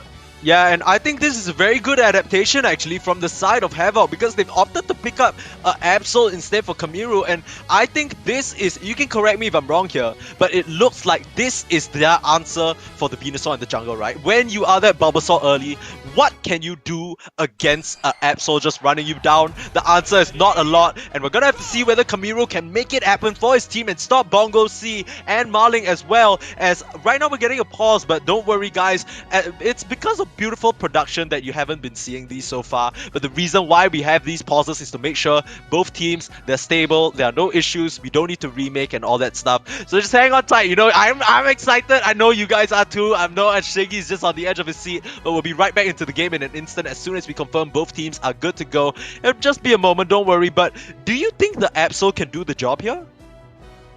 I believe like that for one, Absol can do the job here. That's for one. And on the second one, I feel like they, again, like in terms of the banning, right? They banned the same Pokemon. They banned the Charizard and they also banned the Dragonite. And in terms of the change of Pokemon, yeah, Absol, it's very strong in terms of like the early game, especially when you're just like 1v1 against Absol. Like there's no way you can win, especially a high mechanic, able played Absol player. Like it's just like it's very strong. Compared to the previous game, I believe like they have more damage coming into the war, but we'll need to see the game on how it goes or how it will turn out. Yeah, I'm thinking it's just a little scary, right? Because I feel like every time Absol, you know, yes, you have the good mechanics and yes, you can maneuver the fights very well, but the main concern for me is always once you get into the thick of the fight, when there's so much AoE damage all over you, that's when you can just get wiped out within an instant, right? Absol, not the tankiest Pokemon, can really get their health bar evaporated in an instant. I believe we're having some issues with the draft right now. We are confirming the Pokemon. I believe there might have been a bug entering the game, so we're trying to sort that out at the moment. Once again, sorry for the delays, everyone. Yeah, there seems to... Yeah, there's a bit of a spectator bug at the moment, so don't worry, stay right with us because we're getting into the action soon enough, right? I'm sure you guys can't wait, I can't wait as well. But right now, just to give you a recap for everyone joining us, of course, Team Rise, they were able to take the first game off of Team Havok, and if they are able to take this last bit, or they're able to take this game off Team Havoc, they get to go to the grand finals for the Indonesia versus Singapore grand finals, right? Right, correct. And I believe like I would want to see a rematch between Rise and Team No Lucario as well, especially on the second game before. Like it was a really close game. We'd love to have those kind of match being replayed, right? But I believe like both of teams right now just need to focus on what's in front, which is like again the losers final. I just hope that we can see that top level match upcoming onto this second game. Yeah, I as much as of course this is not me playing. I'll never play at the level of these teams. I'm not even anywhere close, right? But I think that yeah, right. We're just scrubs. What do we know? Just casters. We're casters for a reason, right? We're not players. But I do want to say that it felt a bit. So I think it's like you said, like the positioning coming out from Havoc, right? Because very interesting to note. Like I don't know if you're watching the game before when Havoc was playing AFR, but Havoc really had beautiful positioning in that game. Like they constantly camped the places they needed to. They choked them out. They were right at the choke points that they needed, threw their spells accordingly. But it feels like maybe it might just be these bands, or it might be this Team Rise that's just throwing them off a little bit, because it feels like Havoc are making a few mistakes that they really shouldn't. Like here and there, they're just kind of getting outplayed in certain areas. They're getting outmaneuvered, outpositioned, outfarmed all across the map. Would you agree, or do you think it's just an overall team execution thing? I believe like it's a more overall team execution thing, and it's just like because we focus too much on how the dinosaurs is actually rampaging. I think that's why like we are having difficulties on seeing Havoc, again farming and stuff like that. But I believe like Havoc is actually doing just a pretty good game. It's just like they just need to keep an eye on the opponents, and as we see right now, Absol is going to take on the mid lane, whereas on the bot lane we'll see the 3v3 Pokemon as the same as the game before. Yeah, and once again, it's Bongo C in this jungle as we get into game number 2 of Havoc versus Rise. I believe we have a bit of a display error here, as it was Rise who won the first game, so don't pay any mind to that. Rise are one game away from making their mark in the grand finals here, and Havoc, this is the last game of their tournament life. If they lose it here, they are going to be out, and they will lose out in 3rd place, as both teams just trading blow for blow at this present moment. As the Absol manages to pick off the Lucario though, so already making a mark is Kamiru. Yep, and as you mentioned before, right, I think like Absol is actually a good call. Absol and Lucario is able to take out on the Lucario, and you can snowball from there in terms of the EXP, in terms of the gameplay, in terms of the positioning, in terms of the farming. And that's why like I think it's very dangerous for Absol to be just rampaging the whole team for Team Rise. Yeah, I mean, it's all on Bongo C, right, to see whether he can kind of get up to that previous level. But I also want to point out, like, maybe a bit of a sleeper player on this team, Rise Malling, as the spectator pointed out, doing so much damage for his team, backed up by Zell as well as his other support on that Eldegoss. I don't remember the name here, as I don't have it on my screen immediately, but yeah, Malling out. Yes, it's Xenos, of course. How could we forget on this Eldegoss? Just being able to just keep a distance and stay relatively untouched. So I feel like Havoc, they kind of have their work cut out for them, because they need to get their hands on 2 of these Pokemon. Right, that's correct, and especially on the bottom side, the role of these 2 supporters is to make sure the attacker is on the enough level to do a huge amount of damage to the opponent's side. Yeah, wow, 30 points up there, and 5 points as well. Absolutely. Oh my gosh, they're almost breaking down this goal already. Rise pulling no punches here. Bongo C in a duel in the mid, and he actually managed to pick off Absol. That's not the way it's supposed to go, as KSD trying to get revenge, but Dev able to dash away, even pulling some of the spots to the top side. Both Eldegoss's trying to run up to do what they can to help their team out, but it ends up being Bongo C once again taking the early lead. He's so close to that Venusaur, and they need to be careful as they fight over the bees here. NT needs to back off. The pedal dance forward. Bongo C trying to do the damage. Xenos may have overextended a slight bit, and now Kamiru, he's here to clean up. He's here to get revenge, but he can't. He just gets damaged in the face, just gets slapped back and denied. Bongo. Yeah, once again, it's Bongo C and Maling, of course. How could we forget this Pikachu pumping out so much damage with the Thunder? Now, the Lucario down at bot as well. Dev, he's here to party. He wants to take them down and forcing them away from the Dreadnought. They've already started it out. Leaf Tornado as well. Bongo C, Venusaur up, and Kamiru gonna drop as well. He manages to escape for a moment, but it's only a moment that he'll stay alive. Bongo C, meanwhile, though, just rampaging through the goal. Dreadnought taken as well. And this is starting to look like chaos for Havoc. Can they stand up? It doesn't look like it. They're trying to take down Bongo C now. Have you got a bit too far forward? Where's the support? The shields. They're there. The safeguard as well. And here comes Dev. The cleanup crew has arrived. And Speed Flux Zone, they don't care. They'll just kill you all. They're just walking straight past the first goal. They haven't even taken it yet. And look at Dev. He doesn't care at all. Trying to take down Kamiru. They haven't even taken down the goal.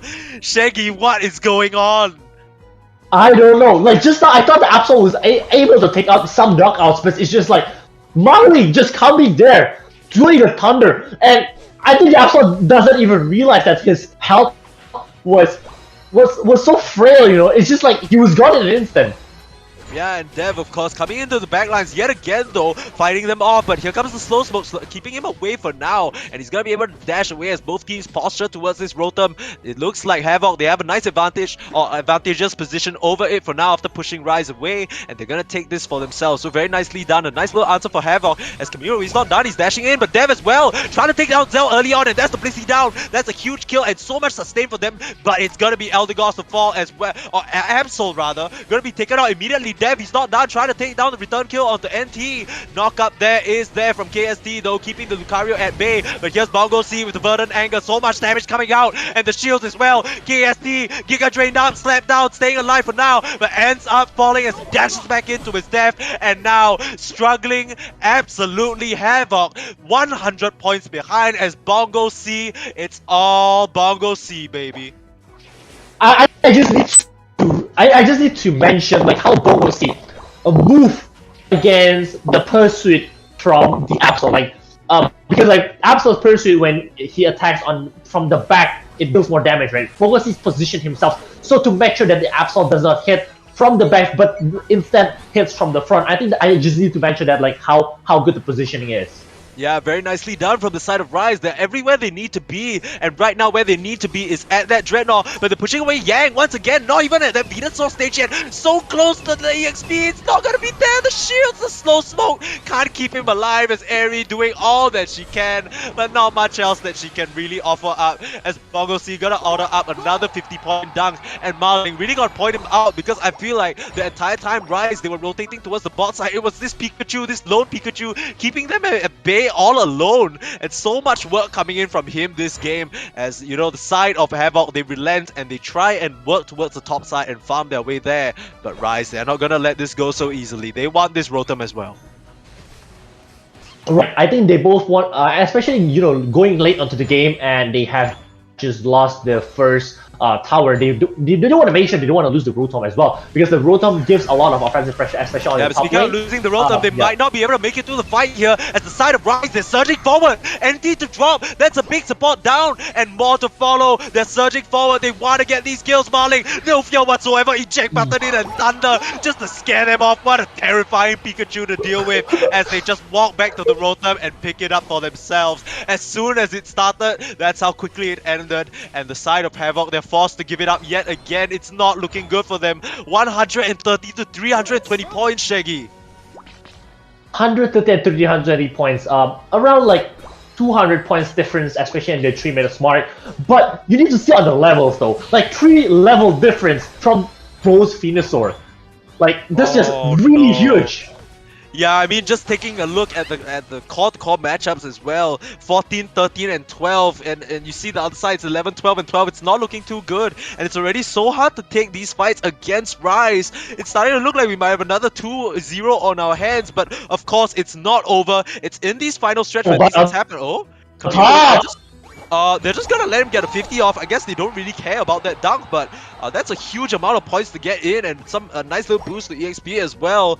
They need to be careful, but it looks like they are opting to prioritize this Dreadnought instead. They don't really care about Kamiru dunking away. They want this shield. They want this little boost of EXP to tip them over the edge, although Bongo C doesn't even need it. But I don't think they can finish it off actually. They don't. And now it's a Zapdos fight. We're taking a look at this Thunderbird who could decide everything, could decide the finals as the fight is breaking out to the left, to the top. NT falling a little low though, but Yang, he's under fire. He's gonna be the first one taken down. Can't get his hands on that Eldegoss with the Cotton Cloud Crash. And meanwhile though, it's the side of the Lucario Rise. The Lucario has been taken down, but they answer right back onto KSD. Right now, it's looking like it's in Rise's favor. Camilo forced to turn there and run area as well. Where's the chase? It doesn't need to be there though, Xenos. Have you gone a bit too far forward? Yes, the Eldegoss a bit too over-aggressive there. Gets picked off. So it's a 3 for 3 right now. Venusaur rolling in. The Lucario shortly to follow. But Marling, they managed to get that Pikachu. That's a huge kill for Kamiru. And Ari as well. Answer back. But now Bongo C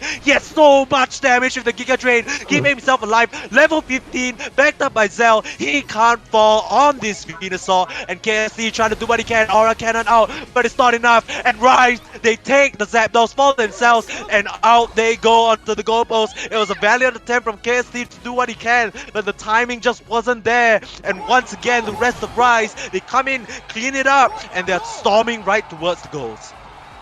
Yes, especially I think the timing of the Lucario's Unite move, right? It's just like tiny bit difference that makes Rise able to finish off the Zapdos, I believe.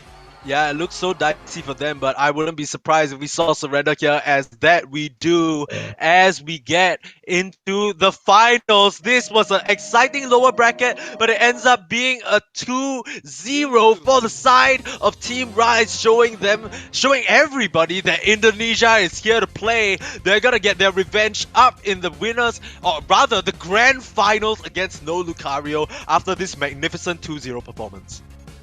Yeah, especially I believe like in terms of the game itself, right? Just now, the Absol's actually doing pretty good, but it's just like it's not enough damage. It's not enough. It's not enough positioning. In terms of like the team match overall, that he's able to take out knockouts, especially on the important Pokemons on Rise's side, especially on the Venusaur or even on the Pikachu as well. I would like to see in terms of how many damage does these two Pokemons do this time around. Yeah, I mean, as we can go to the details straight away, thank you to our observer. Shout out Arcodio Gaming. Yeah, oh my god, come on. The Bongo C this time round, he's not gonna let Marling steal his spotlight, baby. He's gonna be the one on top and most definitely almost reaching 100k, which is absolutely insane there. And I mean, like you said, the Absol didn't necessarily do bad, but it just wasn't enough. And it all kind of sort of fell apart, right? Because I feel like as this Absol, you're supposed to have the early advantage against this Venusaur in these jungle skirmishes, but he just gets picked off, and really nice recognition from Dev to rotate downwards to help his Venusaur out. Right, I think in terms of how Dev plays, right, he plays really good. He supports Bongo well. That when Bongos come into the lane, especially on the top lane, he's able to push back a bit in terms of Havoc side. So to make sure that Bongos in terms of level, in terms of the power creep is still way more against the Havoc side. Yeah, and I think just excellent resource management and just maneuverability from this Team Rise altogether. Like you said, Team Rise, you know, they've been on the up and up. They've been trying to come with a new roster. They've gone through different seasons. They're not as stable maybe as Team Overdrive, but maybe this is the season of Team Rise. Now they've earned their chance back in the grand finals against the side of No Lucario. But No Lucario, of course, they're in the grand finals for a reason. They're such a dominant team. Do you think that Team Rise can take it? I think it's going to be very interesting, right? You know, looking back on the first C Committee Invitational, we actually run a best of 5 grand final where actually Team of Rai coming on from the lower bracket and they're able to win with 3-1. So again, like, you know, winning from the bottom, it's not something new. It's something that can happen. But for this time around, we have a very interesting format that I guess it's being used mostly on fighting games instead of mobile games, where, for example, like if you are actually winning from the winners bracket and you lose on the grand final, we'll have a reset bracket. So basically you get an advantage. So you get an advantage that you can only lose twice. You need to lose twice for you to be out of the game. Yeah, so like we said all along, this is a very interesting format that we're trying out. So if you're not a fan of it, or you get spam us be like, oh, this format sucks. But I mean, no Lucario, they played perfectly, and to make the winner bracket, even more mean something a bit more, because a lot of the times coming up from the lower bracket as the winner, it doesn't really give you any advantage, right? Here you have an extra life, like Shaggy said, and we're gonna go into the grand finals very shortly. Okay, so actually we're getting word that, according to our beautiful organizers, this is very standard. So maybe this is just something we don't see in other MOBAs, right? Because, for example, in a lot of other MOBAs, it's not something you don't really get a second life. It's just like that. But for tournaments like this is basically the standard. So basically get used to it. But of course, no Lucario, they're gonna be able to have a second life to work with here. So even if now the momentum firmly on the side of Rise, they're gonna be able to sort of try and have an extra game, have an extra life to compose themselves, assess the situation, and fight again. But now it's all up to them. It is a final matchup between Indonesia and Singapore, and I could not be more excited. What about you, Shaggy? I could not be more excited as well to see, like two top teams, especially when we see on the winners brackets just now, right? When they meet each other, the level of the game is like high up here. And I want to mention as well, like Rise is actually playing on the Winters tournament as well, in the Japan Winters Cup as well, where they, I believe, like they won on the group stage or something. That they went to they went to a certain level where they play against like all the other teams around the world. So I would say like they actually have a good, they have a good composition of team. They have a good teamwork, and I'll just hope that the winners of this match is like the best out of the best. Yeah, I think there's no denying it, right? Because we've had an excellent 2 days of Pokemon Unite so far. We're down to one final match, but it's the match that everybody has been waiting for. It's both countries' pride on the line. We've had excellent teams coming in from all our communities to show what they're worth. And of course, GG's as well to have out, because even though they lose out here to Team Rise, the place is no joke amongst so many high-ranked teams bringing their A game.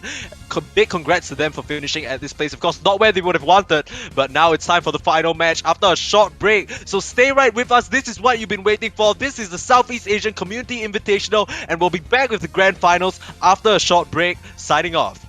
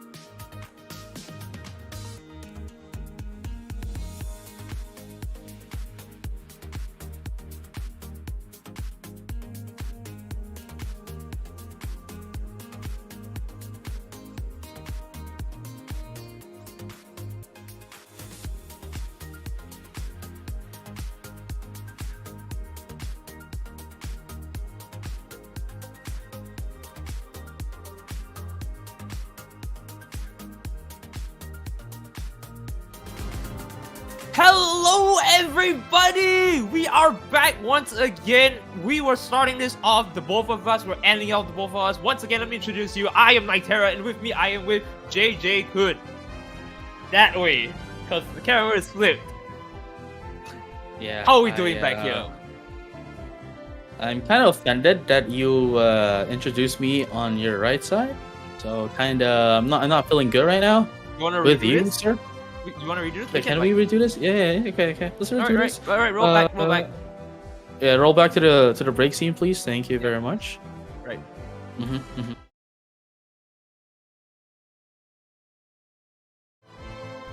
Hello and welcome back, everyone. Trainers alike, Sea Community Invitationals is back once again. We started this off, and we're gonna end it off with the same pair of casters. My name is Nyterra, and right here we have JJ-kun on the right side.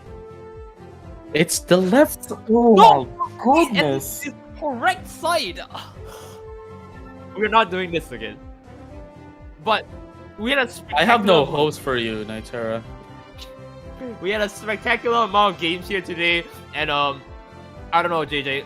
Coming down to this, it was Singapore versus Singapore, Indonesia versus Indonesia, going to winner finals. It was Singapore, Indonesia. Once again, we're seeing a repeat of this. What are your thoughts on this? Come on, hit me. You know, no Lucario hasn't had any losses yet, right?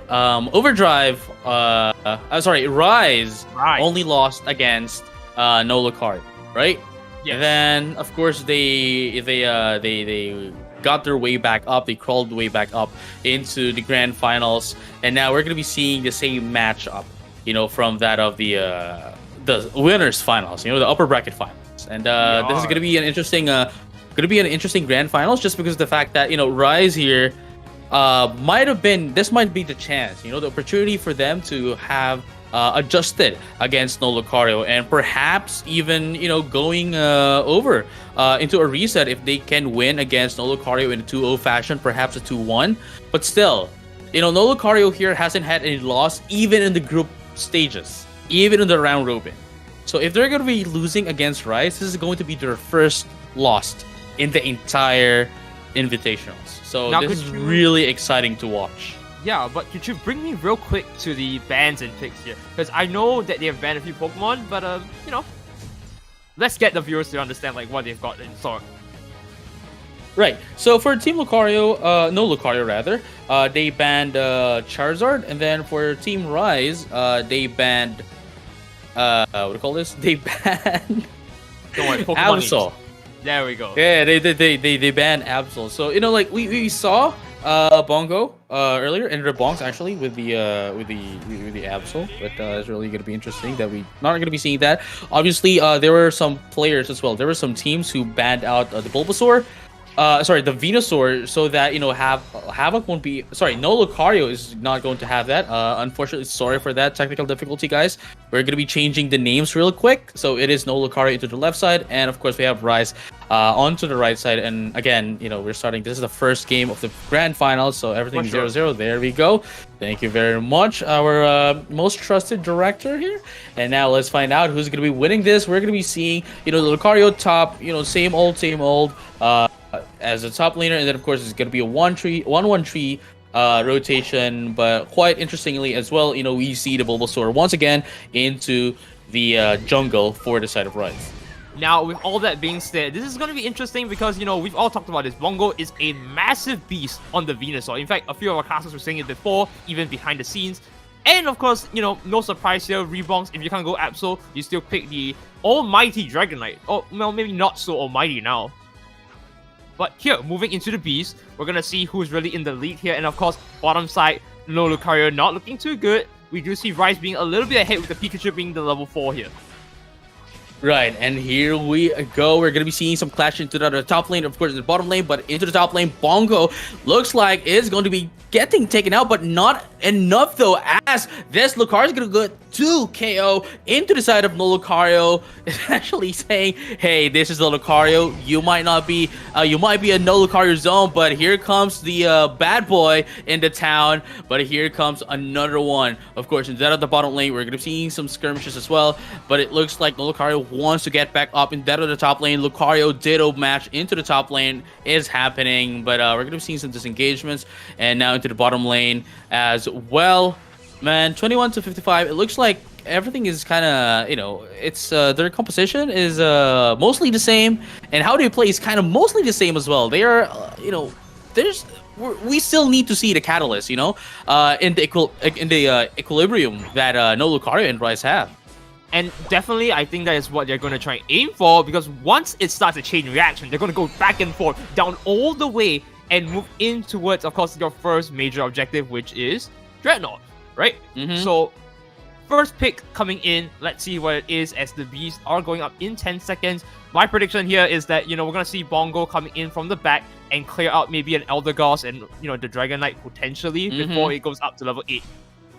But right, no, but that's here we go. 720 now. The beast is now coming up. We're gonna be seeing some skirmishes here. There it goes. One hit into that of the Blissey going down from the side of no Lucario. That's gonna be 1 for 0 trade. And now Crownin wants to get away, but it's gonna get caught by the Pikachu and of course the Venusaur as well. Sorry, the Ivysaur rather. And that's gonna be 2 down into the side of no Lucario. Nobody's going down as well. Coming in from that of Ryze. But look at that. We're gonna be seeing some skirmishes. Another one for the anger is gonna be used from that of the Venusaur from Ryze. And they're gonna be able to punish the Ivysaur as well. Balloon here tries to defend the score goal, but is just gonna get attacked so much that they're gonna be able to score in, and probably, well, not probably. No, I don't think it's probably. Dreadnought now. Well, it's not probably. It is. It is. It is a guarantee now.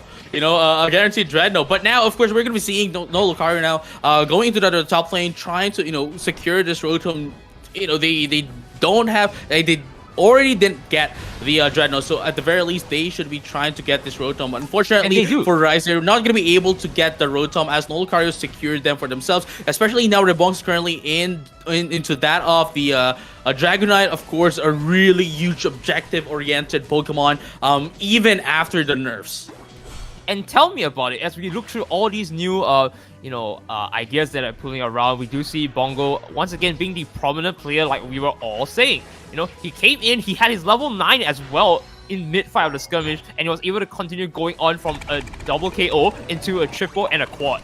But look at his rebounds, very brave here, going in with his go-getter, scoring, getting out, and he was able to at least push for a little bit more XP and dealing a bit more chunky damage with the Hyper Beam. But real quick here, I need to note you something, right, JJ? Hear me out. Why is our dear Ivysaur no Lucario side still an Ivysaur?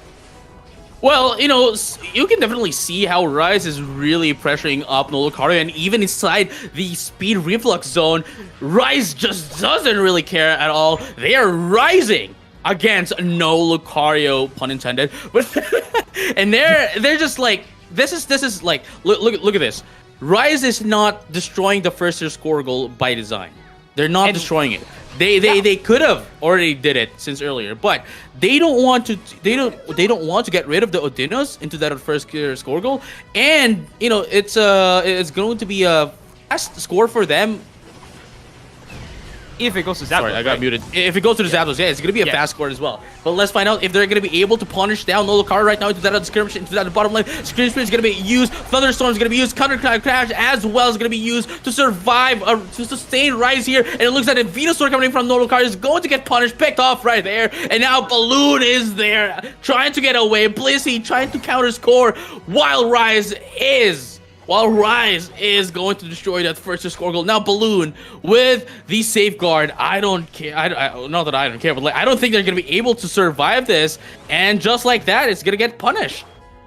Right here now, of course, after all that, what they need to do is go top lane. You need to get the Rotom here. But again, no Lucario is ahead of the game. They're already waiting down there and making sure, they're not going to get it. And unfortunately, it doesn't look like they're able to get it. Lucario tried his best here and is able to just stay alive a little bit longer. But Death, you're going down with the Dragonite's Hyper Beam. One shot down here, and I don't think you want to walk in there, Xenos. Just back it a bit. You're not the 1v5 champion that you thought you were, Elder Goss. Let's take it back home, hit a Rotom, let's start farming. That's the way we gotta do this, and of course, luckily for them, not too much casualties, only on the side of Death going down, and Ryze is still looking pretty solid here. With 166 points means that, you know, they don't have to continue forcing this. They just need to play more defensive. Right, and what I really like about here is that, you know, Rise, no Lucario rather, despite not being able to get the Dreadnoughts, at least they can always, they were always securing the top lane into that of the Rotom, but right now it looks like they're gonna get punished here. Raid here wants to get away with the help of the Petal Dance, but I don't think that's gonna be enough for them to get away, especially that, you know, Zell here and Bongo rather with the Venusaur is you know, double teaming into that of Venusaur, but we're gonna be seeing that spawn up again in just a second. There we have it, into the top lane. Crowning trying to defend the top lane as well, but they're gonna be able to score in with a score shield rather, but however they're not gonna be able to get a score here with a 44. But we're gonna be seeing some response here from a teammate from Rise. Let's find out if they're gonna be able to destroy this first score goal. I think they would, and overcapping it as well, and they're gonna be able to take the beast into that of the top lane, and now going into the bottom lane to get in that Rotom. I don't think we're gonna be that Dreadnought rather, but I don't think we're not gonna be able to get, we're not gonna be able to see the Rotom into that the top lane. There's not enough time for them to take it down, but at the very least we're gonna be seeing one more skirmish before we head into the Zapdos the moment that the Dreadnought comes out, and that is what's happening right now. We're gonna be seeing some punishing here into that of Lucario. Lucario used that amazing stream speed to no avail, getting punished as well, getting picked off, and now Rise is going to rise up in XP and securing this Dreadnought, going over into that of the Zapdos. Now no Lucario needs to be able to punish down Rise and take the Zapdos if they want to win this, as Rise has the lead in terms of XP and the points. Rise just force starting this is a very interesting play, because usually you're in the lead, you don't want to start this, but denying them of the objective when they're one down might be the play here. But of course we see the team fight coming in here, not any skirmish. It's probably the final fight that really matters here, as we do see Brave going down just like that. Pikachu going in with Thunderstorm here, and of course letting it all out. Brave coming in, trying to stop that out, but Bongs is coming in, showing him, I'm the Venusaur of that. You can't get me down. Pulling it together. He's gonna go for the burning anger, throwing it somewhere else, but that's a very bad play, because now Brave is back in the corner. He's gonna get out, and looks like Zapdos is gonna be here, but topside Balloon dropping the score. Oh no, I don't think that's what you want to see here, because the skirmish is going down, and Balloon, where are you at? You gotta be with your team supporting them. As we see this right now, they once again come together in that choke point, and they're making small picks here and there. Bongo, you're going so low. Right, where are you going? I think they're going to be able to get this Zapdos. I think they're going to be able to coin flip this away from Say. But look at that. They were able to get the Zapdos away from Rise. Not only were they able to punish them and hold down that Zapdos into that of the team fight, but they were also able to get the Zapdos, and now they're going to be scoring in against them. And that they've already got the win. They already have their hands on the belt of the win of this game. Unfortunately, Rise wasn't able to rise up, as no Lucario is going to take that punish. Is going to take that very small gap of an opportunity away from Rise, and now they don't have enough time to score back against no Lucario and Rise. Against no Lucario, and now no Lucario is going to win the first game of our grand finals. That's gonna be 1-0 in favor of no Lucario. And if we're gonna be seeing no Lucario, here's the thing, right? If we're gonna be seeing no Lucario win one more game, you know, if they win the next game, then they are going to be the grand champions of the tournament. However, Kings of the Sea. if Rise wins 2 games in a row, then we're going to see a grand finals reset. Of course, we're just looking at the stats real quick here, but can I say one thing? You know, I was gonna make a joke about Crowning being dethroned, but Crowning coming up on top, showing them really why he is crowned the champion of no Lucario, as, you know, irony, you know, being no Lucario. Yeah. We see how he played it out. We saw that right there. I'm not sure why Rise was in that choke point, giving Lucario like free hits on his E-Speed and raised Petal Dance, but wow, that was a spectacular effort coming in by no Lucario. Yeah, honestly, I mean, at the first half of the game, well, even even in the second half, right? It looks like a game for Rise. Like it's like 90 to 10%, right? That it is going to be a game of Rise. However, at the very last team fight, right? At the very last team fight, Rise was they overextended just a little bit. That no Lucario, when they were KO'd, eliminated by Rise, right? They were able to, retreat back, spawn back, and everyone is just everyone has their resources, and they just bursted down into Team Rise, and from there they were able to punish down 4 from Team Rise, and as well as getting into Zapdos, getting the win as well for themselves. All right, and I've also just got confirmation that they are settling in. Maybe you want to talk us through how they could potentially, maybe switch their team comps instead? Because I think, I'm going to take a page out of permasneeze's book right here, put you on a spot. If you were the coach, what would you tell them to do, so they can win? There's nothing wrong with what they did. There's nothing wrong with what they did. With Rise, there's nothing wrong with what they did. Like, it's working out pretty well for them, It's just that, well, they really overextended at the very last, right, as I just mentioned, right? But everything that they were doing, they were getting the Dreadnought, they were getting the objectives. The Rotom, while it is, while no Lucario was able to get the Rotom against them, they weren't letting it. Not one time did Rise allowed it to get in on a score goal. So I don't think they need to change anything. I just think that if they want to dominate against Team No Lucario, I think they have to maintain it, and they have to do it in a way that it's less risky.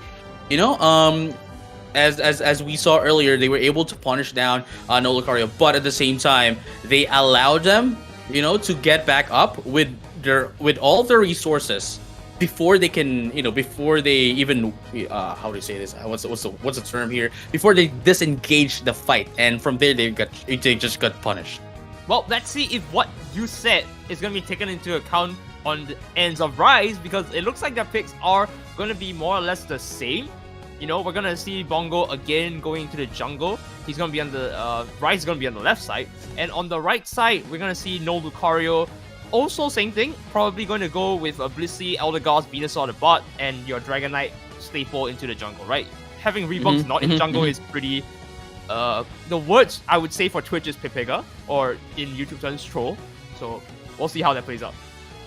If we're gonna be considering it, right? Like, Rise, despite losing 2-0 against Lucario, this is what I told you guys earlier, right? Like, this might be the game where Rise adjusts against a No Lucario after getting the 2-0 into that of the winners finals.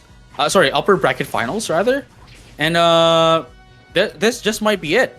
We might be able to see game number 3 here. Perhaps it was really, really looking like a game for Rise. Unfortunately, again, they got punished into the very last second.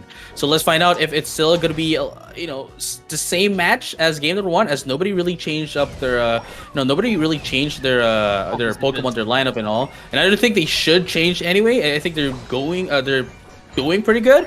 But right now, let's find out if that's going to be the case. Well, that balloon is definitely going to be popped very soon. I'm telling you that for sure. As Rise is pushing in from the bottom lane here, can they at least get the Audino to deny them a little bit more EXP? As they... No, I don't think that's going to be it for you. No Lucario losing another Audino at the bot side is not something you want to see, especially since, once again, that means Rise is dominant in the bottom lane. Again, and what am I telling you? Ooh.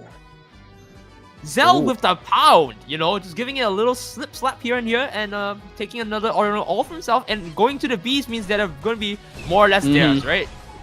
And like I said, I mean, it's they're still dominating, like it isn't like their game on the semifinal rounds. It isn't anything like their their upper bracket finals game. Rise is different this time. I think this is the time where they are awakened as well. That they are really playing differently. But right now, Rebong's actually surviving and getting that citrus berry away from Dev, but it's not going for long, as that KO was inevitable going into the side of the enemy team, taking their citrus berries. Of course, they have to take revenge against you. But right now, no Lucario here, and of course, Rise is still in an equal footing here for both of the teams. So there's still no catalyst. However, it's going to be changed, of course, the moment that this Venusaur gets into the Venusaur into that of the level 9. So let's find out if that's going to be the case. Well, at least Rift did level up at that point into the Ivysaur here, which means they've got a little bit more of a power spike here, and they are going to push back because Rebound's coming down with that little slither and a little bit of a fire, right? So 720 beats coming up here. We're going to see how they're going to clear it out. We do see both sides of No Lucario have both the buffs, by the way. Crowning is now sitting in with the red blue buff and on E-speed as well, which means a mass slow effect coming in from him if he E-speeds through everyone. But of course, with 19 seconds on Dreadnought, I guess the first fight is going to start here after the beast, but they broke up quite fast. I'm surprised. Yeah, and here's the thing, right? Like, Rebongs here is going into the team fight despite still not being the Dreadnought. Dragonite rather. Wow, imagine becoming a Dreadnought. Pretty powerful, but you know, pretty powerful, I'd have to say. But hey, look at that. We're gonna be seeing some skirmishes here. The Pickers are gonna be able to take down Rebongs here, and look at the balloons going to go down as well as the Gossifleur goes down as well. Still not an Eldegoss up until this point. I understand why they're doing this. I understand while this Gossifleur is still not an Eldegoss. This is to take how to say this? Take advantage of the XP share. Yeah, exactly. I mean, did you see the level up at this stage of the game? I think it's a little bit too late for it to still be a Gossifleur at level 3, but now you know it just started to Eldegoss to level 4. I think it's a little bit too late. Level 7, Eldegoss was at level 4. I know that's not how you play the game, but at the very least, they are ready to try and do the Rotom this time. Can NL take this out right here? Because it looks like Rise Dev is not gonna let that happen, and again, he does not make it out with NL coming up on top of this objective. But this time, they're not looking too hot. Because, yeah, you know, it's still the same thing. You know, it's still the same thing as earlier, where, you know, Rise is going to be able to take down the Dreadnought, while, you know, No Lucario is going to be able to take the Rotom, while Rise is not allowing that Rotom to get in on any score goal. So, I really want to see something different here from that of game number 1. As it stands, you know, it's still more or less the same what we're seeing. But look at that right now. Rise is still rising up.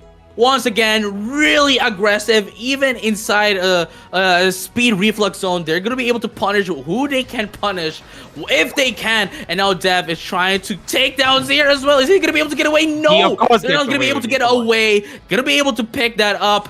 And we're going to be seeing the Dreadnought in just a bit. As we can see, Rise is just rotating into that of the top lane and the bottom lane right now, while No Lucario is preparing to go into the bottom lane to get the Dreadnought contest against Rise. Well, let's take a quick break really here, and let's look at their levels, right? Enough of Rise jokes, let's look at levels. The only thing I see rising is, of course, Team Rise's levels. Why did I make that joke? Okay, whatever. Moving on, No Lucario has to try and grab this Dreadnought to try and equalize himself.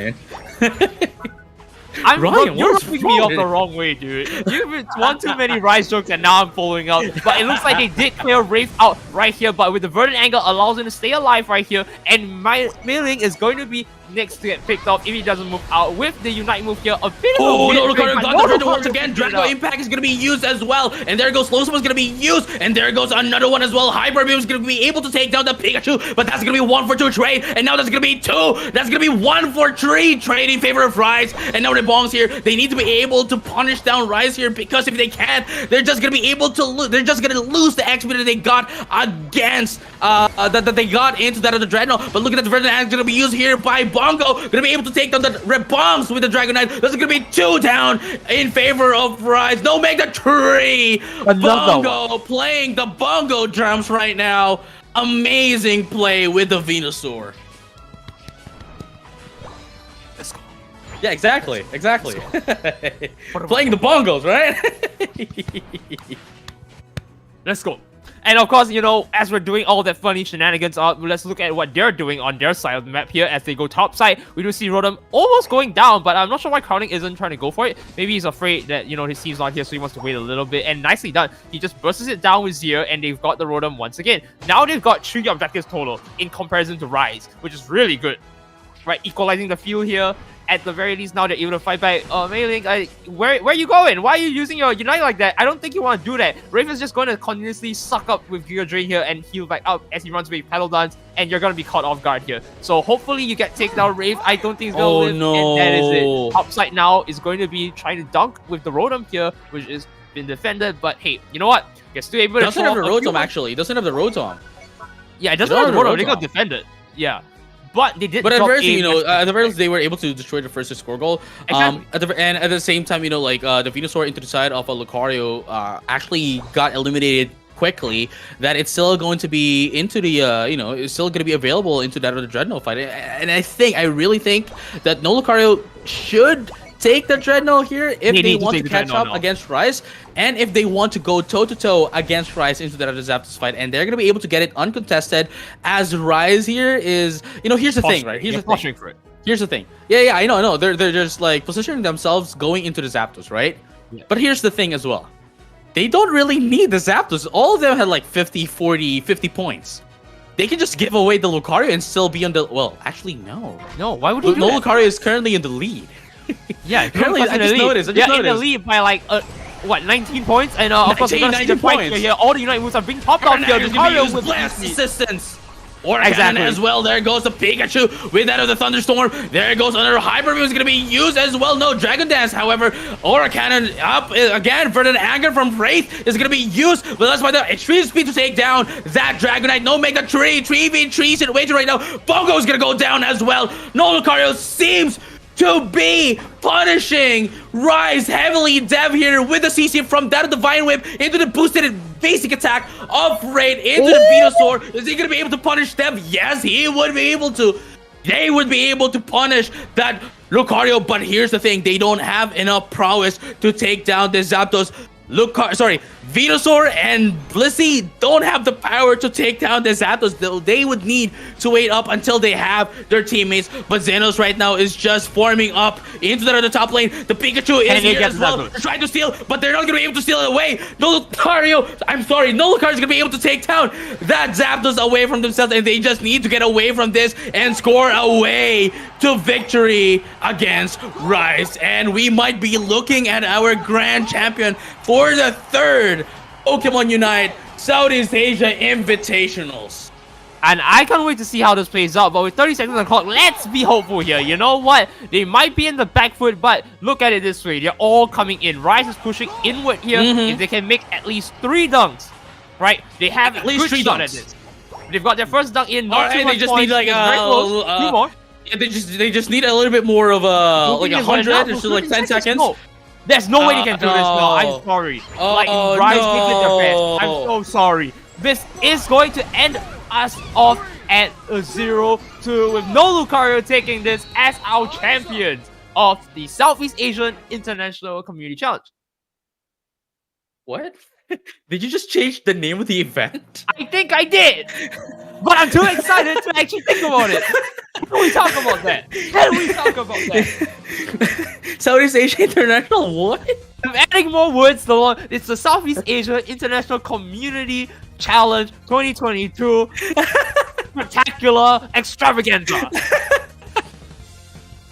No one make a graphic of me saying all those words. Don't do it, please. My career is on the line. It's Pokemon Unite Southeast Asia Invitationals. That's it. Extravaganza 2022. And Knuckles featuring Dante from Devil May Cry.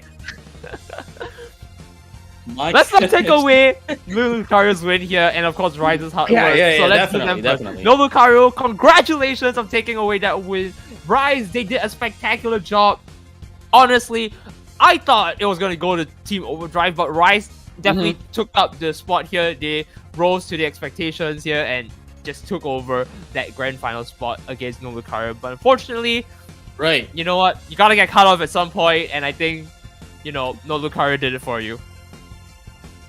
Yeah, I mean, here's the thing, though. I think they really want to win the prize, I think they really want to win the prize.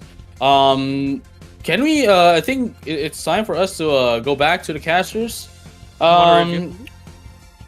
Yeah, I mean, let me show you guys The prize? Do you know do you know our prize here? I actually have no clue what the prize is, so this is going to be as much of a shock to me as a lot of the viewers, because I know a lot of us don't know that there was a prize in the first place.